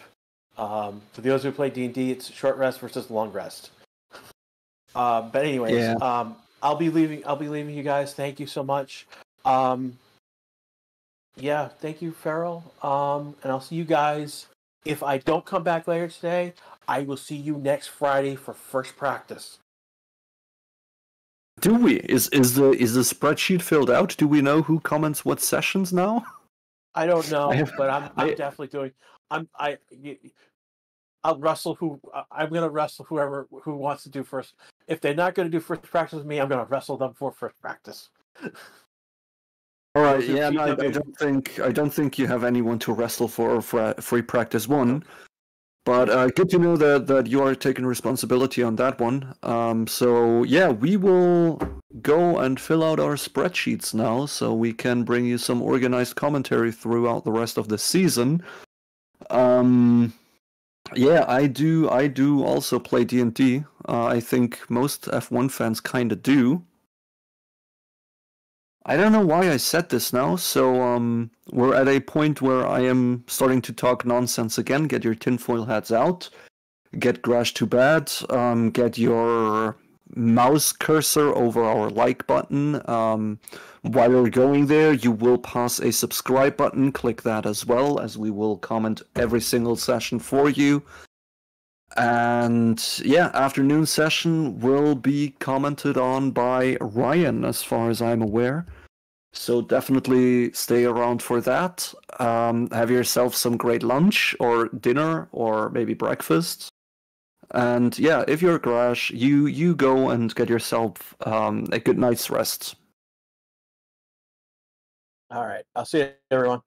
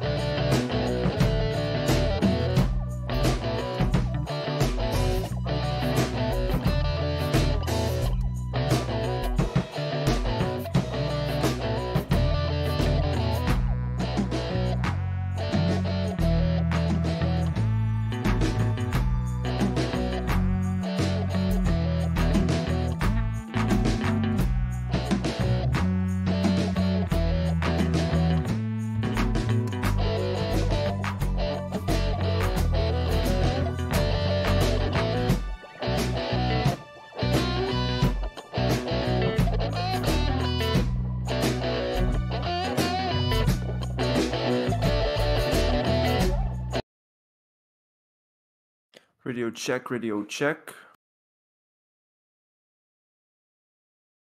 Radio check, radio check.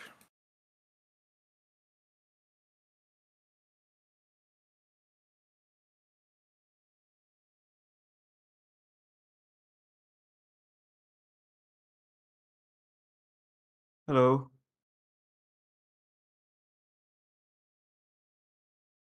Radio good. Hi everybody. Welcome. Sorry for the delay. Taking a shower. Welcome everybody to the Racing Statistics YouTube channel. I am Ryan, same as always from the Ryan F1 YouTube channel. I will be your commentator for today's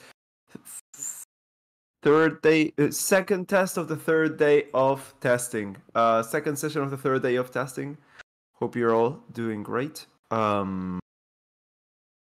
Yeah, not much happened really on the morning session. And yeah, tell me any questions you have. And this is definitely this is the day. I mean, we were talking yesterday, we were talking the day before about actual pace and stuff. This is where it all gets decided. I mean, this is where drivers are going to do quali runs, and this is, I mean, this is not 100% conclusive, but it's as close as we're gonna get to getting the real times and to starting to kind of get the order of the drivers and stuff, of the teams more so. And yeah, that's great.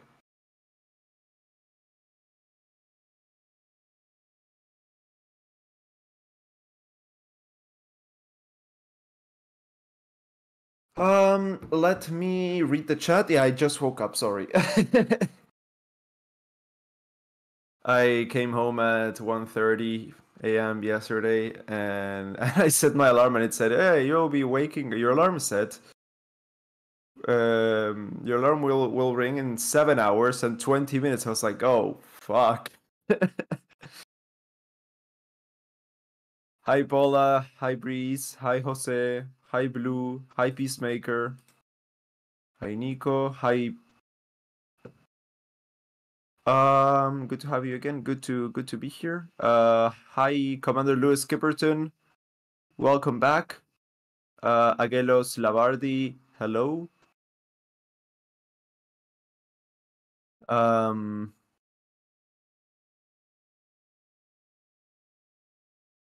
Opinion Red Bull's treatment to the second driver when it comes to testing.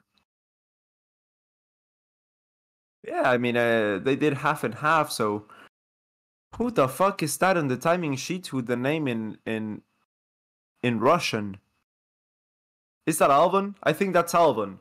Why is Alvin's name in Russian? Can we fix that, or...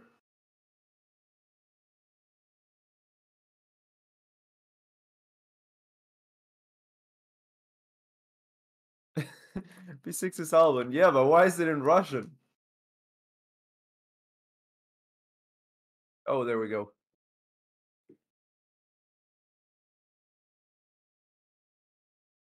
It will be fixed before the next race. Oh, okay.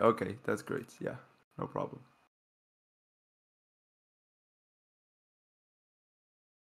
Yeah, I mean, I saw the A, and I know that in Cyrillic, every letter corresponds to every character corresponds to a letter, and I know the letter N as well, and it was blue, so I assume, well, it might be, it probably is Albon, but yeah. Preseason's testing record break in what respect, Swati?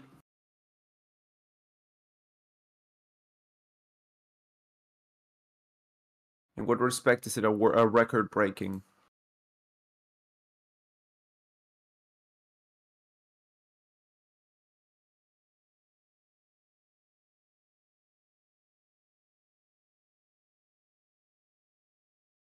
Signs coming in hot. Let's check. Unfortunately, I cannot see the individual sector times. I would love to, but we're gonna have to wait until he sets his time to see where he lines up. But yeah, Leclerc was leading Russell for the end of the morning session. So that's great. Mercedes are back from yesterday's hydraulic problem. They were only 4 tenths behind Leclerc, so that's I guess okay. I think they got the C5, didn't they, for their fast run? Drugovic was right there as well. He is going to be racing on the first race. Probably is going to be doing the season opener instead of Fernando Alonso. Probably. That's a big question. That's a big question mark because there we go. We got the sector times. So Sainz is on the C3 tire compound, and we're gonna see what times he manages to set. As of now, he's improving on the first sector, but it's not a purple sector.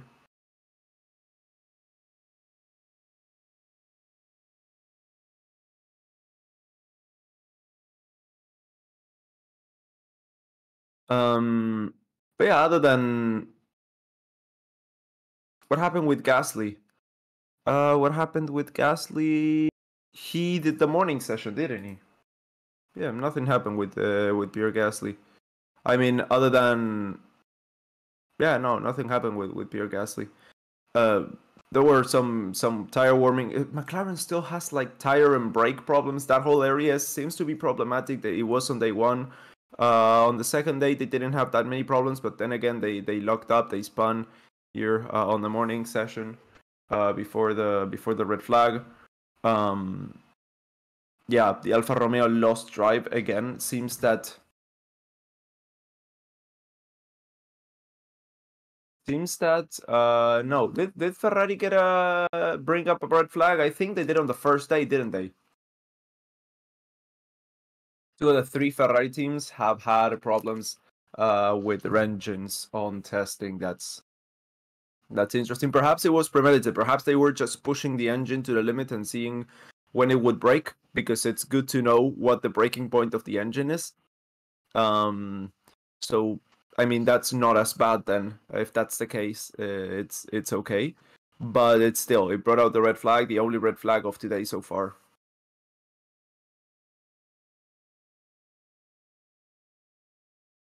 Any update on what caused Bottas to stop on track? Let me just Google that for you. Alonso, what happened to Alonso? No, Alonso's gonna be out now, apparently. Let me see if I can get to.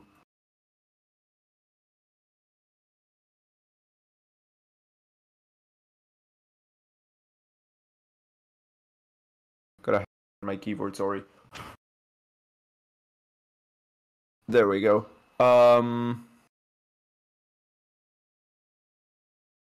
Let me go in there with Alfa Romeo.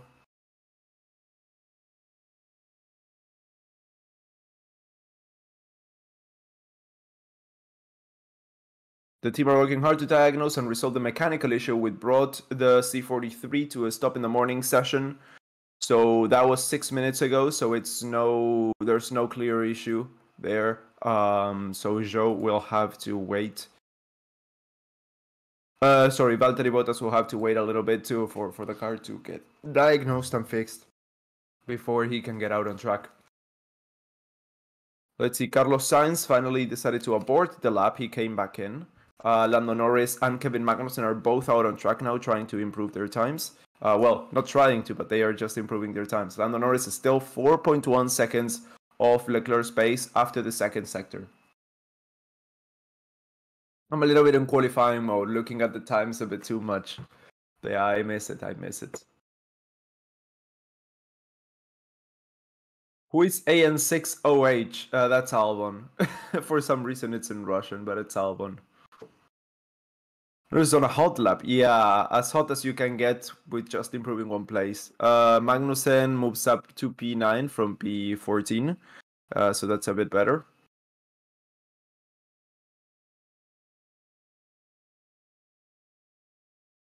Can you explain what they are doing? Yes, they are doing testing. They're just... this is the final session of testing, which means this is the final opportunity for the drivers to get acquainted with the cars, and for the teams to gather data when it comes to aero, when it comes to tire wear, when it comes to setup, and everything for next week's race, and actually the whole season as well. But right now, I think they're more so focusing on next week's race.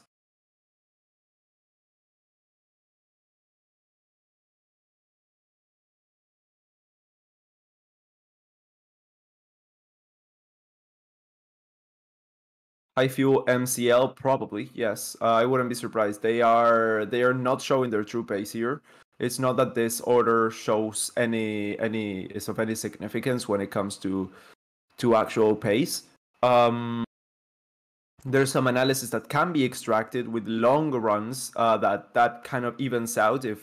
If everyone does a 50-lap run, then we can assume that they pretty much had the same tires and the same fuel load. So we still have doubts about the pace and the aero package that the drivers were using. But other than that, that's the most representative piece of information that we have.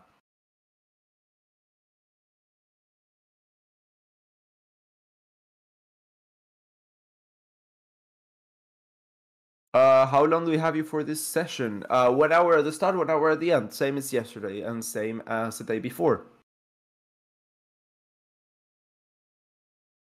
Yeah, we're only 15 minutes in. I'll be here until 10:15 my time, and then I'll come here at 12:30 until the end of the session, which is 1 hour later. I feel naked without my Latifi cap, by the way, so I'm gonna put it on.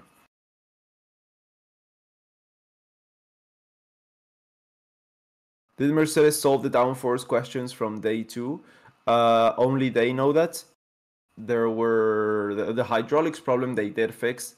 That we do know.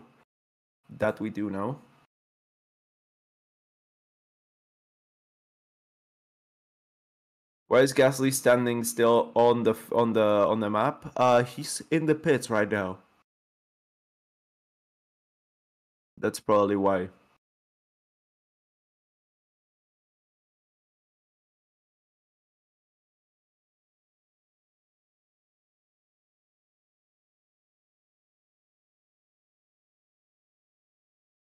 How's Mercedes doing? They are doing fine. They are trying to get the car set up for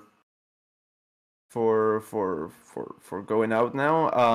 They're not as happy as they would have liked because they lost a lot of important time yesterday and today morning setting up the car. But yeah, right now they are fine. They are fine. Let's see, Mercedes. Yeah, Russell did 83 laps, which is the most out of anyone in the morning session, apart from Nick DeVries on the AlphaTauri. So that's some nice recovery from yesterday.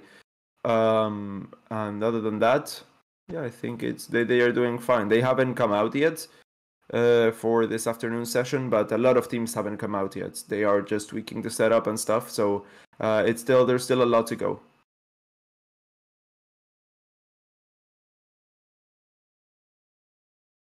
I'm as well listening to Hard Bass right now. Yes, that's it. That's the thing. They install the radio and he's listening to Hard Bass inside the cockpit.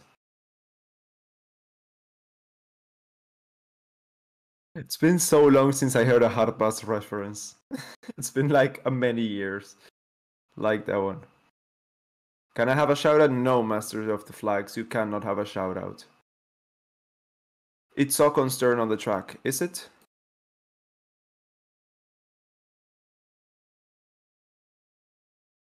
Oh yeah, Gasly did the morning session. Yeah, so it will probably go away. I mean, yeah, it'll probably go away. Let's see, the Alpine is coming out as we speak with Ocon in it.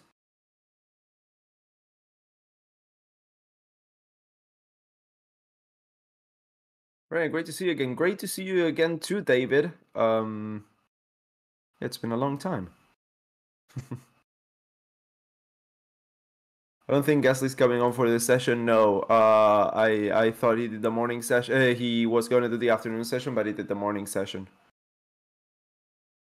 Such a different setup. I'm just looking at the side pods of the Aston Martin compared to the McLaren, and the Aston Martin has like a narrower side pod, a closer to, but like longer to the bottom. It's like a more longer side pod with bigger troughs on the inside, and the McLaren is just like a very small side pod with like a lot of space on the bottom to divert air. It's two very different philosophies, and so it's the same in the back. The shark fin on the Aston Martin creates two vortices, not two vortices, but two humps on for the exhaust for engine cooling, and then the McLaren needs a lot more engine cooling. It's like straight a big hard rectangle there, well, rounded rectangle. For the people who were asking for Mercedes, they are now out on track. Hamilton's on the circuit lapping right now with his black W14.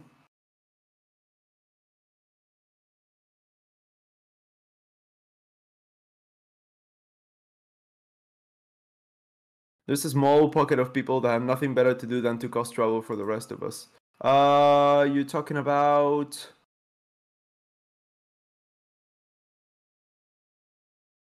Okay, let me catch up. Why is F1 so toxic? Oh, okay.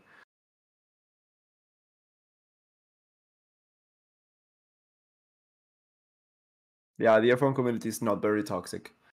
There's like a few people. Everyone has their toxic communities, sub-communities and stuff. Mostly because thank you, Jose, for clarifying.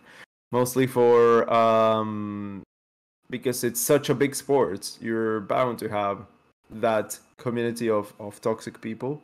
But yeah, what are you gonna do?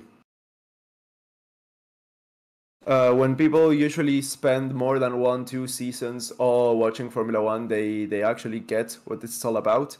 They get that it's not about their favorite driver. They get that it's about a big sport, about 20 cars, 20 technical marvels going around the track, and really whoever deserves it more should win, and whoever does the best job should win.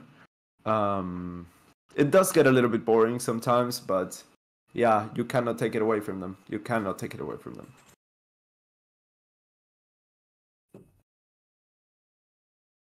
People are passionate about the teams and drivers they support. Yeah, but sometimes it crosses the line, you know?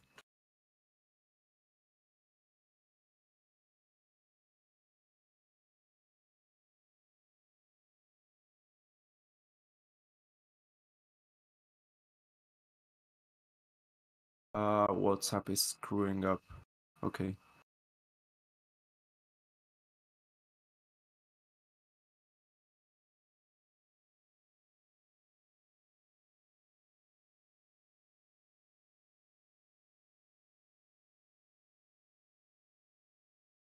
Every sport has its haters and trash talkers. Ignore those and they will disappear. Yeah, of course.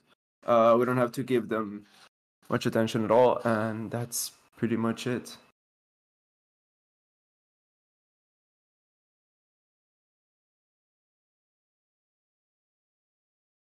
For me, it's all about F1 as a sport. The teams and drivers come second, definitely, yes. Yeah, I mean, the cars themselves are the biggest marvels. The strategy the teams put together, it of course goes hand in hand with drivers and teams and rivalries. That of course gives it an extra, an extra oomph, let's say. We're now looking at AlphaTauri pouring Flovis on the front, on the wing mirror assembly.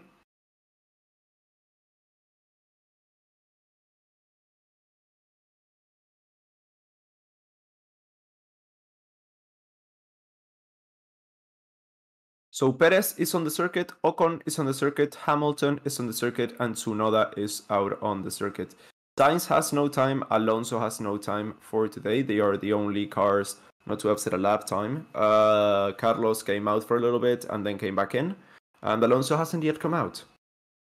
Well, they painted the car green. Yeah, so that they can see what's going on there with the aero. Which team will be the surprise team this year based on their performance? We have no idea. We have absolutely no idea. I can make some assumptions based on what we've seen, but I mean, it could be completely off. From what we've seen, it's going to be. I think Aston Martin are going to do a step forward, at least 1-2 places forward. They may be closer to Mercedes. And then I think Alfa Romeo are also looking really good, like last season at the start of the season as well. And then I would say McLaren are also a shock, but for all the wrong reasons. All the analysis on long runs and stuff are placing them at the bottom of the pack. But yeah, we're gonna have to wait and see until next week.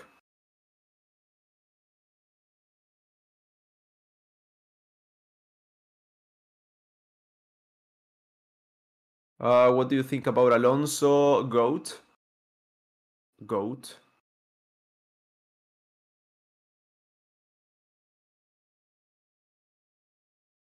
Did you happen to drive in the European Formula 3 series? No. Why? The whole team is gathering data, so I'm not surprised. Yeah, it's all data gathering, this. It's all data gathering, for sure.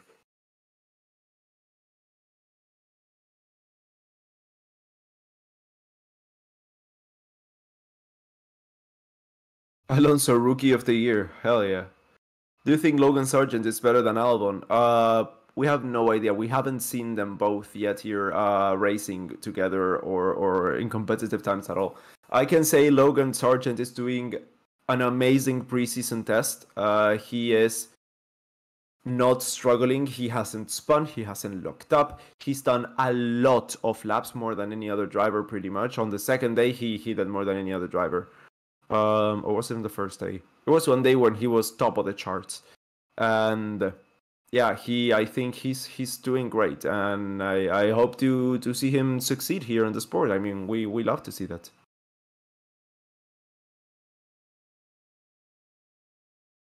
What's your opinion on teams in testing that will able to fight Red Bull? Okay.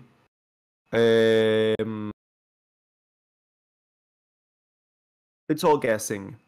Again, it's all guesswork. But I'm saying that Ferrari and Mercedes will be close. Perhaps, again.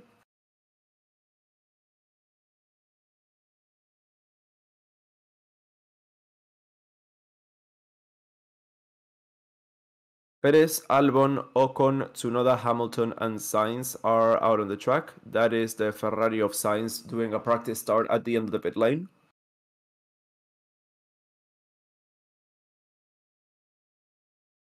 Are you watching this F1 TV Pro? I mean, I am watching on F1 TV Pro. I don't know about you. I guess not.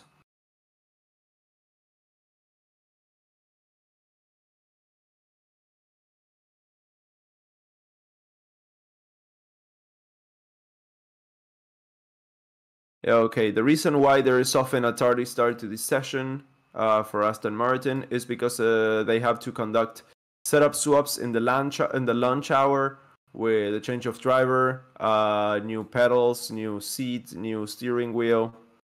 It's a lot of stuff they have to change.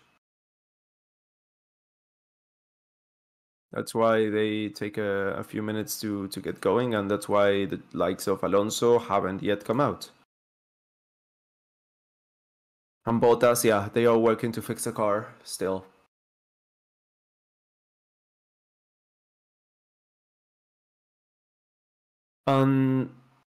Is the preseason, I know it's not here, but in any of the other countries that you're in, is the preseason being broadcasted anywhere other than F1 TV? Or is it just F1 TV? Because I think it may be. Or no, sorry, it's on DAZN as well in Spain. But other than that, yeah, I have no idea. Is it like Sky Sports or not?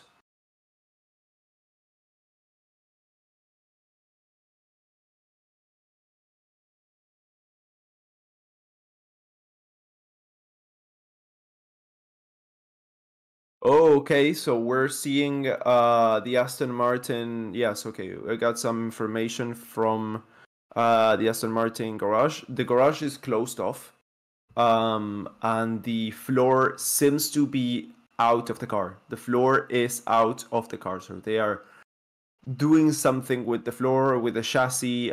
Something's going on there, but the Aston Martin floor is not on the chassis. Via Play, there's Sky Sports F1 in Germany. No, not on TV in Canada.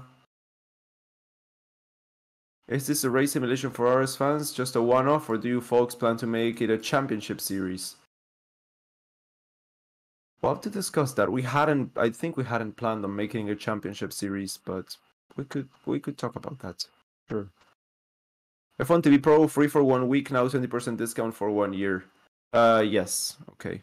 It's on Kayo in Australia. On TV here. Okay, so it seems to be on TV on a lot of places. It's not on TV here. I don't think it is.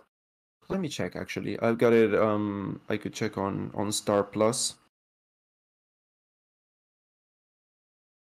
I wouldn't be surprised if it isn't. I'm watching on F1 TV Pro. I always do, because of it. For me as a commentator, it's much better.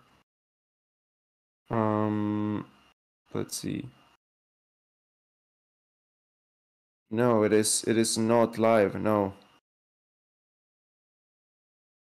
it's not on TV now. Here.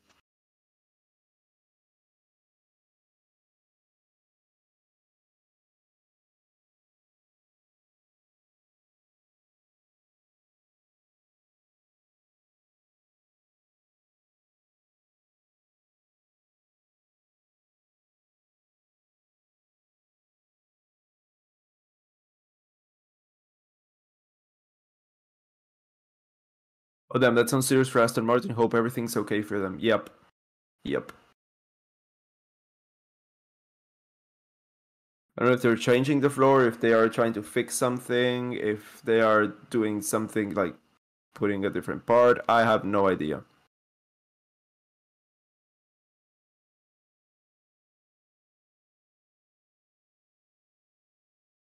Perhaps they're fitting on a new floor, a new something.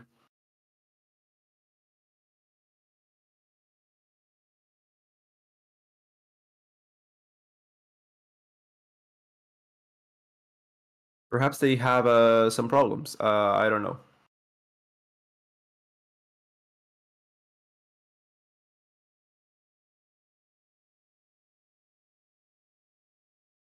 It's in India. It was on Hotstar and Star Sports, but they don't broadcast. Yeah, we have the same here. So it's not. It should be on Star Plus, but it's not.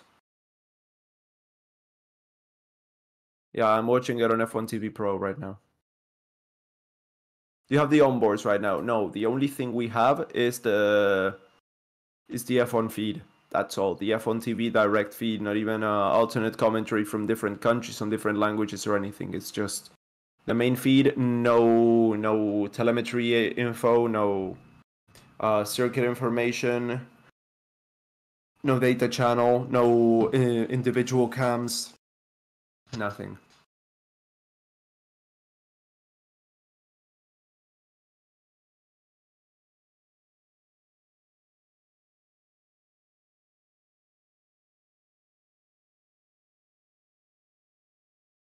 Alfa Romeo wants to stay in F1. Which team do you think they will sponsor next year? I don't think they're staying in Formula 1.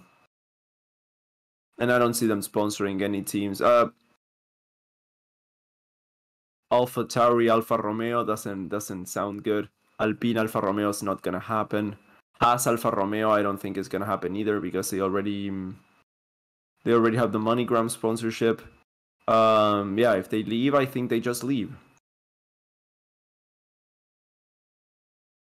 Do you think that the McLaren update they are likely to get about half through the season will do them any good? They talk about mistakes in the design process already. Do you think they'll get her right? I don't think they'll get it right this year. If you start that on the back foot, it's very, very, very hard to make a decent recovery. Aston Martin were able to do it last year, but that's the lesser amount of teams that do that. Usually when they start with a bad car, they end with a bad car, with an even worse car. We've seen the likes of McLaren in the past many times. We've also seen Haas, Ferrari,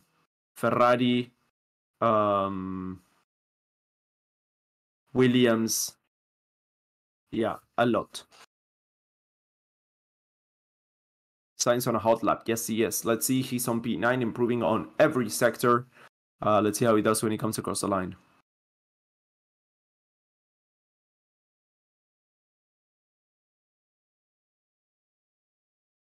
Across the line he goes. Okay, so he doesn't move up any places, improves slightly on his time, and that's it.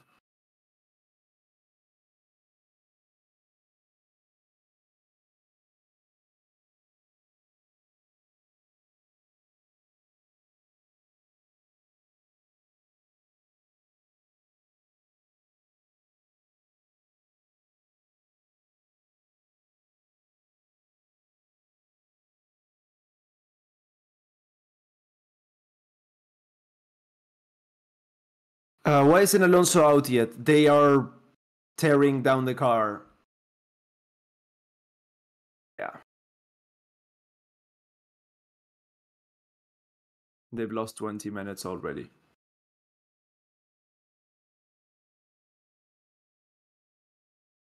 Ryan, will you be here for the race next week? Of course I will be, yes.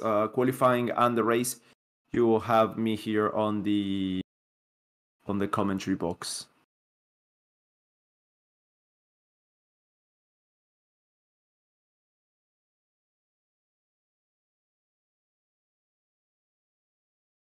Anything on Perez times? Perez is on the pits now. He's on P4 on the standings right now, on the timing sheets. But yeah, not come out yet. I hope they get Alonso going soon. It would be a shame for him to miss this testing session. Yeah. I think they will come out. I mean, it's 4 hours after all, but yeah, I just don't want him to lose any more time than they absolutely need to, you know. Oh, look, a bot. Haven't seen those in a while. Was about to ban it. You beat me to it. Alonso already breaking the car. No, Alonso didn't even get into the car. Drugovic performed well. Yeah, he got the third fastest time. Apparently something went wrong there with the car. Let's hope that, yeah, it gets fixed. Hello, Ryan. Hello, Miguel.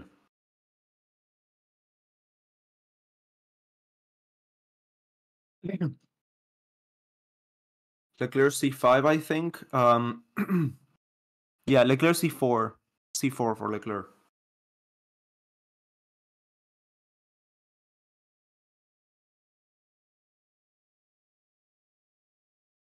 Why Hamilton P16? Because he set the 16th fastest time. Pretty much it. How's your McDonald's burger, eh? It was good. It was good. It was a big, good burger. I used my coupon in the end. I still used a coupon, and it was good.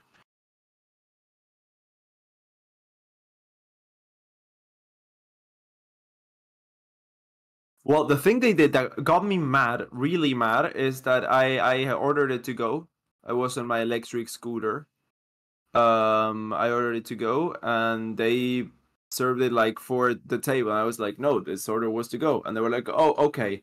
They got the burger, put it on the bag, and then they got the fries, and then lifted the fries up, but half the fries stayed on the tray, then put the fries there, and then threw the other fries that were on the tray to the garbage. Half my fries were gone. I almost burned the whole thing down.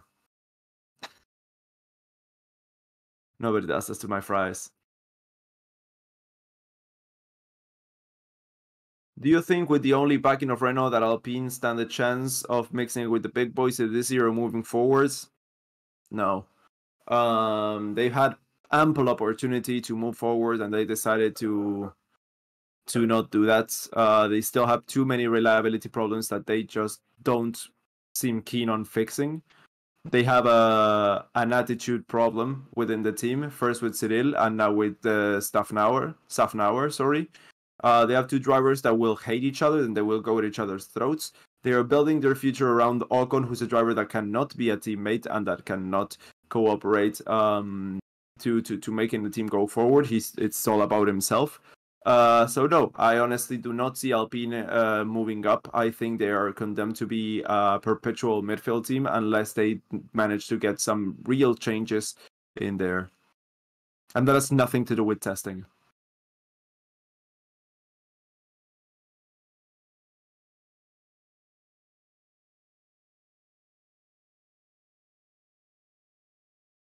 I should complain about the fries. Yeah, I mean, I was hungry. I wanted to just go. Feel sorry for you, right? Once I blew up a Mickey D's toilet. What the fuck?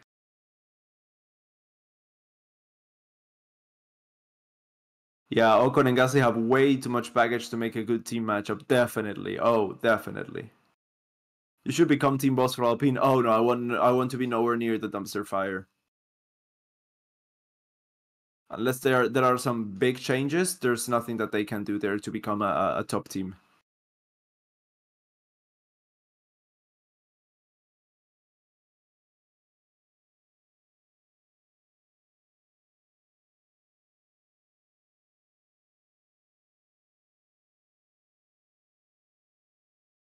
Did they settle their feud, or is just the press spreading lies? No, it's the team spreading lies. They are like, oh no, we're buddies and everything. And the other day they went to I don't remember what it was, but it was an event with Leclerc. And Gasly posted a picture, like there was a picture of the three of them, and Gasly cut it for it to be him and Leclerc, and Ocon cut it to be him and Leclerc. So yeah, they're already up to their shit. It's so petty. It's so petty. It's yeah, so childish. That's not how you build a good relation. That's not how you move a team forward. That's just childish. Makes no sense. Makes absolutely no sense. I'm gonna put my watch on now. People can't say that I'm a Hamilton hater anymore. People used to say that I was a Hamilton hater for some reason. Sometimes I would say that I'm a Max Verstappen hater, but Hamilton hater was the most prominent. But now they can't say it anymore because I have a Hamilton watch. So that's it. I wonder who started the picture cutting. It would be either one. I wouldn't be surprised. I mean, if I had to say, I would say Ocon, but it would be, yeah, it could be either of them, and I wouldn't be surprised. Yeah, you have a Hamilton watch now. That changes everything. Of course it does.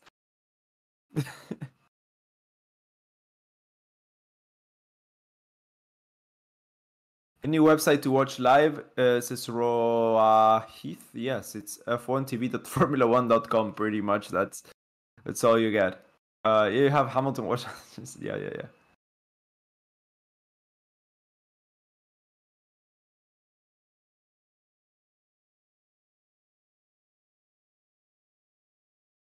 Hamilton fanboy over here. Hell yeah.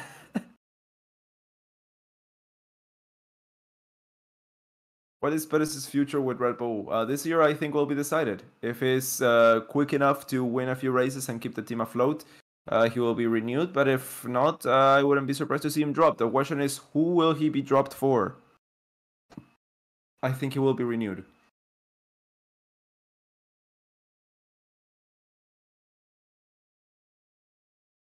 Ryan coming in clutch with the 411. 411?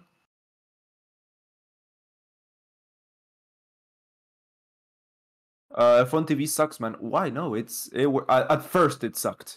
I was with F1 TV since the first day. Since the first day I've been with F1 TV. I watched the 2019 season there. It didn't work half the time. 2020 as well. I ended up watching half the season of 2020 and most of 2019 with illegal websites because F1 just would crash. It was cheaper back in the day. But ever since 2021, I've had absolutely no problems with it whatsoever. So 21, 22, and now 23, smooth sailing.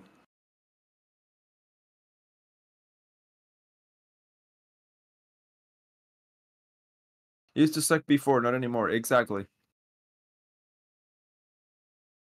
Let's see the Aston Martin pit garage. It's still closed. My mouse is dead. My mouse is dead. Hold on. Yeah, I cannot move my cursor. Okay, there we go.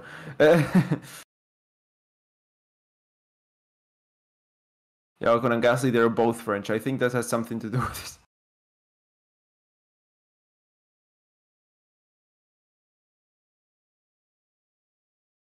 You explain why Alpine can't fight at the top. But what about McLaren? Can they do it?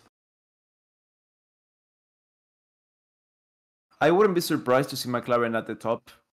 I'm gonna be completely honest now. If Carlos Sainz hadn't left the team, that's it. I think if Carlos had stayed, they would be at the top now. But they lost 2 crucial years with Ricardo there.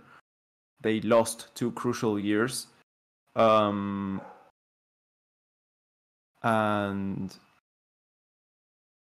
one of those years was the change in regulations. And it was the most important year to get it. And they didn't get it.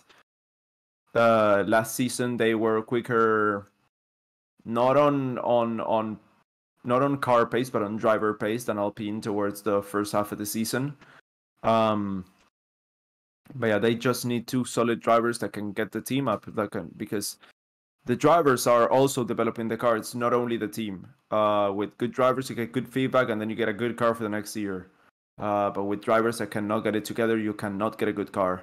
So let's hope that they can do so. But then again, they had the whole structure. They had the dream team there. And now it's being picked apart. Oh, look, it's Fred with a Ferrari shirt.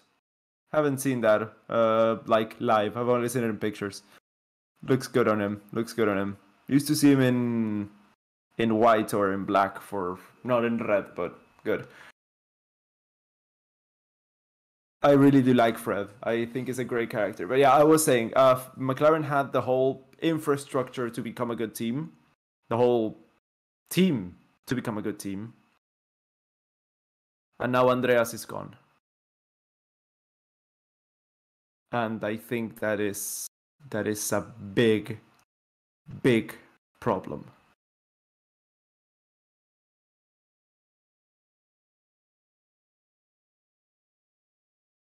So I don't think they can get to the top, at least in the short term. McLaren won't beat Alpine unless Ocon and Gasly take each other out at least once. Oh, that will happen. That definitely will happen. It's so weird to see him with the Ferrari colors. Yeah, definitely. It's so weird. Oh, we've only got 15 minutes. Oh. And Alonso's still not out. Hamilton's coming out again, by the way. F1 TV is great. You can watch all the races back, also other years, and F2 and F3 and Porsche Cup, and that's for €52 a year. Yeah, for me it's like a month and a half salary. Like, it's pretty expensive for here, but I split the bill with 2 other people, with my dad and with a friend. And so now, yeah, it's fine. We could pay for it, and it's not that big of a deal.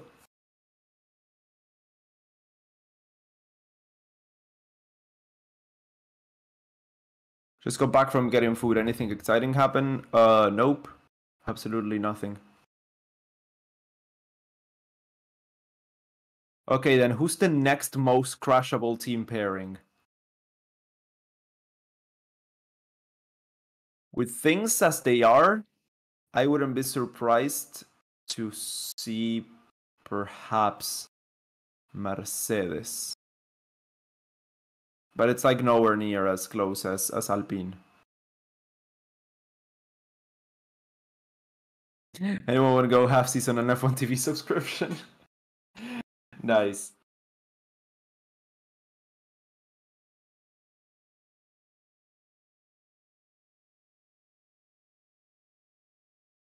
You have 150 euro salary in Argentina? No. It's a month and a half salary. I mean, $50 is. Hold on. No, sorry. It's no, it's not a month and a half salary. It's around more than half the salary of 1 month. So we make around a decent salary is around $100 a month. Yeah. It's like on the low end, but it's definitely possible. I make a little more than that, but it's around $120, $130 a month. That's why people have 2 jobs, sometimes 3, and they cannot even make the bills. Yay. Hey, Alonso's in the car. The car's back together. He's getting the steering wheel on. Okay, so we may actually end the first hour with some Alonso runs there. Hold on. Okay, let's go.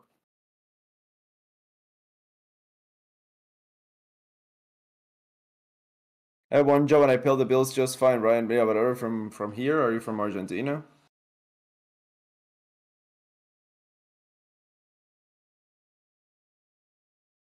If there was any kind of top level motor race in Argentina, where would you put it? What do you mean? There's the TC2000. That's a very big category here. There's now the South American TC as well. That's a new category that's popping up. But I'm not really interested in them. Yeah, I like F1. Went straight into F1.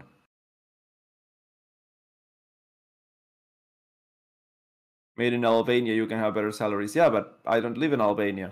I live here.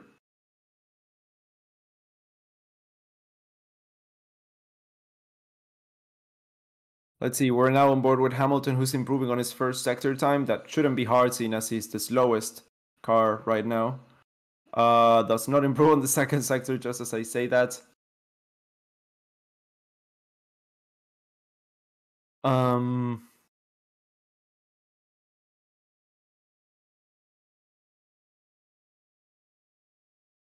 Nope, didn't pull it off.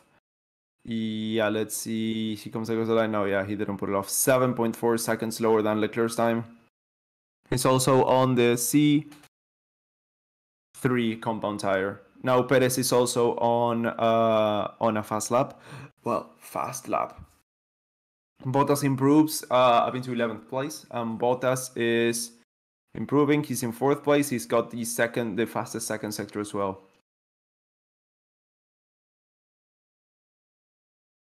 Why is Hamilton slow? Why is he overly slow? Because he doesn't want to go fast. I mean, he could top the timing sheets anytime he wants.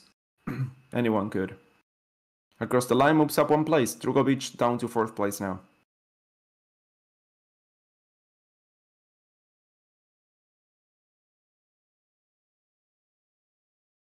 Can you explain how this new regulation will help Mercedes? I know which regulation in particular you're talking about, and yeah. I know what regulation you're talking about and how it will impact Mercedes. I don't know if it's better or worse. The regulations are not being done to help teams. Hamster's holding back, you can clearly tell. Yeah, of course.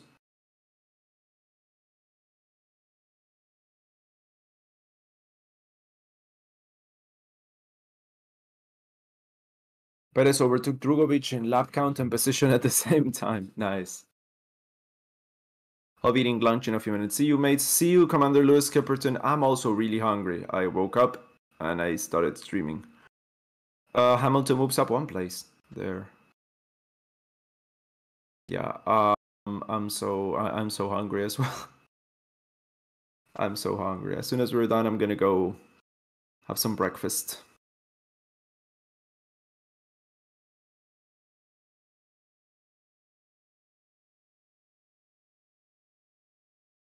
Can anybody help me how to refund my F1 TV subscription? You can probably do it through F1 support. Go to f1.f1tv.formula1.com.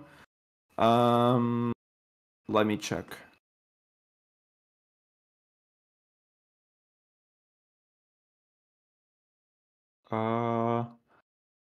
Log into your account and then I'll go to the side panel, and then there's a contact us button there, and you can probably get it done through there. F1 TV customer service. Okay, so I'm gonna go to support for F1 TV. So it's support.f1.tv. And there you can do everything. Support.f1.tv if you want to fix, if you want to get a refund for F1 TV Pro. You gotta go there. Alonso's on an outlap now, and that's Martin Whip. Is that Martin Whitmarsh?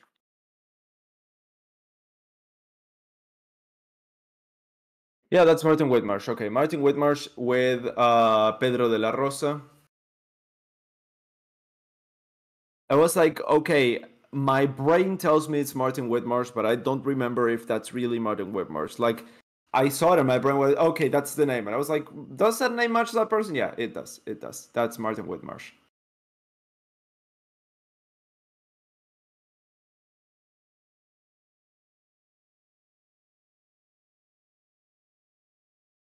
Hamilton can do what he wants, but if the car is junk, no wins. Yeah, that's true.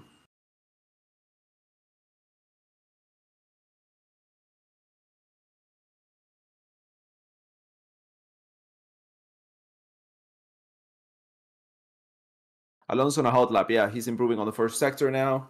Ocon goes up into 8th place. He improves quite a few places there.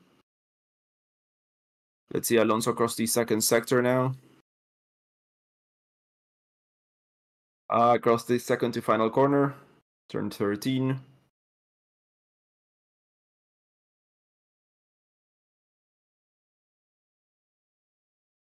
Turn 14. The kink of 15. And let's see across the line. Up into 7th place.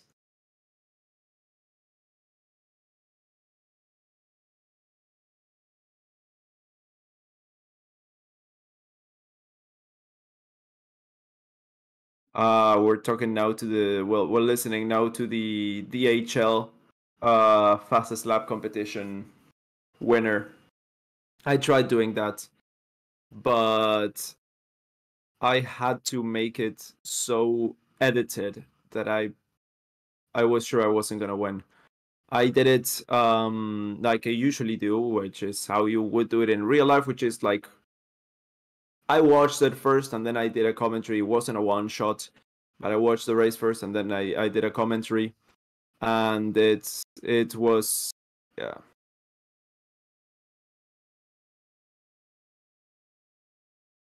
I had to. I mean, in order to win, you need to, like, you cannot think fast enough what's going through.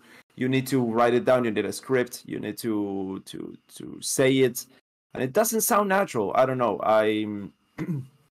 I did it twice, both years that it was available, and yeah, when I listened to the winning laps, I was like, yeah, there's no way she just both the times it was a girl who won. There's no way they just won. Like they just said this from out of nowhere.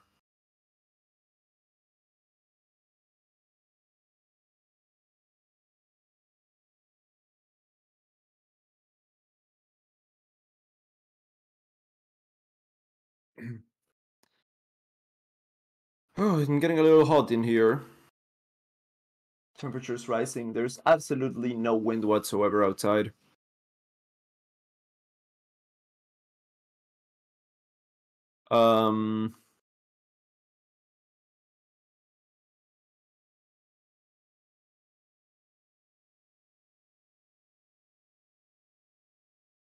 It feels like Max's year again, says Nirvik Tapa. It certainly does look like that way from testing, from what we've seen on testing.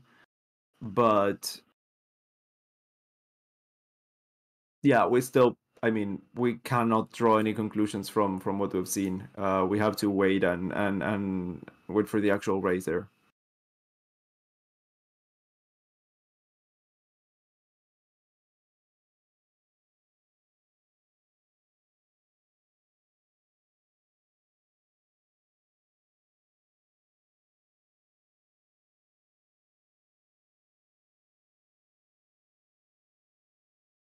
Would be interesting if Max wins his third this year. Interesting would be a word, yes.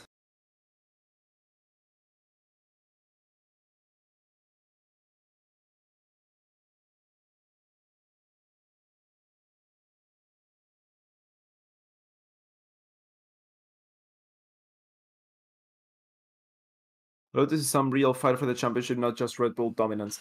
Definitely, yes. No matter who it is, dominance is always boring. A good title fight it's never too bad.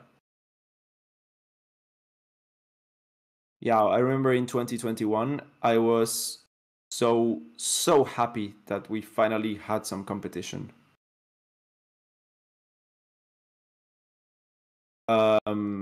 I honestly would have been happy with whoever won, as long as because it was a good fight, a solid fight, and a long fight.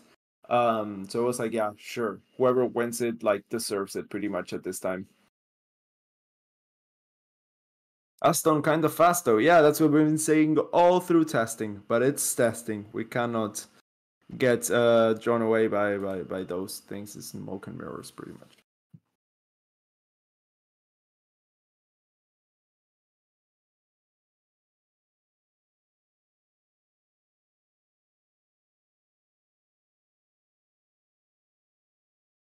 Okay, so with that, I think we are going to close it off for today's first hour of commentary for the afternoon session of the third and final day of testing at the Bahrain circuit 1 week before the Bahrain Grand Prix. I hope you enjoyed. We're seeing Yuki Tsunoda coming across the line, and with that, moving up one place, I think that's going to be how we close it off. For now, the stream's gonna stay here, and I'm gonna be coming back towards the end of the session. Don't worry. But yeah, that's how I'm gonna close it off now. If you guys enjoyed the stream so far, make sure to leave a like. Make sure to subscribe to the channel if you haven't already. If you like what we do, yeah, make sure to stick around. We're going to be doing this through the season as well. We're going to be commentating through every I'm going to be commentating through every qualifying and race, and then we're gonna get other people for a few of the practice sessions, I guess. And yeah, other than that, that's gonna be it for me for now. So I see you all in a few hours, and bye.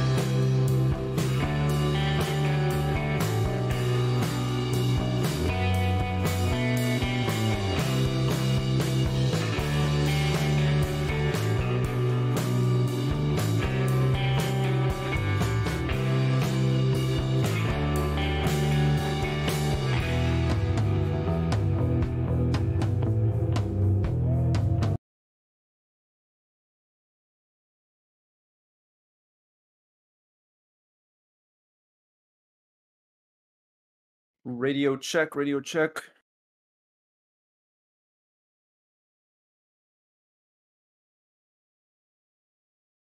Radio check, radio check.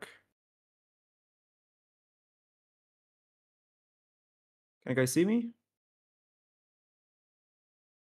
Hey. Hello, everybody.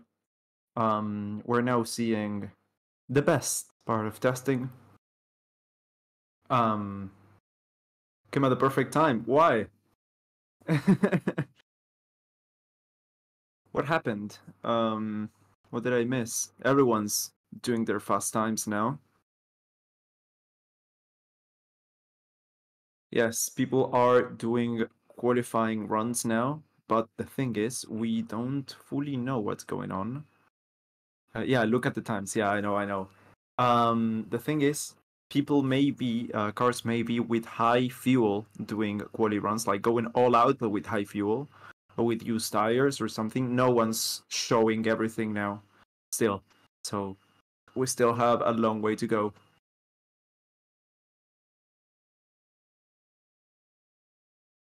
You came at a perfect time to see absolute destruction of every other that every other team is doing to McLaren. Yeah, McLaren's is not looking good. Like, not looking good whatsoever.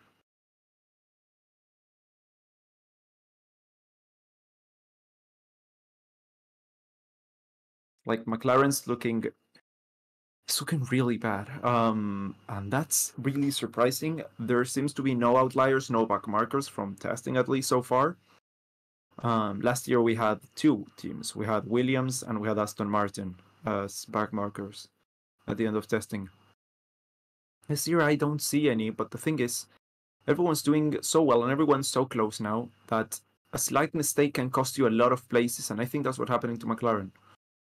I wouldn't be surprised to see them qualifying around the P10 to P15 kind of range next week, but still have a lot to see. 8 days to go until the next race. Do you think Mercedes has something this year? Mercedes said that they have something this year. They said. I don't know what. We don't know what. So we have yet to see that. McLaren, new AlphaTauri. Well, there was a report that Red Bull may sell the AlphaTauri team. It's not paying off in any way, and the new management are harshly judging what the money making opportunities are, and yeah, it's not looking good for AlphaTauri. Not looking good.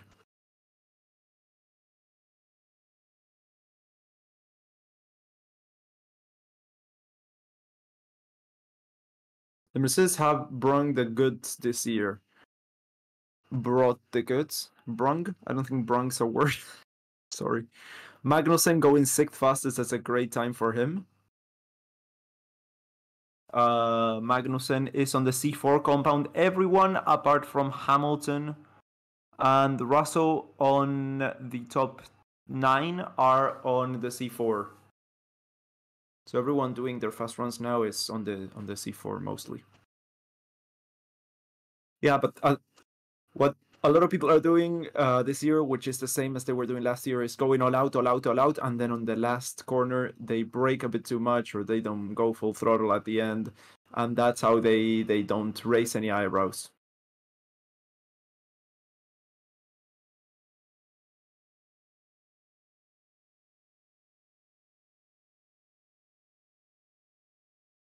Which is faster, C4 or C5? C5. The C5 is faster. What is that source for the AlphaTauri sales story? Let me just check it for you.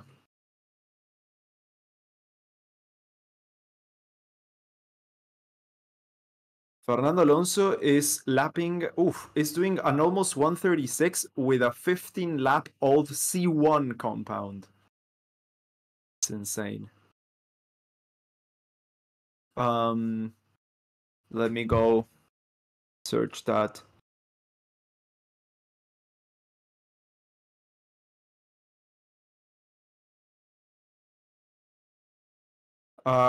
Breaking Red Bull is looking to either move AlphaTauri to England or sell the team. According to Amos, there are 3 potential buyers interested in taking over AlphaTauri: Andretti, Hightech Grand Prix, and the Indian billionaire who owns Mumbai Falcons Racing Team.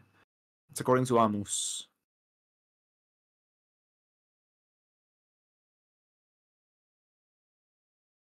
That was 2 hours ago. Yeah, the source: Automoto und Sport Deutschland. Neue Pläne für AlphaTauri, Umzug nach England oder Verkauf. That's yeah what Amos is saying. So, and they're a pretty reputable source when it comes to Formula One.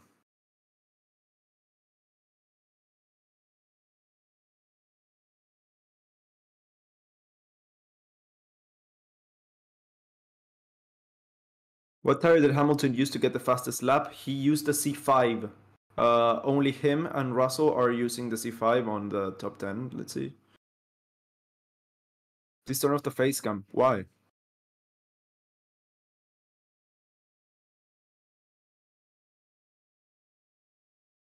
Please someone say Hamilton was C5 again. Yeah. Hamilton was C5 and Russell is C5 as well.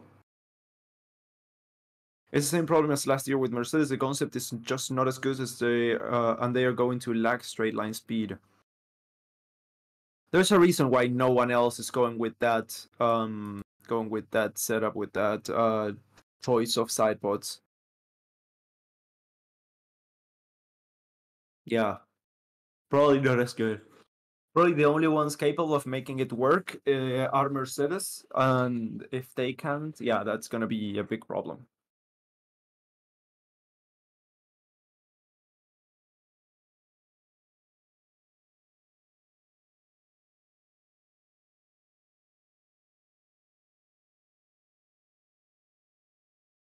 Okay, so tell that he was C4 wouldn't still in. Okay, yeah, that I don't understand that. Sorry, Manosman. I don't get that one. Checo's on an outlap now. He holds the fastest lap of the session, followed by Hamilton, Leclerc, Sainz, Tsunoda, Magnussen, Russell, Alonso, Bottas, Drugovic, Norris, Gasly, Albon, Ocon, Hülkenberg, Piastri, and De Vries.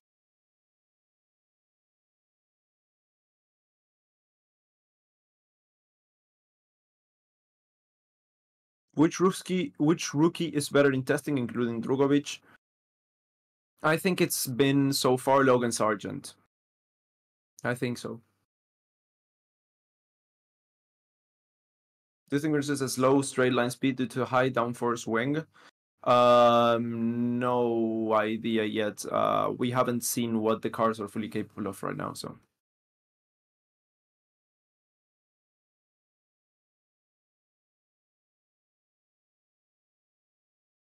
And you got a haircut? I got a haircut like last week. So you haven't seen me with long hair this year yet. How do you think Haas are doing overall? Really good. I think they're in the mix. Yeah, it's really hard to tell the midfield apart now. It's a big question mark over Alpine, Mercedes, AlphaTauri, Alfa Romeo, Haas, and Williams. Like 6 teams, no idea. Bottas just went faster than Magnussen there. Fastest third sector by Checo Perez.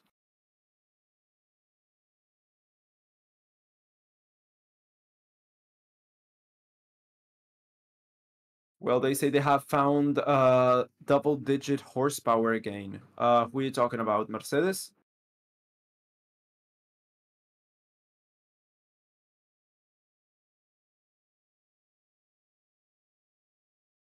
Yeah, Crofty's been saying that Mercedes and Aston Martin are like really close, from what he's seen, and I like to think that he knows what he's talking about. Alonso again with a 37.2. That's 19 laps, and he's still on a 37.2. Yeah, 137.2.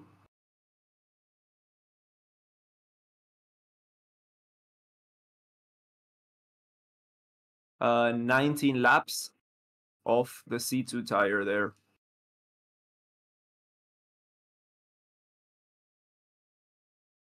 Checo fastest lap incoming. Yeah, it's already come. It's oh god. It's way too small now. 130.305. Yeah, they've divided the screen and I've already got it divided with the chat, so I can't really see much.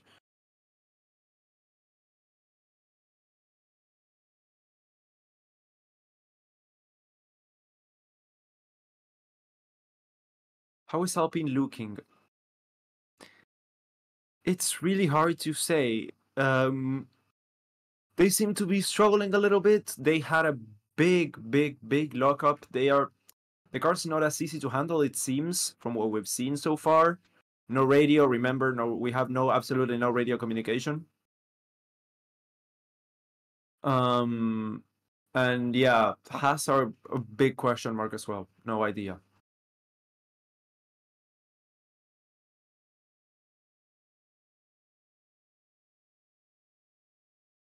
You know what's Mercedes and Ferrari's worst problems? Not having a clear first and second driver. In Red Bull, it's clear, and if Perez were not like it, they'd just put Ricardo in the car.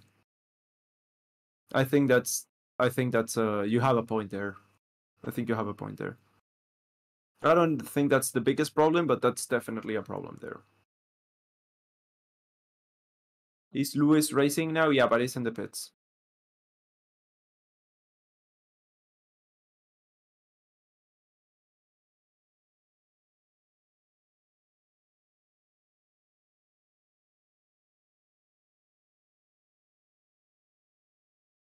Let's see, Carlos Sainz using the C1 compound.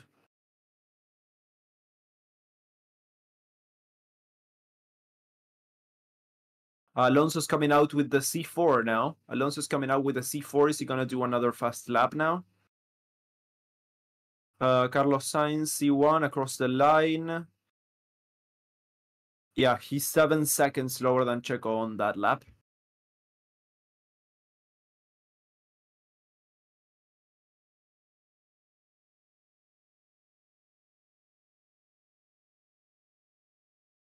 Yeah, the 130.305 for Perez was with a C4 compound. I don't know if I haven't said it. We're now on board with Alonso, who's going to start his fastest lap now. Well, I assume it's going to be his fastest lap yet. Or is he still on the? No, that's a wrong compound that it got listed there on the side. It's not the C4.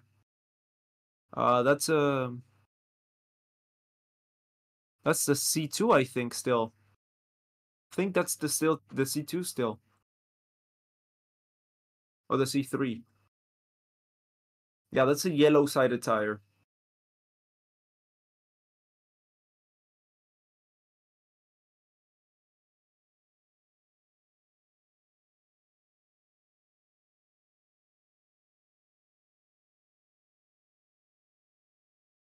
Yeah, C3. So that's going to be okay. That's going to be the soft tire for the Bahrain Grand Prix. Let's see what he can do with that.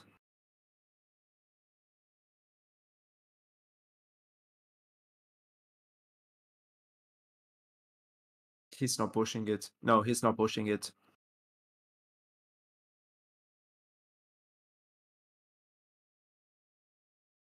Yeah, he's probably on a long run now. Yeah, again, another long run. He's been doing great times on the long run just recently.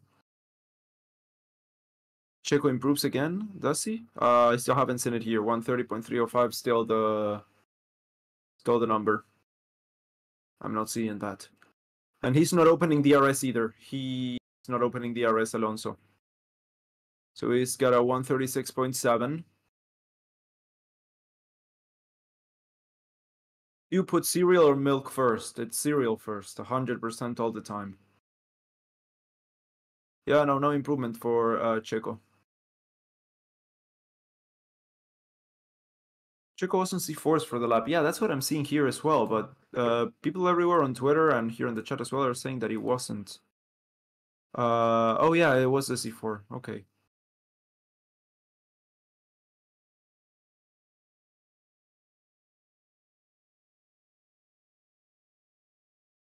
I keep seeing an Alpine and saying, okay, that's Alonso probably. No, that's not Alonso. Gotta stop thinking that.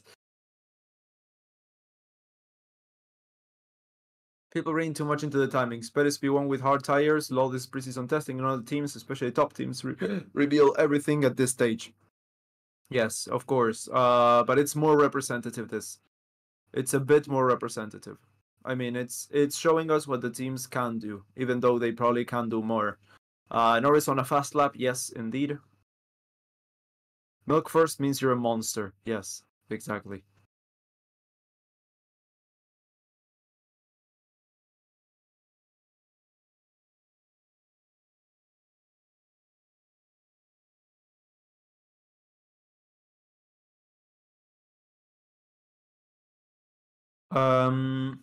Red Bull 1-2.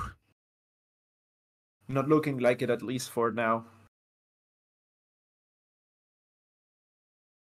Same 3 on top again. Honestly, let's hope not. Let's hope not. But if they are, let's at least hope it's a close battle for the top. That it's not one guy just taking it all like it was last year. Let's see, Norris on the C3 comes across the line now. What can he do? He's on P11 now. Yeah, he improves on his time, but not enough to gain any positions. That's the C3, remember. But still, with the C3, that's a low time. Let's hope that, yeah, it's a high fuel run or something, that, because if not, oh, Checo Perez going extremely wide there. Extremely wide.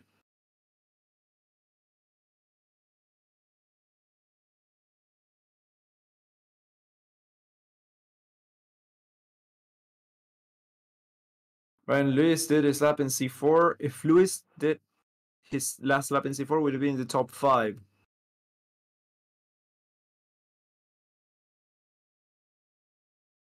Yeah, I don't know. He would be around that, yes. With the time so far, yes. Tsunoda, Bottas, and Magnussen are all out on outlaps. Alonso is on a fast run now. On a long run now. Norris is also on a C3 run. Albon's coming in, and Ocon is also out there. Let's see. We're now on board with Yuki. Yuki holds the 5th fastest time.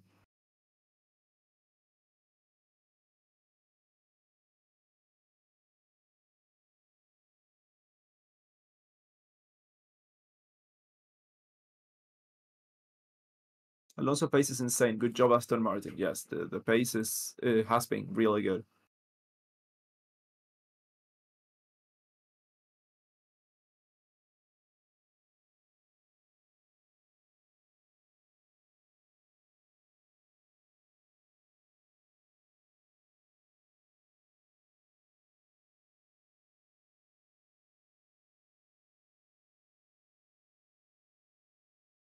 Um,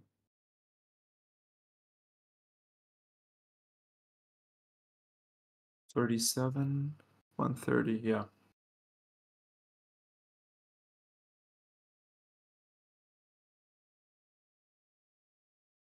Yuki Tsunoda with a yellow first sector, he's probably not going to be improving his, probably out on a long run. That seems to be the C4, the C3, the C2, my god, the C2 tire.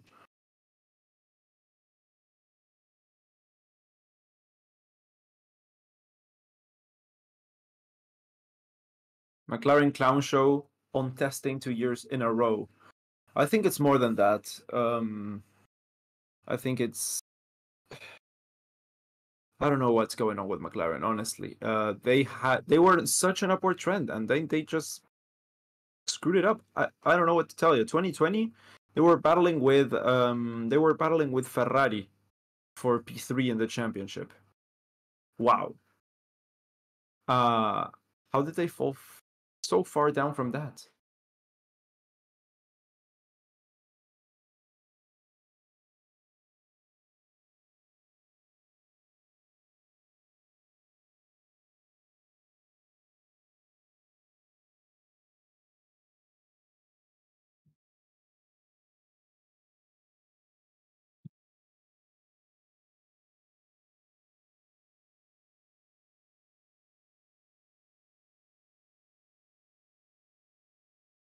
Where's Verstappen? Verstappen's in the pits. Well, probably at home or like in the pit box, something, looking at the numbers, but it's not driving now.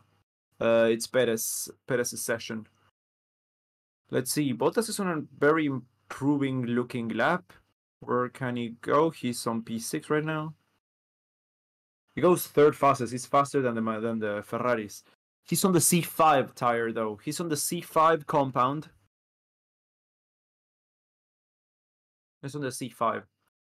McLaren lost progress with Stella leaving. Not Stella. Stella's here. Seidel left.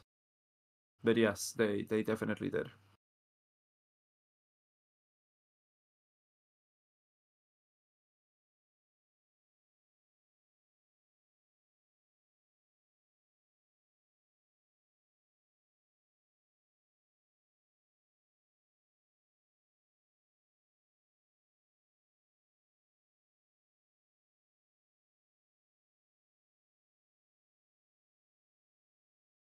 So the left McLaren's Stella is the current in principle, yes.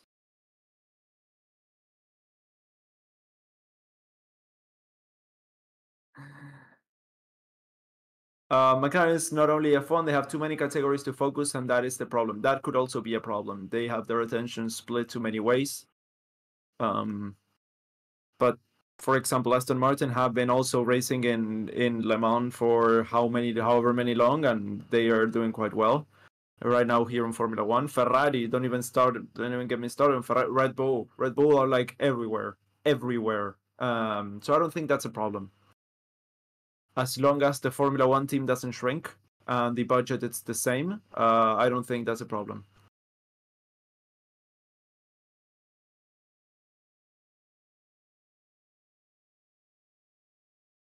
Has there been any red flags this afternoon session? I don't think so, right? Like none. Audi is Formula One team in 2024, 2026. They're gonna be in 2026. Or 2025. 2026. Yeah. There were no red flags this session. Yeah, no red flags. That's good. That's really good. Again, I've said it and I'll say it again. This is the first time in many years that I haven't seen a clear back marker or someone who's struggling here big time in testing. I remember when Williams didn't make it to testing in 2019. I remember when McLaren didn't make it to testing in 2018 and 2017. Those were like, oof, this is gonna be a struggle. Problems.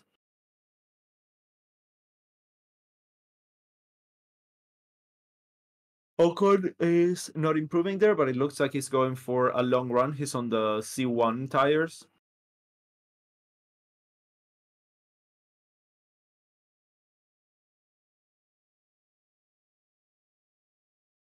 Yeah, everyone's saying the Alpine is not really looking good, but I don't think they are trying to look good either.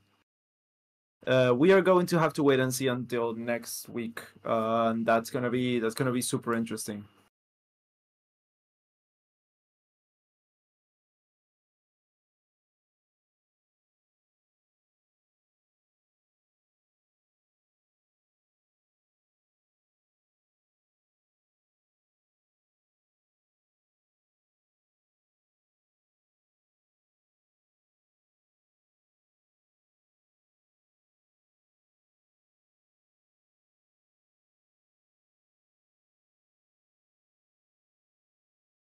Yeah, we're gonna see McLaren leaving the pit garage, the pit exit, the pit lane, and again, I know I keep saying the same stuff, but I feel so bad for McLaren. They really do not look like they're having a good preseason. There's no smiles. There's a lot of struggle on long runs. They seem to be the dead last on when it comes to pace. They haven't done any impressive times. They haven't done any fast runs, low fuel. Yeah, it's worrying. It's really worrying. And Norris has only done 21 laps. 21 laps in all of the second part of testing. 21 laps in total. For example, let me just tell you guys this. Alonso was in the garage for the first hour, pretty much. He's now on 65. 21 laps for Norris. And 44 for Piastri in the morning. They're like, between the two of them, they're doing 65 laps. 65 laps is what Tsunoda's done on this afternoon session. It's what Sainz, Leclerc have done on this afternoon session.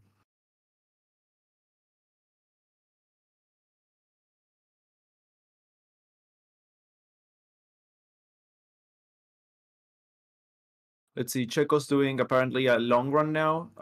He's on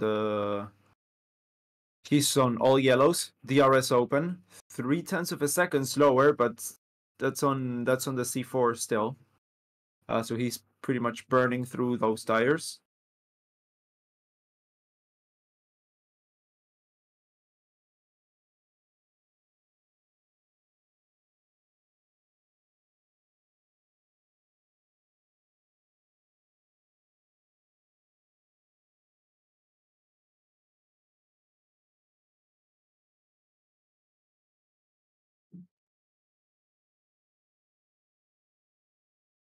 I'm trying not to get too excited for Aston Martin. I'm trying to like, okay, probably they're not showing everything. The others are probably gonna be faster, but I'm getting bombarded with messages and tweets and stuff that like, yeah, Alonso's doing really good, like really good. But I'm trying to keep my feet on the ground, you know? Trying to keep my feet on the ground and not get too excited. Trumpet incoming, guys. Trumpet incoming.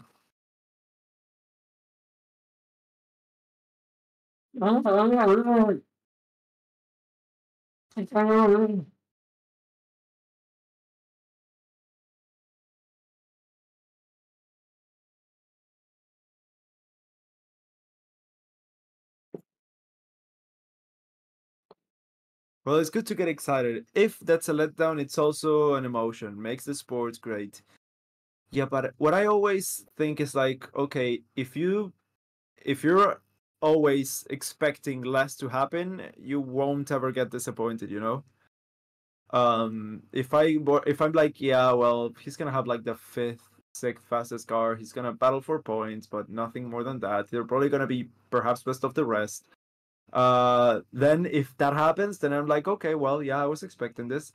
But then if it's better, I'm like, oh shit. Oh shit. But yeah, I don't want to get too excited. C2s for Alonso, by the way, C3s for Hamilton, C5s for Bottas, C4s for Tsunoda, C3s for Magnussen, C3s for Norris, C3s for Gasly, and C1s for Ocon. Ocon? No, Gasly's not on the circuit. That's just Ocon.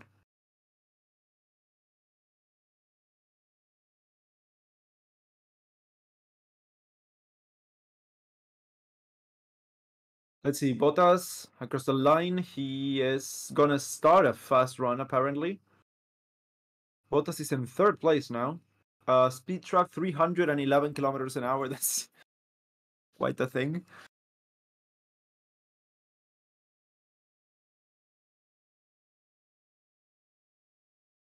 Let's see, across the first sector he comes. Bottas, what's the time? Okay, that's 4/10. Yeah, that's a yellow first sector.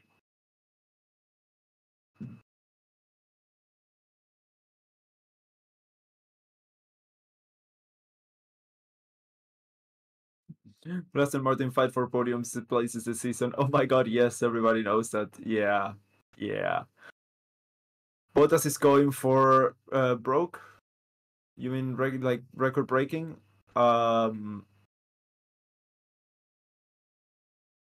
I don't think so. Let's see how he does on the second sector. Perhaps he's just warming up the tires and going for it on the next lap. Yeah, 0.6 of a second down.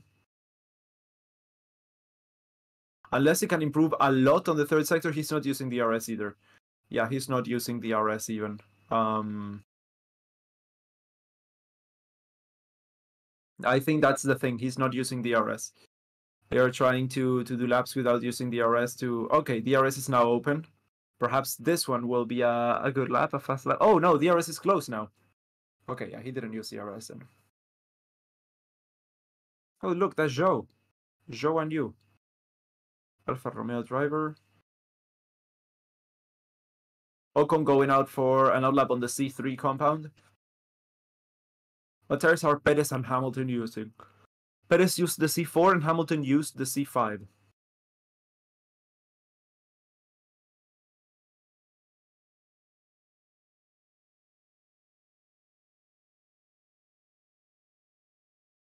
What compound is Hamilton on? I said it before. Now I cannot see it. Ocon is right now on the C1s, I think.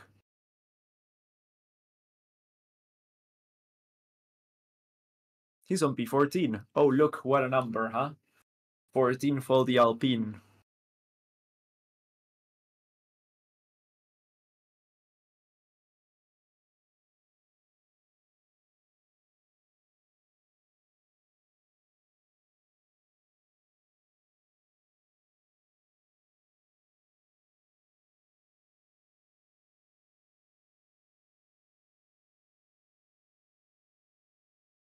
Oh my god, that gives me a nightmare that gives me nightmare that Red Bull did it on mediums and better than both Ferrari and Mercedes on softs. Checo's time was on the C4, so same as the Ferraris and slower than the Mercedes. 14 for Alpine, we might see someone spin. Why spin? 14 for Alpine, we might see someone's engine blow up. That's a more adequate thing. Yeah, but Max ran his best time on mediums. Oh, let's see, where's Max? Yeah, but Max is not here. Today's conditions are not the same as yesterday's or the day before's. Right now, the track is much colder. Setups are different. Yeah, it's a whole different thing now. We cannot compare times from today to that of yesterday, I think. And Checo on the day with a 129. I don't think they're going to. If everyone's trying to go for it, yeah, sure, but they might not want to, show the full pace of the car. If they still have a lot more margin, yeah, perhaps they can give it a try. But if they're cutting it close, no, I don't think he can. Alpine and McLaren are in trouble. Their car seems to have many issues. Enough issues, It's all small things. Like the Alpine doesn't look very drivable. Neither does the McLaren, and the McLaren is having a lot of they're both actually having brake and wheel problems. The Alpines, up until yesterday, could not get the rear tires off the car. Yesterday they got them off for the first time. They could never get them off the car.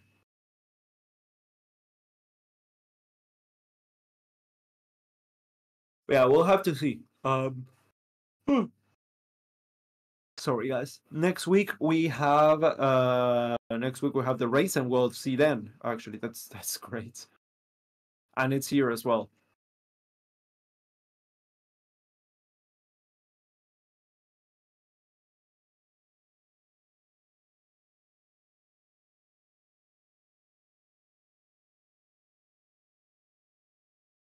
Motorsport Italy confirmed that it was a power unit issue with cost problems for Bottas. Ferrari engineers are worried about the reliability and will investigate it thoroughly. They should. That's good. They should.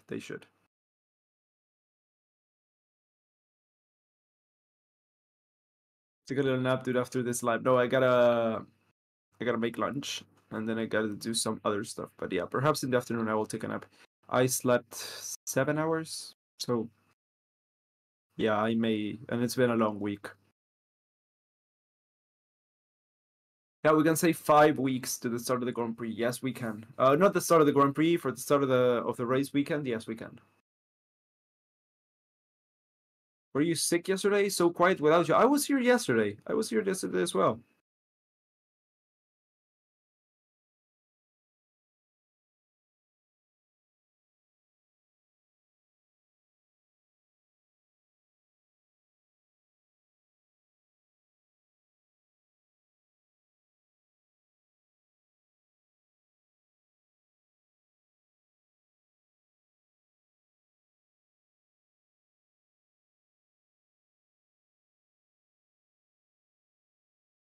Are any chance McLaren are heavily sandbagging?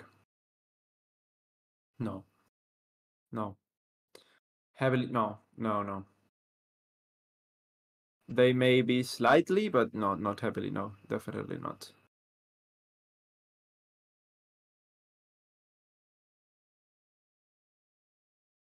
Is Red Bull selling AlphaTauri for good? They are trying to either move it to the UK or like Garo Faenza or sell it, yes, probably.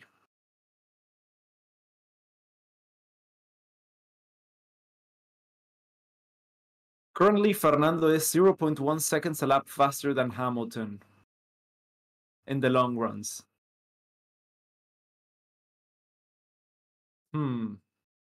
I think. I don't wanna say anything, but you guys know what I'm thinking.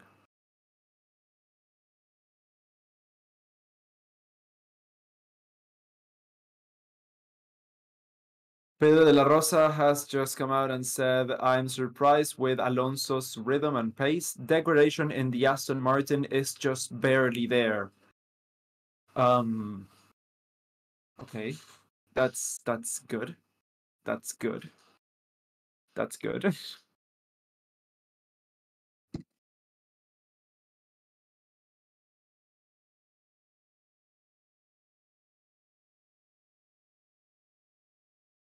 He starts to get excited again. I'm always excited. I'm just trying to hide it.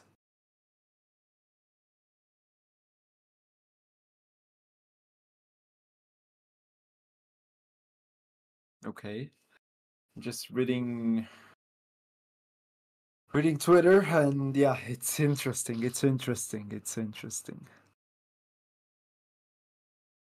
Matt Bishop, Formula One communication strategist that works now for Aston Martin and was previously working for McLaren. He says, as F1 testing draws to a close, it is too early to make any firm predictions, but it's pretty clear that of the two teams that I've worked for in Formula One in my career, Aston Martin looks to be in considerably better shape than McLaren.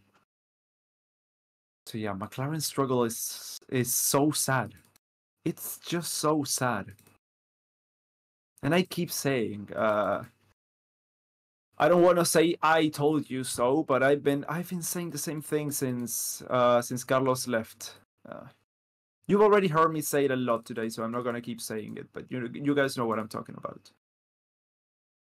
Aston's pace looking faster than Ferrari, not than Ferrari, but than Mercedes. Yes.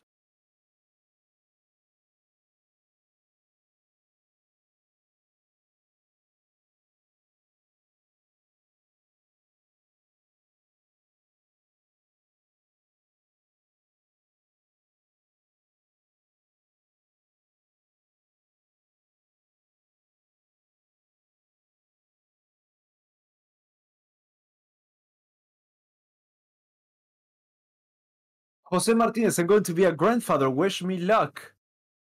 Thank you for your 8-month subscription. Really? Are you gonna be a grandfather? Congratulations, dude. Or are you saying because you're closer to the 9 months of subscription? If it's real, congratulations, Jose. Congratulations.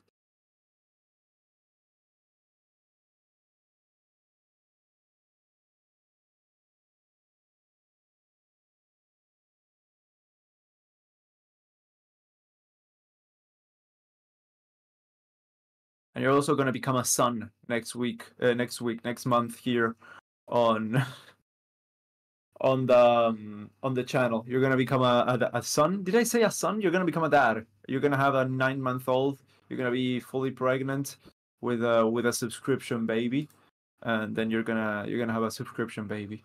I don't know what that's going to be like. Don't ask me, but just telling you the facts.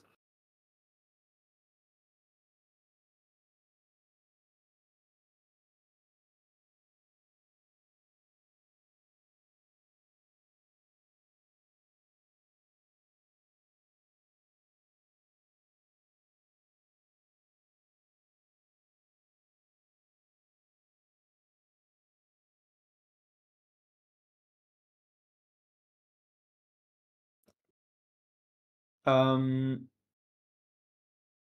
no timing so far.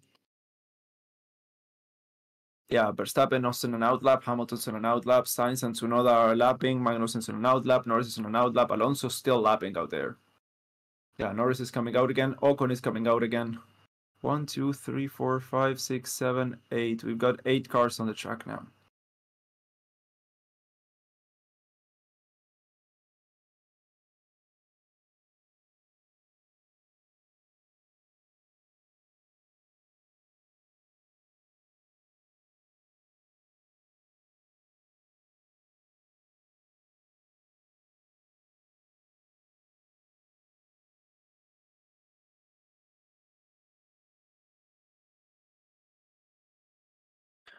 (20-lap-old C2s, and Alonso still doing 36 fours and 36 threes, which is a great racing time, a great long pace run.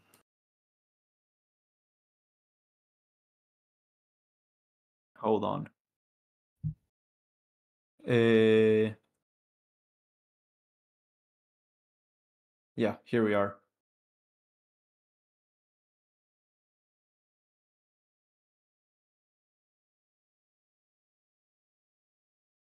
Yeah, it's not a lot that we can talk about now.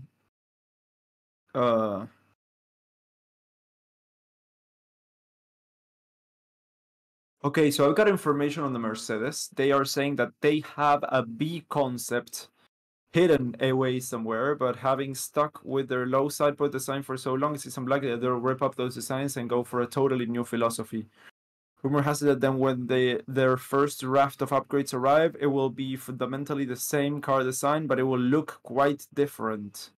Okay, so a big upgrade package already being planned for Mercedes as they are struggling with rear grip. They are sliding around a lot. Yeah, Albon's out of the racing suit, and the test is probably over for them. Yeah, 3 days of no problems, pretty much. Long runs only predicted for Alpine with the 15 minutes left of testing. Ocon's gonna just do laps on the hard compound tires.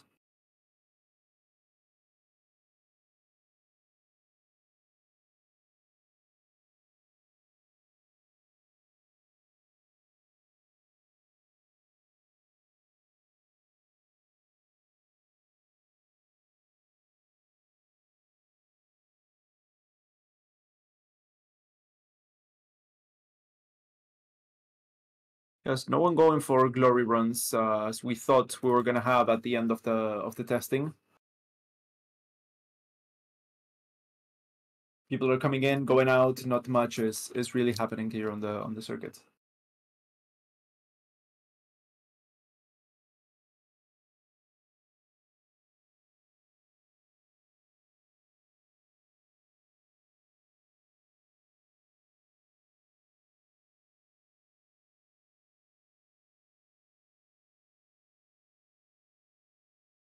And the Mercedes is off. They turned the car off, and that I wouldn't be surprised if that's the test done for Mercedes as well.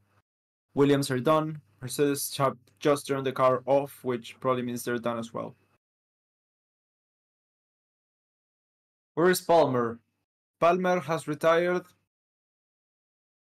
Where is Palmer? Ferrari long run. Ferrari, yes.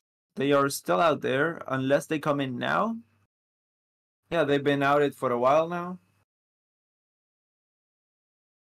Alonso soft tires? No, Alonso hard tires. And that's the Haas coming out as well, Kevin Magnussen.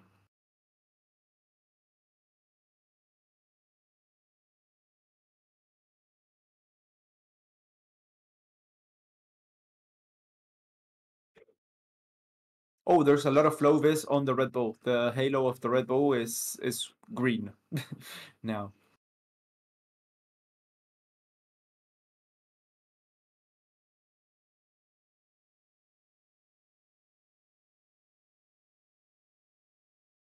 VSC, same as every other day. We're now gonna do a VSC test and then a practice start. That's pretty much it for testing today. VSC. Virtual safety car. VSC is out.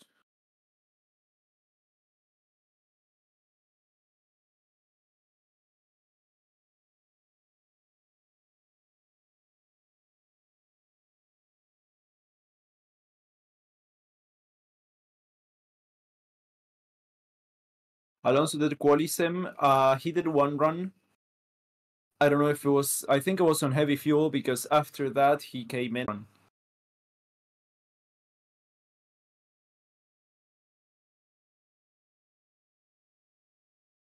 Do you think Mercedes can fight for the championship?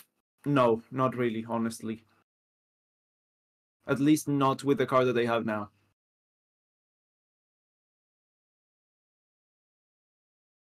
Virtual safety car, still out there.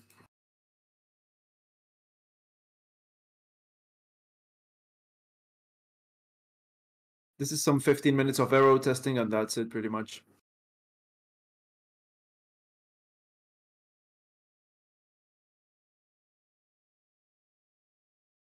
My head hurts, it's killing me. It's like up here at the front. Boom, boom, boom, boom, banging, banging, banging. God.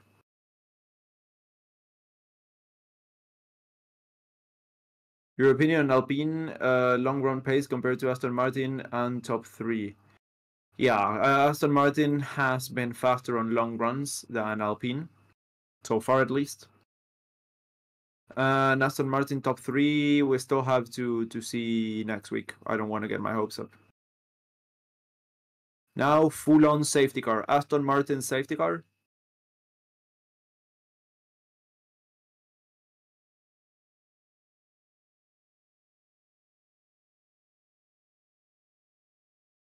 "12 minutes left to the end of the session. I'm ready for the race." Oh, dude, I need it to be tomorrow, the race. You need sleep. Yeah, probably I do. Probably I do. Thoughts on Mercedes? Oh, red flag. Red flag, I think that's it for testing.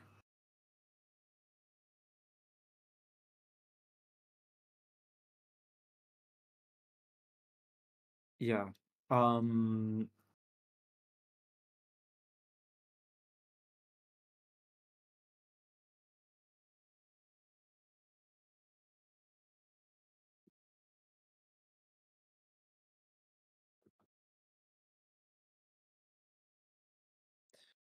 Red flag. No, it's been we've had a red flag every week, every day. So don't worry about that. They're gonna be coming in now. It's a few laps of VSC, and then it's a red flag.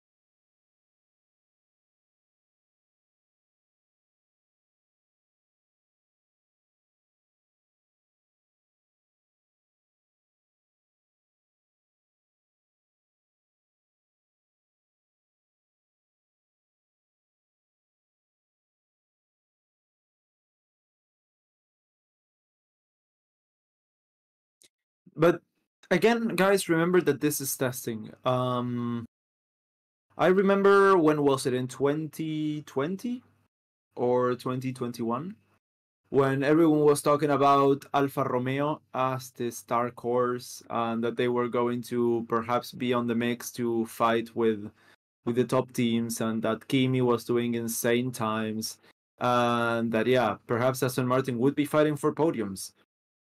And then we came to the first race, and well, they did fine, but yeah, let's just say Alfa Romeo didn't get any podiums that year, and any year since, for that matter.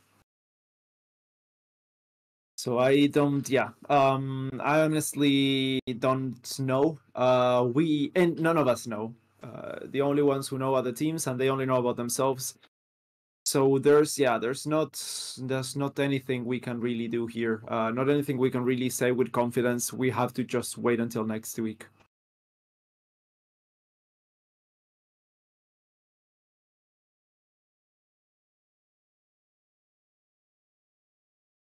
Now we're gonna have a formation lap and a practice start.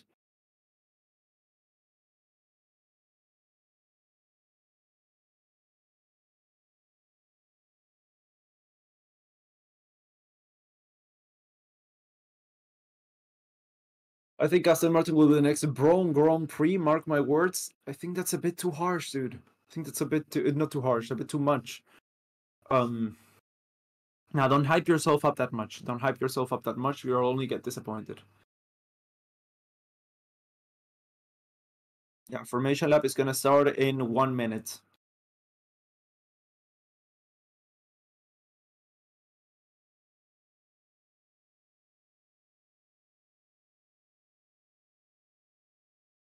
Alonso P3 next week is my bold predictions, is Michael K. Don't jinx it. Don't jinx it, dude. Does McLaren have issues so far pace-wise? The thing is, there's not any. I mean, they haven't had any particular problems, but there's nothing to say. Absolutely nothing to say. Yep, green light. So they're gonna go for a formation lap now, and then they're gonna form up and do a practice start.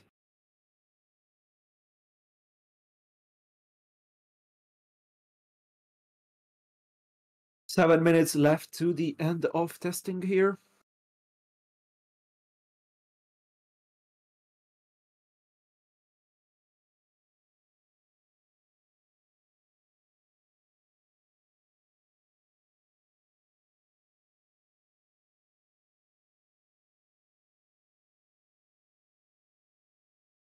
Seven days, 22 hours, 37 minutes, and 14 seconds to the first race, the first lights out here in Bahrain next week on Sunday. If you guys have enjoyed the stream so far, by the way, make sure to like, please, helps out a ton. And if you're new and if you have enjoyed the last hour or so, or however long, subscribe as well. We'll be here for the race where hopefully there's more going on. Yeah. Go Tiffy, the 20-time world champion. Yes. Someone mentioned the GOAT. I gotta put on the cap now. Ah, yes, the Go Tiffy hat. This is the best hat.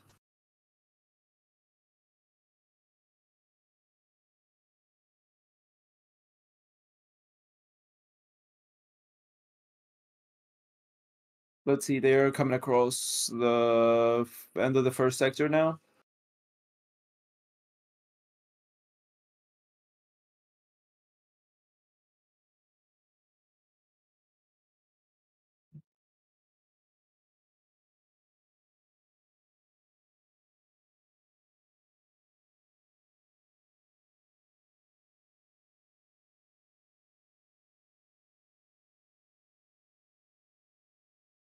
Oh wow, they're lights out now. Everyone is going full speed into turn one.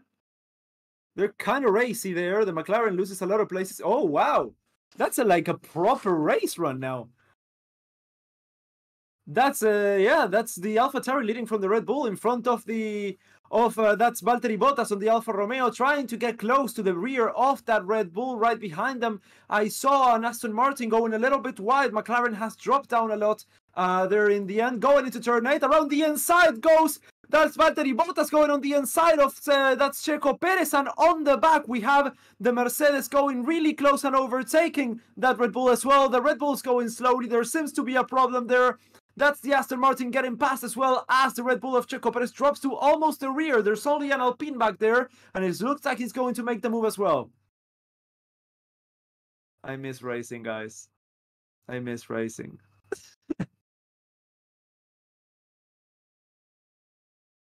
They put me off there. I thought they were going to do a practice start. They didn't even stop. Oh, nice. That was really nice. Suddenly changed to commentator mode. Fuck yes. Fuck yes. What is that hat? Do you not know who that is? Let me give you a hint. Let me give you another hint. And let me give you a fourth and last hint. Who could that be? That's the GOAT himself. Yeah, it's gonna be fun. It's gonna be really fun. Valtteri Bottas around the inside of Checo Perez. That was a really good move. That was a really good move. Okay, now they're gonna stop. Now they're gonna stop. They're gonna do a practice start. Now everyone's on the clean side of the road. Apart from that's Bottas, that's Ocon, and is Checo Perez gonna line up there as well. And they're pulling off one by one now.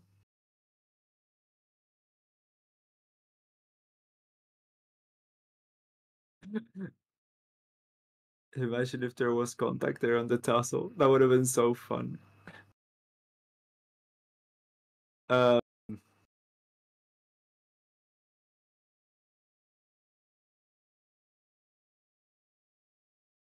That's the practice start. They get away nicely.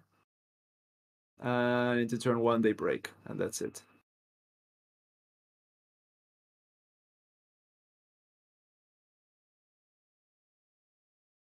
Latifi will race instead of Stroll. Alonso is about to get smashed. Oh, fuck.